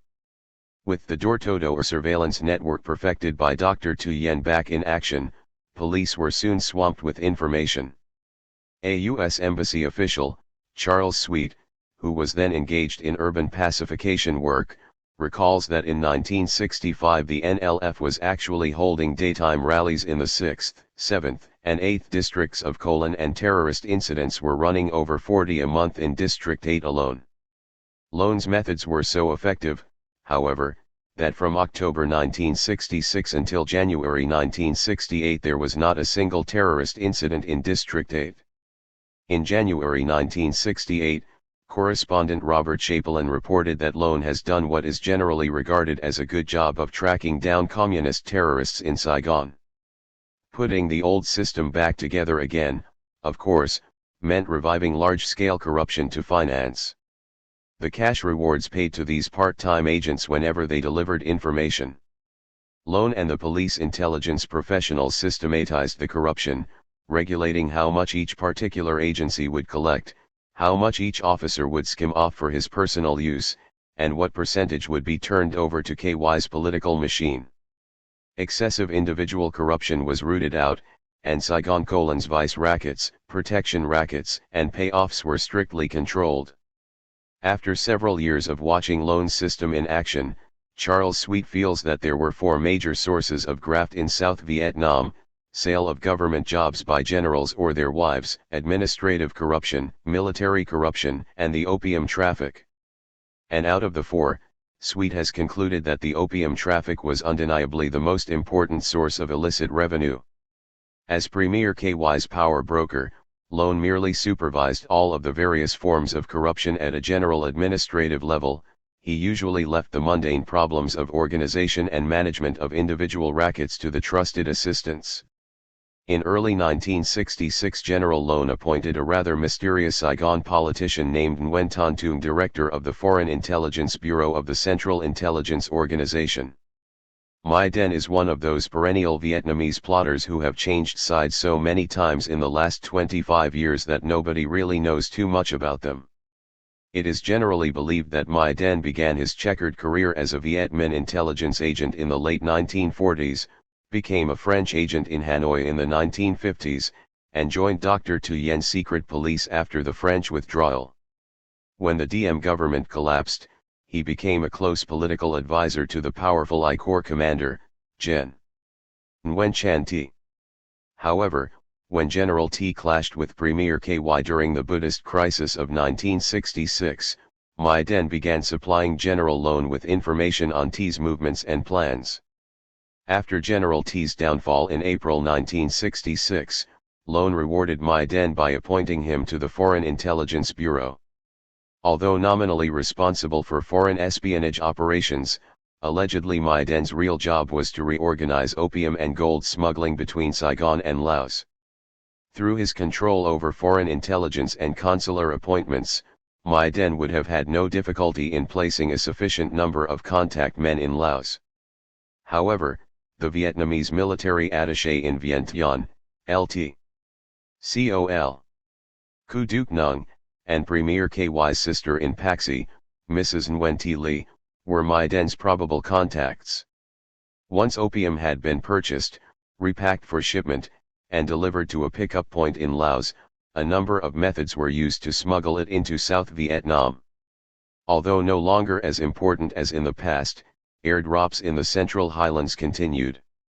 In August 1966, for example, U.S. Green Berets on operations in the hills north of Pleiku were startled when their hill tribe allies presented them with a bundle of raw opium dropped by a passing aircraft whose pilot evidently mistook the tribal guerrillas for his contact men.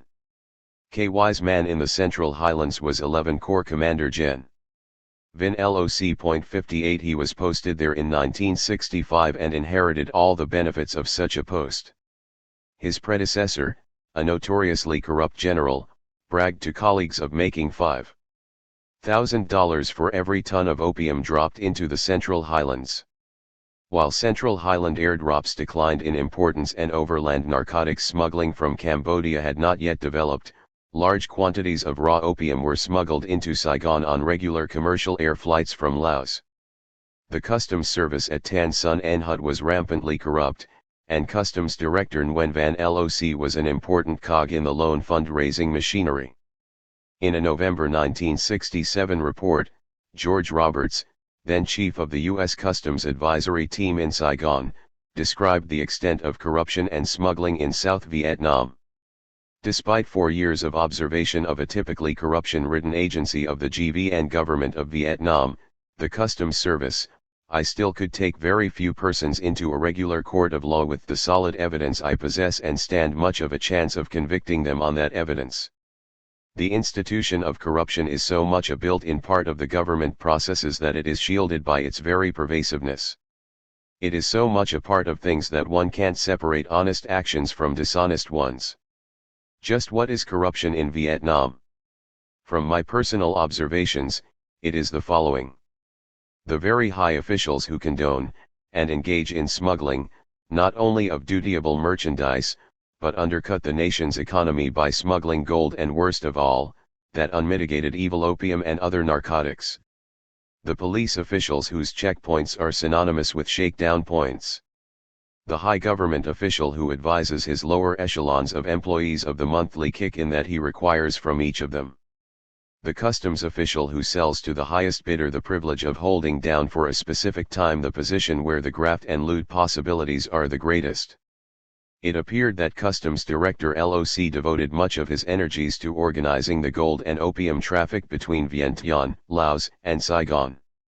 When 114 kilos of gold were intercepted at Tan Son Nhut Airport coming from Vientiane, George Roberts reported to U.S. Customs in Washington that there are unfortunate political overtones and implications of culpability on the part of highly placed personages. Director LOC also used his political connections to have his attractive niece hired as a stewardess on Royal Air Lao, which flew several times a week between Vientiane and Saigon, and used her as a courier for gold and opium shipments. When U.S. Customs advisors at Tan Son Nhut ordered a search of her luggage in December 1967 as she stepped off a Royal Air Lao flight from Vientiane, they discovered 200 kilos of raw opium. In his monthly report to Washington, George Roberts concluded that Director LOC was promoting the day-to-day system of payoffs in certain areas of customs activities. After Roberts filed a number of hard-hitting reports with the U.S. mission, Ambassador Ellsworth Bunker called him and members of the Customs Advisory Team to the embassy to discuss Vietnamese involvement in gold and narcotics smuggling. The Public Administration Ad Hoc Committee on Corruption in Vietnam was formed to deal with the problem. Although Roberts admonished the committee, saying we must stop burying our heads in the sand like ostriches when faced with corruption and smuggling, and begged, above all, don't make this a classified subject and thereby bury it, the U.S. Embassy decided to do just that. Embassy officials whom Roberts described as advocates of the noble kid glove concept of hearts and minds had decided not to interfere with smuggling or large-scale corruption because of pressures which are too well known to require enumeration. Frustrated at the embassy's failure to take action, an unknown member of U.S. Customs leaked some of Roberts' reports on corruption to a Senate subcommittee chaired by Sen. Albert Gruening of Alaska. When Senator Gruening declared in February 1968 that the Saigon government was so corrupt and graft-ridden that it cannot begin to command the loyalty and respect of its citizens, U.S. officials in Saigon defended the THIRD-WORLDISM regime by saying that it had not been proved that South Vietnam's leaders are guilty of receiving rake-offs. A month later, Senator Gruening released evidence of KY's 1961 to 1962 opium trafficking, but the U.S. Embassy protected KY from further investigations by issuing a flat denial of the senator's charges.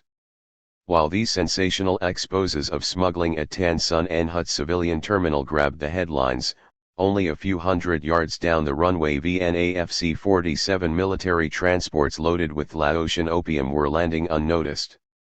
KY did not relinquish command of the Air Force until November 1967, and even then he continued to make all of the important promotions and assignments through a network of loyal officers who still regarded him as the real commander. Both as Premier and Vice President, Air Vice Marshal KY refused the various official residences offered him and instead used $200,000 of government money to build a modern, air-conditioned mansion right in the middle of Tan Son Nhut Air Base. The Vice Presidential Palace, a pastel-colored monstrosity resembling a Los Angeles condominium, is only a few steps away from Tan Son Nhut's runway, where helicopters sit on 24-hour alert, and a minute down the road from the headquarters of his old unit, the 1st Transport Group. As might be expected, KY's staunchest supporters were the men of the 1st Transport Group. Its commander, Col. Lu Kim Kwang, was considered by many informed observers to be the unofficial acting commander of the entire Air Force and a principal in the opium traffic. Since command of the 1st Transport Group and Tan Son Nhut Air Base were consolidated in 1964, Colonel Kwang not only had aircraft to fly from southern Laos and the Central Highlands, but also controlled the air base security guards and thus could prevent any search of the C-47s. Once it reaches Saigon safely, opium is sold to Chinese syndicates who take care of such details as refining and distribution. Loans police used their efficient organization to license and shake down the thousands of illicit opium dens concentrated in the 5th, 6th, and 7th wards of Kolon and scattered evenly throughout the rest of the capital district. Although morphine base exports to Europe had been relatively small during the Diem administration, they increased during KY's administration as Turkey began to phase out production in 1967 to 1968. And, according to Lt. Col. Lucien Konian, Lone profited from this change. Lone organized the opium exports once more as a part of the system of corruption. He contacted the Corsicans and Chinese, telling them they could begin to export Laos's opium from Saigon if they paid a fixed price to KY's political organization.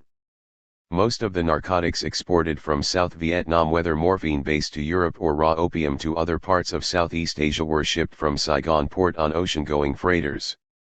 The director of the Saigon Port Authority during this period was Premier KY's brother-in-law and close political advisor, Lt.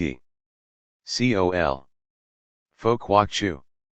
Under Lieutenant Colonel Chu's supervision, all of the trained port officers were systematically purged, and in October 1967 the chief U.S. Customs advisor reported that the Port Authority is now a solid coterie of GVN Government of Vietnam military officers. However, compared to the fortunes that could be made from the theft of military equipment, commodities, and manufactured goods, opium was probably not that important. Lone and KY were no doubt concerned about the critical security situation in Saigon when they took office, but their real goal in building up the police state apparatus was political power. Often they seemed to forget who their enemy was supposed to be, and utilized much of their police intelligence network to attack rival political and military factions. Aside from his summary execution of an NLF suspect in front of U.S. television cameras during the 1968 Tet Offensive, General Lone is probably best known to the world for his unique method of breaking up legislative logjams during the 1967 election campaign. A member of the Constituent Assembly who proposed a law that would have excluded KY from the upcoming elections was murdered. Widow publicly accused General Lone of having ordered the assassination. When the Assembly balked at approving the Theo KY slate unless they complied with the election law, General Lone marched into the balcony of the Assembly chamber with 2 armed guards, and the opposition evaporated.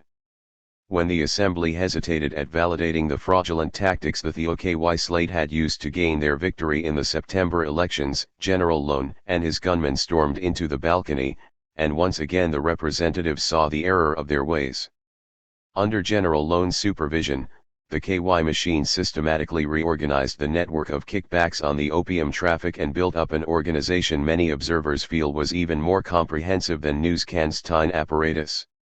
New had depended on the Corsican syndicates to manage most of the opium smuggling between Laos and Saigon, but their charter airlines were evicted from Laos in early 1965.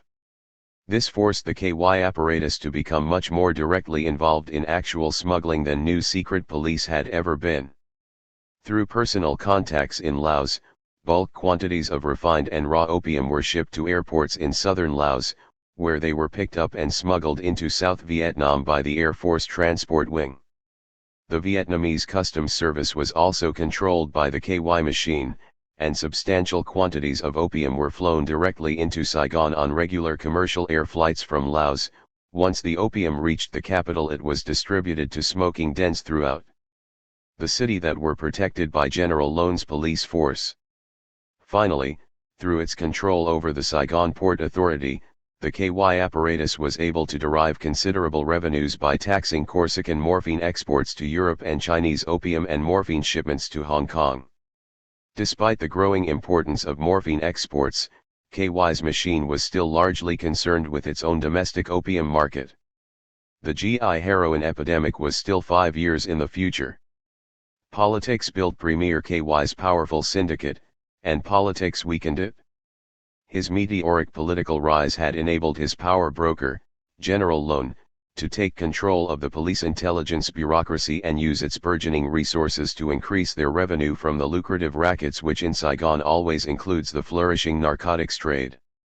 However, in 1967 simmering animosity between Premier KY and Gen. Nguyen Van Thieu, then head of Saigon's military junta, broke into open political warfare. Outmaneuvered by this calculating rival at every turn in this heated conflict, KY's apparatus emerged from 2 years of bitter internecine warfare shorn of much of its political power and its monopoly over kickbacks from the opium trade. The Theo-KY rivalry was a clash between ambitious men, competing political factions, and conflicting personalities. In both his behind-the-scenes machinations and his public appearances, Air Vice Marshal KY displayed all the bravado and flair of a cocky fighter pilot. Arrayed in his midnight black jumpsuit, KY liked to barnstorm about the countryside berating his opponents for their corruption and issuing a call for reforms. While his flamboyant behavior earned him the affection of Air Force officers, it often caused him serious political embarrassment, such as the time he declared his profound admiration for Adolf Hitler. In contrast, Theo was a cunning, almost Machiavellian political operator, and demonstrated all the calculating sobriety of a master strategist. Although Theo's tepid, usually dull, public appearances won him little popular support, years of patient politicking inside the armed forces built him a solid political base among the Army and Navy officer corps. Although Theo and KY managed to present a united front during the 1967 elections, their underlying enmity erupted into bitter factional warfare once their electoral victory removed the threat of civilian government.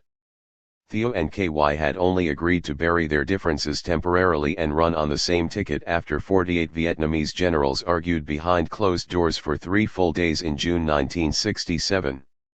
On the second day of hysterical political infighting, Theo won the presidential slot after making a scathing denunciation of police corruption in Saigon, a none too subtle way of attacking Lone and KY, which reduced the Air Vice Marshal to tears and caused him to accept the number 2 position on the ticket. But the two leaders campaigned separately, and once the election was over, hostilities quickly revived. Since the Constitution gave the president enormous powers and the vice president very little appointive or administrative authority, KY should not have been in a position to challenge the OA. However, Lone's gargantuan police intelligence machine remained intact, and his loyalty to KY made the vice president a worthy rival. In a report to Ambassador Bunker in May 1968, Gen. Edward Lansdale explained the dynamics of the Theo-KY rivalry.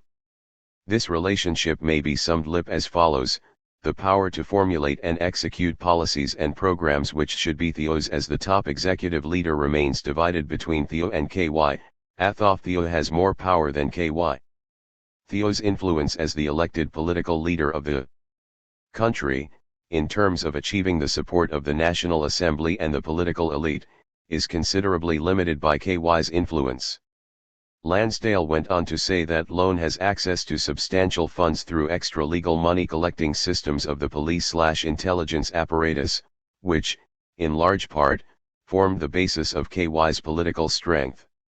But, Lansdale added, Theo acts as though his source of money is limited and has not used confidential funds with the flair of KY.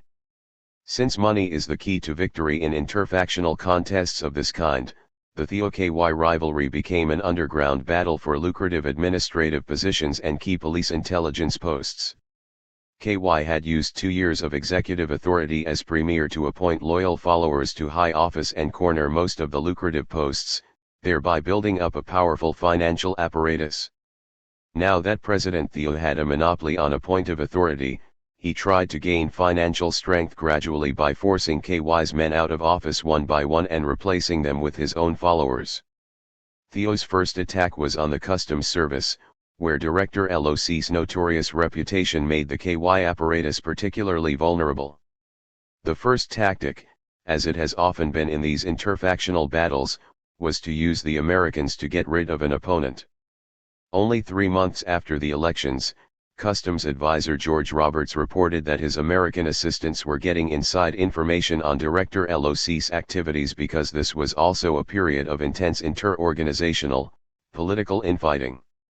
LOC was vulnerable, and many of his lieutenants considered the time right for confidential disclosure to their counterparts in this unit.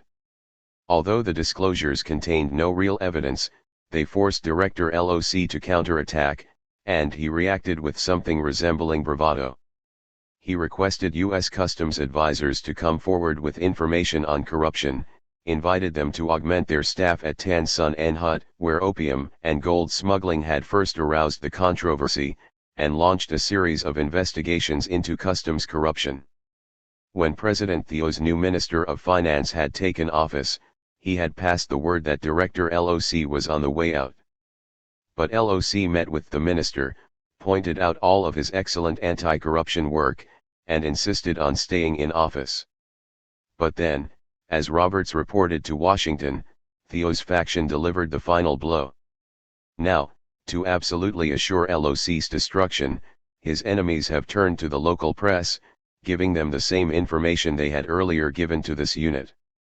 The press, making liberal use of innuendo and implication, had presented a series of front-page articles on corruption in customs. They are a strong indictment of Director LOC. Several weeks later LOC was fired from his job and the way was open for the Theo faction to take control over the traffic at Tan Son Nhut Airport. The Theo and KY factions were digging in for all-out war, and it seemed that these scandals would continue for months, or even years. However, on January 31, 1968, the NLF and the North Vietnamese Army launched the Tet Offensive and 67,000 troops attacked 102 towns and cities across South Vietnam, including Saigon itself. The intense fighting, which continued inside the cities for several months, disrupted politics as usual while the government dropped everything to drive the NLF back into the rice paddies. But not only did the Tet fighting reduce much of Saigon to rubble, it decimated the ranks of Vice President KY's trusted financial cadres and crippled his political machine. In less than 1 month of fighting during the second wave of the Tet Offensive, no less than 9 of his key fundraisers were killed or wounded. General Lone himself was seriously wounded on May 5 while charging down a blind alley after a surrounded NLF soldier. An AK-47 bullet severed the main artery in his right leg and he was forced to resign from command of the police to undergo surgery and months of hospitalization. The next day Col. Lu Kim Kwang, commander of the Air Force Transport Wing and an important figure in KY's network, was shot and killed while on operations on the outskirts of Saigon. While these two incidents would have been enough to seriously weaken KY's apparatus, the mysterious incident that followed a month later dealt a crippling blow. On the afternoon of June 2, 1968, a coterie of KY's prominent followers were meeting, for reasons never satisfactorily explained, in a command post in Colon. At about 6 p.m. a U.S. helicopter, prowling the skies above the ravaged Chinese quarter on the lookout for NLF units, attacked the building, rocketing and strafing it. Among the dead were, Lt. Col. Pho Quoc Chu, director of the Saigon Port Authority and KY's brother-in-law. Lt. Col. Deo Ba Phuc, commander of the 5th Rangers, which were assigned to the Capital Military District. Lt. Col. Nguyen Van Luyen, director of the Saigon Municipal Police. Major Lengoc Tru, General Lone's right-hand man and police commissioner of the 5th District. Major Nguyen Bao Tui, special assistant to the mayor of Saigon. Moreover, General Lone's brother-in-law, Lt. Col. Van Van Qua, the mayor of Saigon, suffered a shattered arm and resigned to undergo 4 months of hospitalization. These represented the financial foundation of KY's political machine, and once they were gone his apparatus began to crumble. As vice president, KY had no authority to appoint anyone to office, and all of the 9 posts vacated by these casualties, with the exception of the Air Force Transport Command, were given to Theo's men. On June 6 the loyal Theo follower, Col. Tran Van Hai, was appointed Director General of the National Police and immediately began a rigorous purge of all of Lone's men in the lower echelons. The Saigon press reported that 150 secret police had been fired and a number of these had also been arrested. On June 15 Colonel Hai delivered a decisive blow to KY's control over the police by dismissing 8 out of Saigon's 11 district police commissioners. As KY's apparatus weakened, his political fortunes went into a tailspin. Loss of minor district and municipal police posts meant he could not collect protection money from ordinary businesses or from the rackets, as the extra-legal money-collecting systems of the police/intelligence apparatus began to run dry. He could no longer counter President Theo's legal appointive power with gifts, and once the opposition weakened, President Theo began to fire many high-ranking pro-KY police intelligence officials. While the quiet desertion of the Ant Army bureaucracy to the Theo machine was almost imperceptible to outside observers, the desertion of KY supporters in the National Assembly's cash and carry lower house was scandalously obvious. Shortly after the October 1967 parliamentary elections were over and the National Assembly convened for the first time since the downfall of DM, the Theo and KY machines had begun competing for support in the lower house. Using money provided by General Lone, KY had purchased a large block of 42 deputies, the Democratic Bloc, which included Buddhists, Southern intellectuals, and even a few hill tribesmen. Since Theo lacked KY's confidential funds, he had allied himself with a small 21-man bloc, the Independence Bloc, comprised mainly of right-wing Catholics from northern and central Vietnam. Both men were paying each of their deputies illegal supplemental salaries of $4,000 to $6,000 a year, in addition to bribes ranging up to $1,800 on every important ballot. At a minimum it must have been costing KY $15,000 to $20,000 a month just to keep his deputies on the payroll, not to mention outlays of over $100,000 for the particularly critical showdown votes that came along once or twice a year. In May 1968 General Lansdale reported to Ambassador Bunker that Theo's efforts to create a base of support in both houses have been made difficult by KY's influence among some important senators. and KY's influence over the Democratic bloc in the lower house. However, throughout the summer of 1968, KY's financial difficulties forced him to cut back the payroll, and representatives began drifting away from his bloc. As Theo's financial position strengthened throughout the summer, his assistant in charge of relations with the National Assembly approached a number of deputies and reportedly offered them from $1,260 to $2,540 to join a new Protégé faction called the People's Progress Bloc. One deputy explained that in the last few months, the activities of the lower house have become less and less productive because a large number of deputies have formed a bloc for personal interests instead of political credits. In September, the Washington Post reported, "The Democratic bloc, loyal to Vice President KY, now retains 25 out of its 42 members. Theo and KY have been privately at odds since 1966. Theo's ascendancy over his only potential rival has grown substantively in recent months. The severe blow dealt to the KY bloc in the House has not been mentioned extensively in the local press except in the Daily Zeitung, which is a Catholic, pro-KY paper. These realignments in the balance of political power had an impact on the opium traffic. Despite his precipitous political decline, Air Vice Marshal KY retained control over the Air Force, particularly the transport wing. Recently, the Air Force's transport wing has been identified as one of the most active participants in South Vietnam's heroin smuggling. Gen. Tran Tien Kim, Minister of the Interior and a nominal Theo supporter, inherited control of Saigon's police apparatus, Tan Son Nhut Customs, and the Saigon Port Authority. However, these noteworthy internal adjustments were soon dwarfed in importance by two dramatic developments in South Vietnam's narcotics traffic: increase in heroin and morphine base exports destined for the American market, and the heroin epidemic among American GIs serving in South Vietnam. The sudden burst of heroin addiction among GIs in 1970 was the most important development in Southeast Asia's narcotics traffic since the region attained self-sufficiency in opium production in the late 1950s.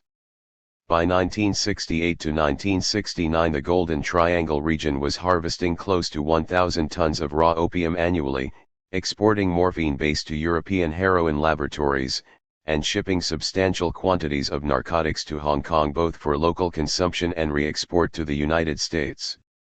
Although large amounts of chunky, low-grade No. 3 heroin were being produced in Bangkok and the Golden Triangle for the local market, there were no laboratories anywhere in Southeast Asia capable of producing the fine-grained, 80 to 99% pure, No. 4 heroin.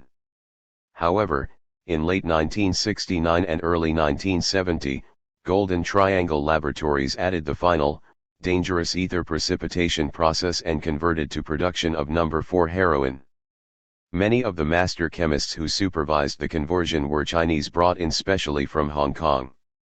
In a June 1971 report, the CIA said that conversion from No. 3 to No. 4 heroin production in the Golden Triangle appears to be due to the sudden increase in demand by a large and relatively affluent market in South Vietnam.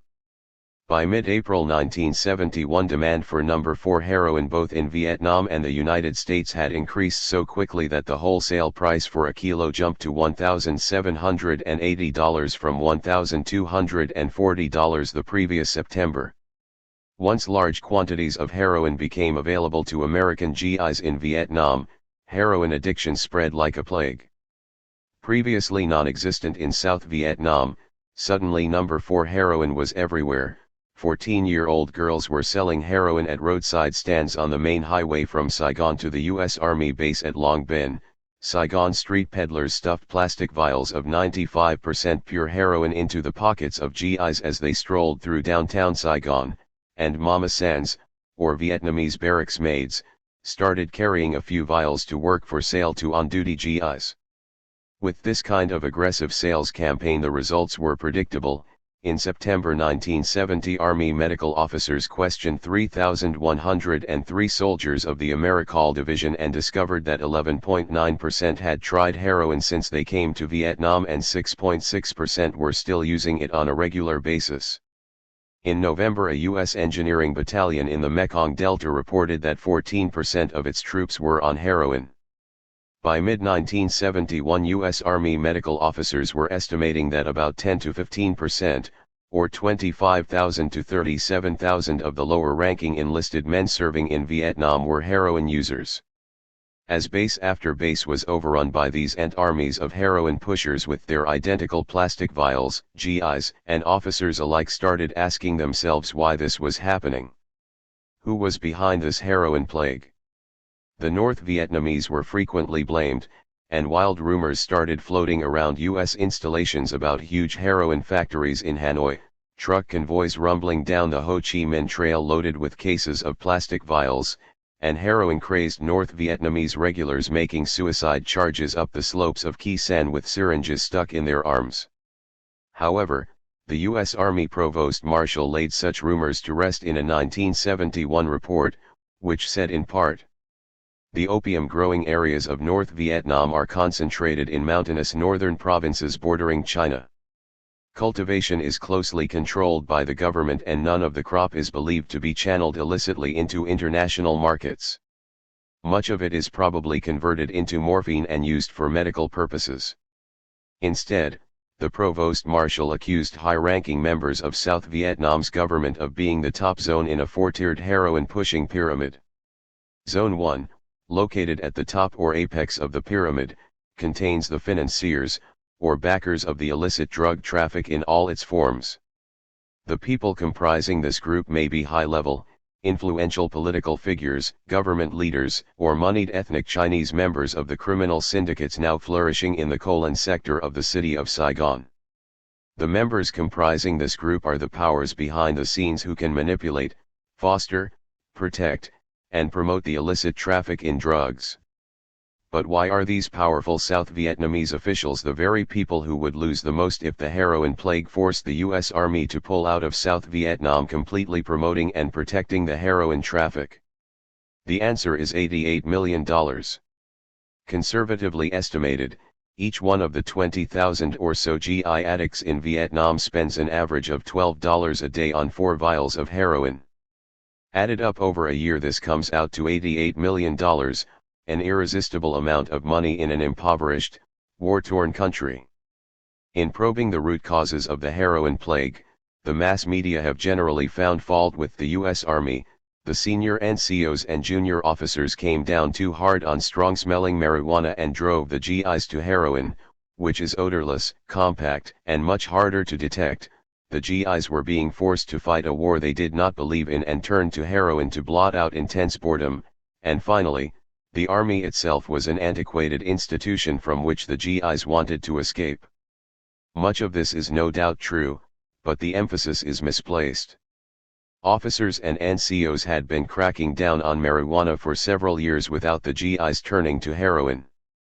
By 1968, the emotional malaise of the Vietnam GI was already well developed. The race riot in Long Binh Stockade and the My Lai massacre were only the most obvious signs of the problem.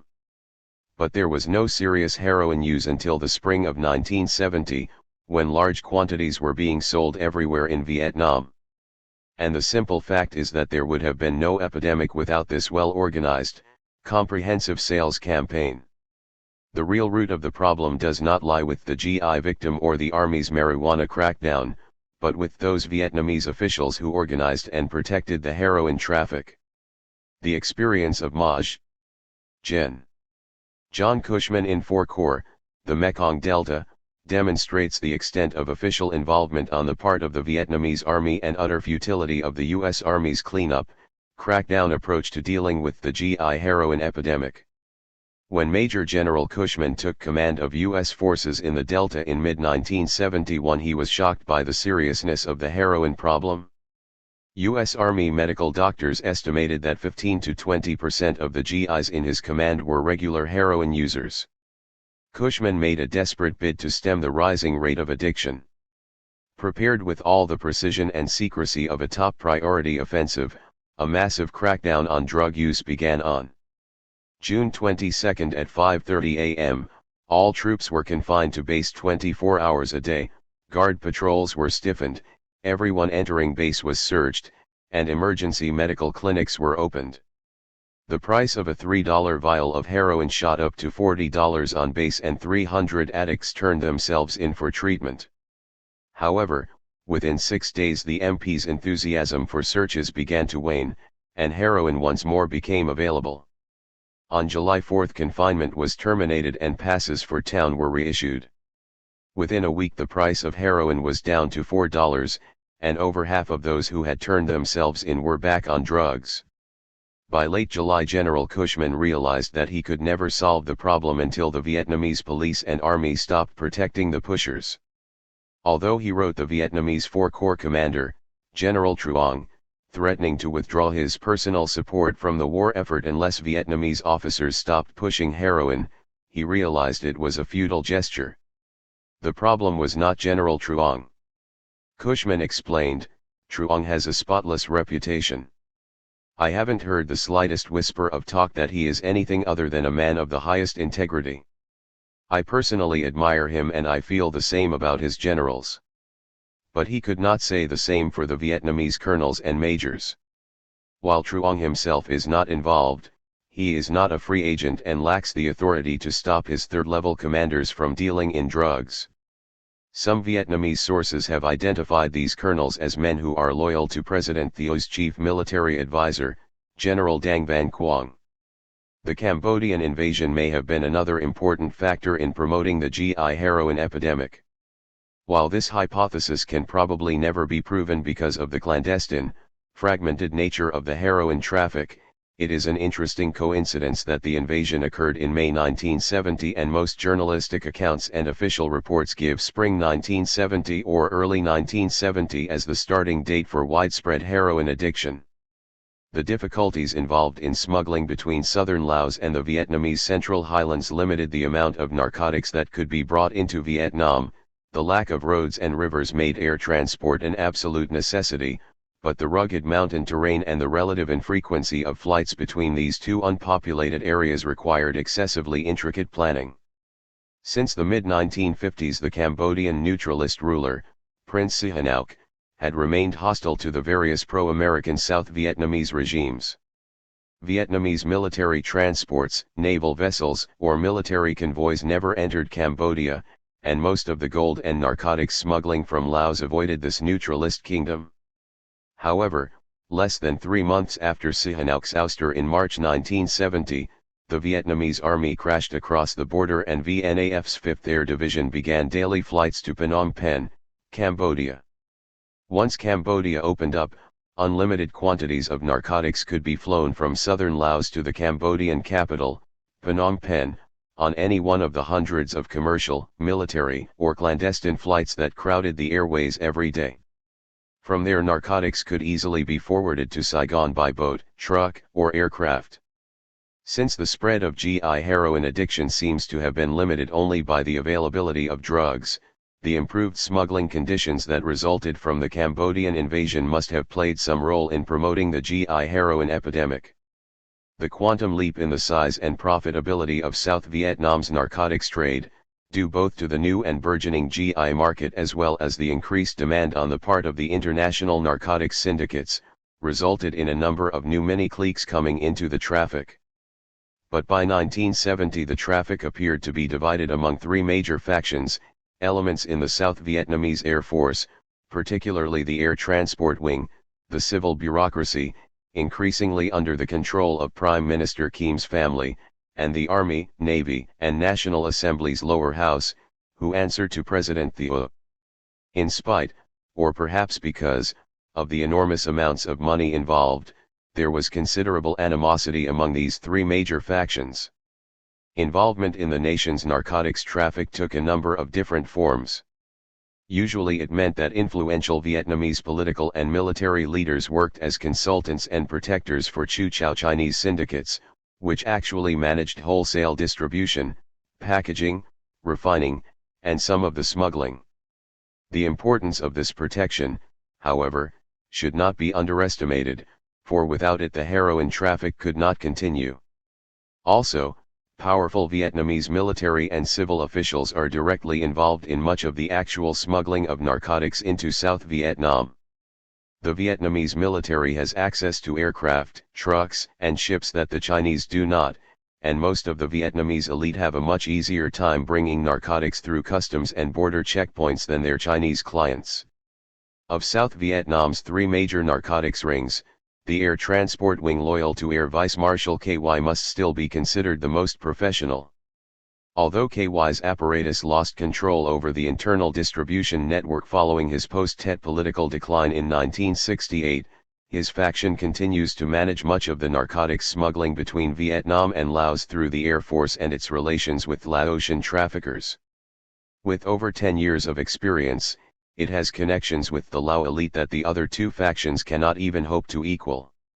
Rather than buying heroin through a maze of middlemen, KY's apparatus deals directly with a heroin laboratory operating somewhere in the Vientiane region.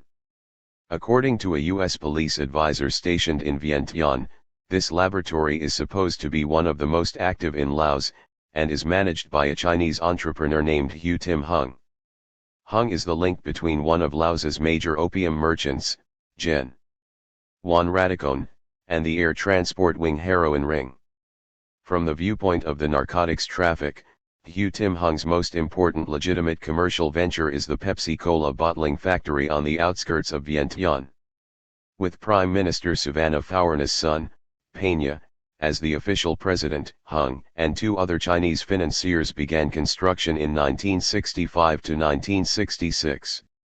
Although the presence of the Prime Minister's son at the head of the company qualified the venture for generous financial support from USAID, the plant has still not bottled a single Pepsi after 5 years of stop-start construction.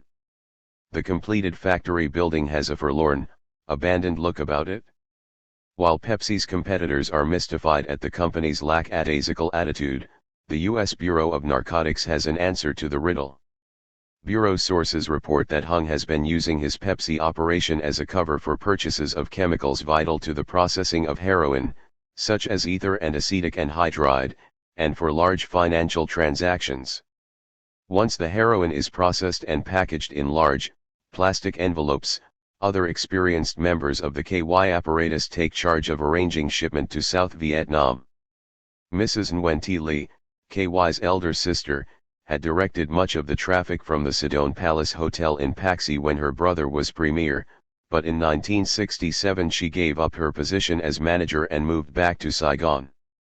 However, sources in Vientiane's Vietnamese community report that she and her husband have traveled between Saigon, Paxi, and Vientiane at least once a month since they returned to Vietnam. Mrs. Lee purchases heroin produced in Hu Tim Hung's clandestine laboratory and has it shipped to Paxi or Phnom Penh, where it is picked up by Vietnamese Air Force transports. In addition, the U.S. Bureau of Narcotics believes that General Loan's old assistant, My Den, may also be involved in this operation. After General Loan was wounded in May 1968, My Den was forced out of his position as director of the CIO's Foreign Intelligence Bureau, and he exiled himself to Bangkok. For 2 years this wily chameleon had used his CIO agents to weave a net of drug contacts across the Golden Triangle, and the Bureau of Narcotics has reason to believe he may still be using them. Normally, those Air Force officers responsible for directing the flow of narcotics to South Vietnam purchase the drugs and have them delivered, often by the Laotian Air Force, to points in Laos, particularly Paxi, or else across the border in Pleiku Province, South Vietnam, or in Phnom Penh, Cambodia.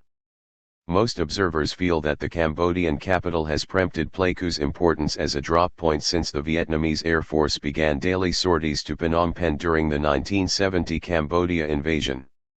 In August 1971, the New York Times reported that the director of Vietnam Customs said he believed that planes of the South Vietnamese Air Force were the principal carriers of heroin coming into South Vietnam. While the director is a Theo appointee and his remark may be politically motivated, U.S. Customs advisors, more objective observers, have stated that the Air Force regularly unloads large quantities of smuggled narcotics at Tan Son Nhut Air Base. Here Air Vice Marshal KY reigns like a feudal baron in his air-conditioned palace, surrounded by only his most loyal officers. As one U.S. Air Force advisor put it, In order to get a job within shooting distance of the vice presidential palace, a VNAF officer has to be intensely loyal to KY. The current commander of Tan Son Nhut and the Air Force's Transport Wing is Col. Phan Phuong Thien, brother-in-law of one of KY's close political advisors who died in the 1968 accidents. Col. Thien served under KY as a squadron commander in the 1st Transport Group from 1956 to 1960. He has remained one of KY's most loyal followers, and one U.S. Air Force advisor recently described him as KY's revolutionary plotter inside the Air Force. Ever since the Cambodia invasion of May 1970, 5th Air Division C-47, C-119, and C-123 transports have been shuttling back and forth between Phnom Penh and Tan Son Nhut with equipment and supplies for the Cambodian Army, while 2 AC-47 gunships have flown nightly missions to Phnom Penh to provide perimeter defense for the Cambodian capital. All of these flights are supposed to return empty, but the Director General of Vietnam Customs believes they are often filled with dutiable goods, gold, and narcotics. The Director General has singled out Colonel Thien for criticism in an interview with the New York Times in August 1971, labeling him the least cooperative in his efforts to narrow the channels through which heroin reached Vietnam. Moreover, Vietnamese police officials report that Colonel Thien is extremely close to some of the powerful Corsican underworld figures who manage hotels and restaurants in Saigon. The accumulation of this kind of evidence has led many informed Vietnamese observers to conclude that Colonel Thien has become a central figure in Vietnam's narcotics traffic. In the wake of Air Vice Marshal KY's precipitous political decline, ranking military officers responsible to President Thieu appear to have emerged as the dominant narcotics traffickers in South Vietnam. Like his predecessors, President Diem and Premier KY, President Thieu has studiously avoided involving himself personally in political corruption. However, his power broker, Presidential Intelligence Advisor Gen. Dang Van Quang, is heavily involved in these unsavory activities. Working through high-ranking Army and Navy officers personally loyal to himself or President Thieu, General Quang has built up a formidable power base. Although General Quang's international network appears to be weaker than KY's, General Quang does control the Vietnamese Navy, which houses an elaborate smuggling organization that imports large quantities of narcotics either by protecting Chinese maritime smugglers or by actually using Vietnamese naval vessels. KY's influence among high-ranking Army officers has weakened considerably, and control over the Army has now shifted to General Quang. The Army now manages most of the distribution and sale of heroin to American GIs. In addition, a block of pro-Thieu deputies in the lower house of the National Assembly have been publicly exposed as being actively engaged in heroin smuggling, but they appear to operate somewhat more independently of General Quang than the Army and Navy. On the July 15, 1971, edition of the NBC Nightly News, the network's Saigon correspondent, Phil Brady, told a nationwide viewing audience that both President Thieu and Vice President KY were financing their election campaigns from the narcotics traffic. Brady quoted extremely reliable sources as saying that President Thieu's chief intelligence advisor, Gen. Dang Van Quang, was the biggest pusher in South Vietnam. Although Thieu's press secretary issued a flat denial and accused Brady of spreading falsehoods and slanders against leaders in the government, thereby providing help and comfort to the communist enemy, he did not try to defend General Quang, renowned as one of the most dishonest generals in South Vietnam when he was commander of 4 Corps in the Mekong Delta. In July 1969, Time magazine's Saigon correspondent cabled the New York office this report on Gen. Quang's activities in 4 Corps. While there he reportedly made millions by selling offices and taking a rake off on rice production. There was the famous incident, described in past corruption files, when Col. Nguyen Van Minh was being invested as a 21st Division commander. He had been Quang's deputy corps commander. At the ceremony, the wife of the outgoing commander stood up and shouted to the assembled that Minh had paid Quang 2 million piasters $7,300 for the position. Quang was finally removed from 4 Corps at the insistence of the Americans. General Quang was transferred to Saigon in early 1967 and became Minister of Planning and Development, a face-saving sinecure. Soon after President Thiau's election in September 1967, he was appointed Special Assistant for Military and Security Affairs. General Quang quickly emerged as President Thiau's power broker, and now does the same kind of illicit fundraising for Thiau's political. President Thiau, however, is much less sure of Quang than Premier KY had been of General Lone. Lone had enjoyed KY's absolute confidence and was entrusted with almost unlimited personal power. Thiau, on the other hand, took care to build up competing centers of power inside his political machine to keep General Quang from gaining too much power. As a result, Quang has never had the same control over the various pro-Thiau mini-factions as Lone had over KY's apparatus. As the KY apparatus's control over Saigon's rackets weakened after June 1968, various pro-Thiau factions moved in. In the political shift, General Quang gained control of the Special Forces, the Navy, and the Army, but one of the pro-Thiau cliques, that headed by Gen. Tran Tien Kim, gained enough power so that it gradually emerged as an independent faction itself. However, at the very beginning most of the power and influence gained from KY's downfall seemed to be securely lodged in the Thiau camp under General Quang's supervision. There is evidence that one of the first new groups which began smuggling opium into South Vietnam was the Vietnamese Special Forces contingents operating in southern Laos. In August 1971, the New York Times reported that many of the aircraft flying narcotics into South Vietnam are connected with secret South Vietnamese special forces operating along the Ho Chi Minh Trail network in Laos. Based in Can Tern Province, north of Pleiku, the Special Forces Assault Task Force has a small fleet of helicopters, transports, and light aircraft that fly into southern Laos on regular sabotage and long-range reconnaissance forays.